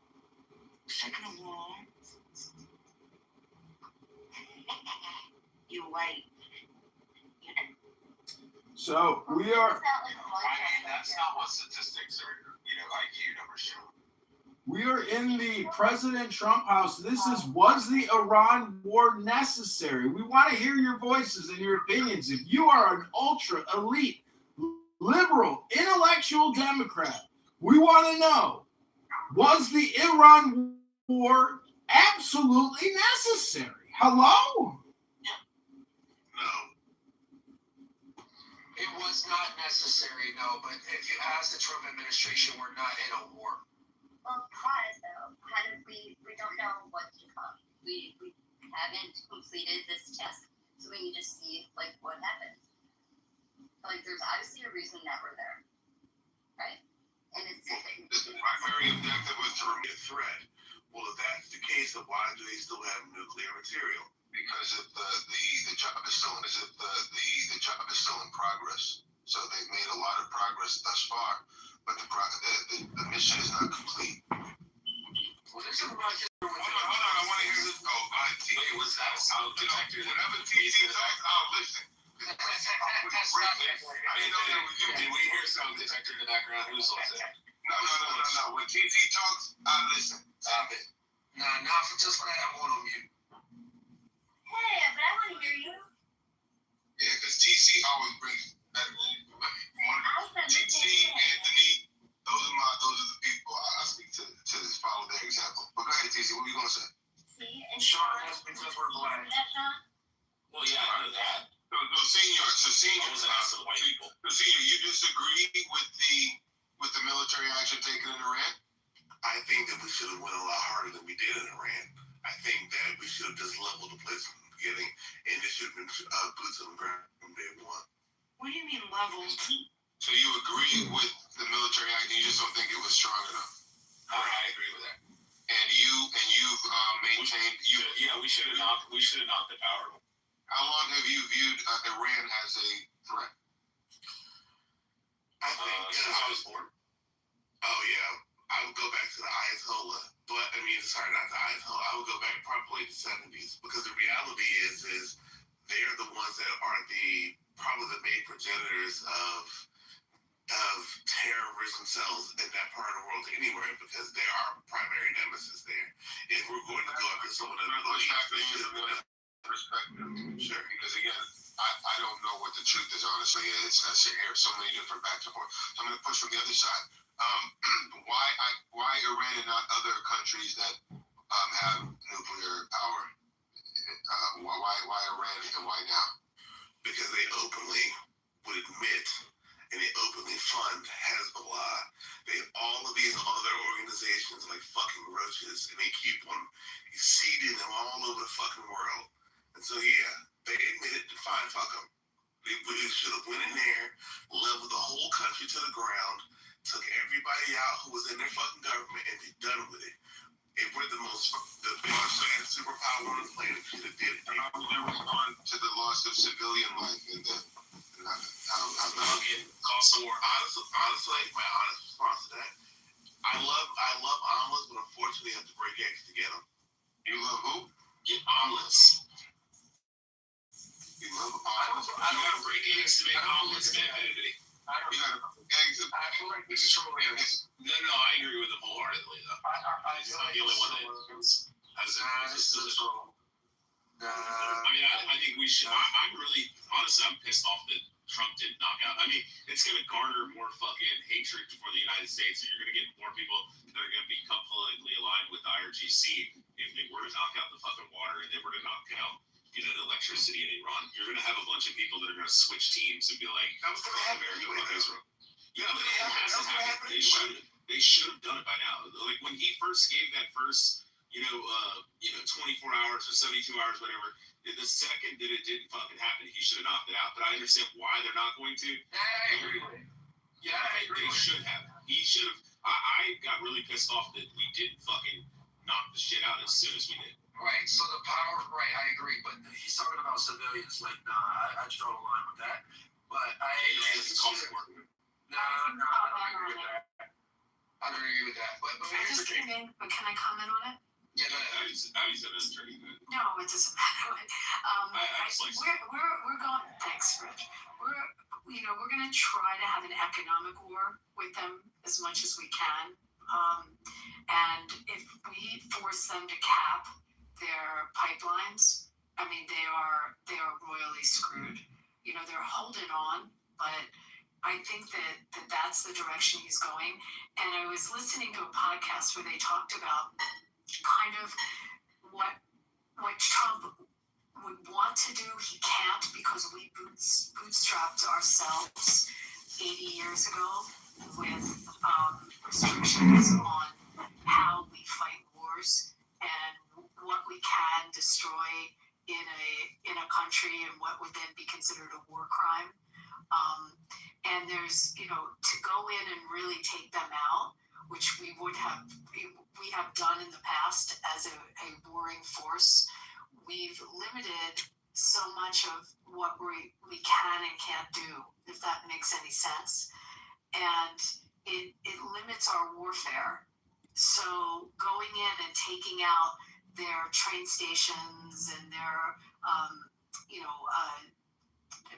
communication systems and really decimating them and really, bringing them to their knees where it's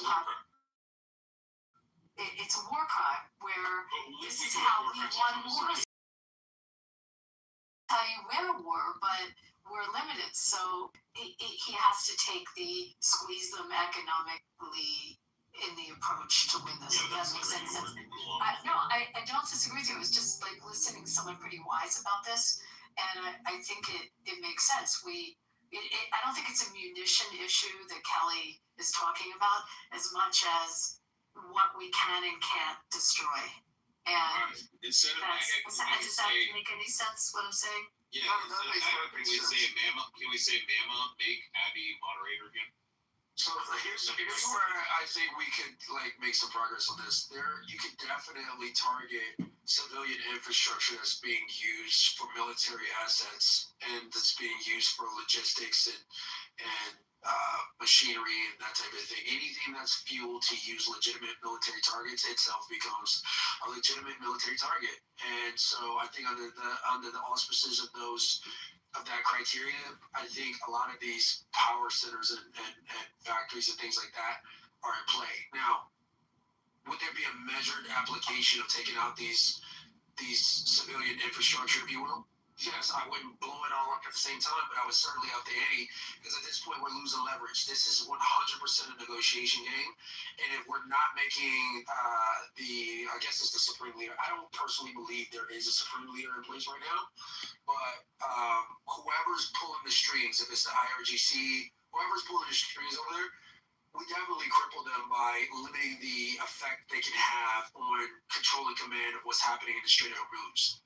And so that means bombing the shit up heavily, then that's what we need to do. But it can't be described as a war crime because they're using it to fuel their military operations. I think what's really sad about this whole thing is really we have sent the world the message that we are not as strong and as capable as we have purported ourselves to have been for the past 80 years. We have allowed what the fucking Pakistanis to now become the arbiters of peace treaties and shit like that and settlements in this conflict, quote unquote. Donald Trump should have gone in there and destroyed everything. Day one. We had the troops, we had the capability to do it, level the whole fucking country. Because honestly, when we have to go and fight the fucking Chinese, because now they decide, oh yeah, fuck Taiwan and fuck North Korea, Because we can do all that shit. America can't do jack shit. That's when we're gonna say, oh, we shouldn't have gave them the heads up for that. So if the people that live there believe that their regime is failing and they're hemorrhaging cash and that it's weakened, which was the message in the beginning of this war, that was a pretty strong message that the regime was falling. And it seems like that message is kind of going away a little bit. But it was, if you remember in the beginning, that was what we all heard. But you have to have the people there, you have to squeeze them. You have to really squeeze this regime economically, hard, so that any chance of their production or, any revenue is gone. And then ultimately the people will erupt there. But that's kind of part of the approach. But again, think about it. We can't do the stuff that we've done before to win wars. Well, I would actually push back and say, well, I would say one, we could. I think the question becomes, well, what are we willing to deal with as the after effects of that? One, two, the fact that the Iranian regime still existed after all of the sanctions and all that shit, there is no economic consequence we could have given them that would have quote unquote destroyed their country. The only thing that would have taken these people out is a strike of some sort. And unfortunately, the president did not go in with enough strength to decapitate these people once and for all. I just want to clarify, when you say these people, are you talking about the IRGC, the ruling class, the mullahs, the ayatollahs? You're talking about the nefarious. I think he means the IRGC plus the 10%. Well, let's just let him The answer. IRGC plus the 10%. I am not saying mass murder every single poor Iranian. Well, that's what you were saying a minute ago, because I was just trying to clarify. But I will also clarify my point to also say this. If some of them happen to get, unfortunately, unalived in the process, I'm not going to shed a shit ton of tears. Because guess what? If they haven't got a dirty fucking nuke in New York City, I'm not expecting people in Tehran to cry over people in Brooklyn. But they've lost their GDP for what, a year? They've lost their missile launchers. They have no navy. We've caused a lot of damage there. Yeah, but they still exist. That is a problem. They still exist. They fight on. Even though we've crippled them, and I think the other guy was just saying that we should have went in stronger and we should have just eliminated 100%. I hear it would have been war crimes, and it would have been people crying like they did. Israel did the right thing when they went against fucking Hamas. They just bombed the living fucking shit out of them. They caused the death of 80,000 people. Half of them are probably combatants, half are civilians, and they're gonna fucking be bitched at and bribed and war crimes and this and that. But in the same time, in the same breath, Hamas is pretty much fucking done for. And they don't have to fucking deal with it. We don't. So, in the same breath, we should have done the same thing with the IRGC. We should have knocked out the power, knocked out water desalinization, and we should have fucking just laid fucking waste. We would have probably killed 100,000 civilians. They would have cried war crimes. But Iran, the IRGC would never they wouldn't exist anymore. But because something you just said, Rich, that you have to think about, they won't surrender. They will refuse to surrender. Yeah, this is different than. I have an answer. So I have an answer to that. Everybody always says you can't destroy Islam. You destroy it from every person's mind. Islam no longer exists. You burn all the history books. You kill everybody that holds to that ideology. Everybody that's sympathetic. You kill them all. And next thing you know, there's no more mention of Islam. It doesn't exist. So you can't actually make statements like that on YouTube. Those would be considered hate speech and abusive rhetoric. However, if you attack the legal code of Muhammad, the Charter of Medina from 660, and you look at the gangsterism, the mafiaism, the terrorism, and what they did to the Jews in Saudi Arabia, the Muslim terrorists, the first Islamic state, it's right there in 600 AD. All you got to do is study the law. And thank God we have Abby here, a lawyer, who used to be a Democrat lawyer. Now she's a Republican. Mazel tov. Look, Abby, I was going to mention, are you familiar with the story of Genghis Khan? So, like, I think it was Genghis Khan, right? He was the one that they came in and they murdered, like, his whole village and shit like that, and they left, like, the women and children alive. And then he realized through them allowing him to survive that it allowed for that idea to still survive and thrive. And then he ended up, like, conquering, like, a quarter of the fucking world and populating, like, 20% of the world or some shit. And just, he realized that when he would go into a village, instead of just wiping out all the combatant soldiers, he would just murk the entire area and go scorched earth, kill every child. Or he would bring them into his group and, like,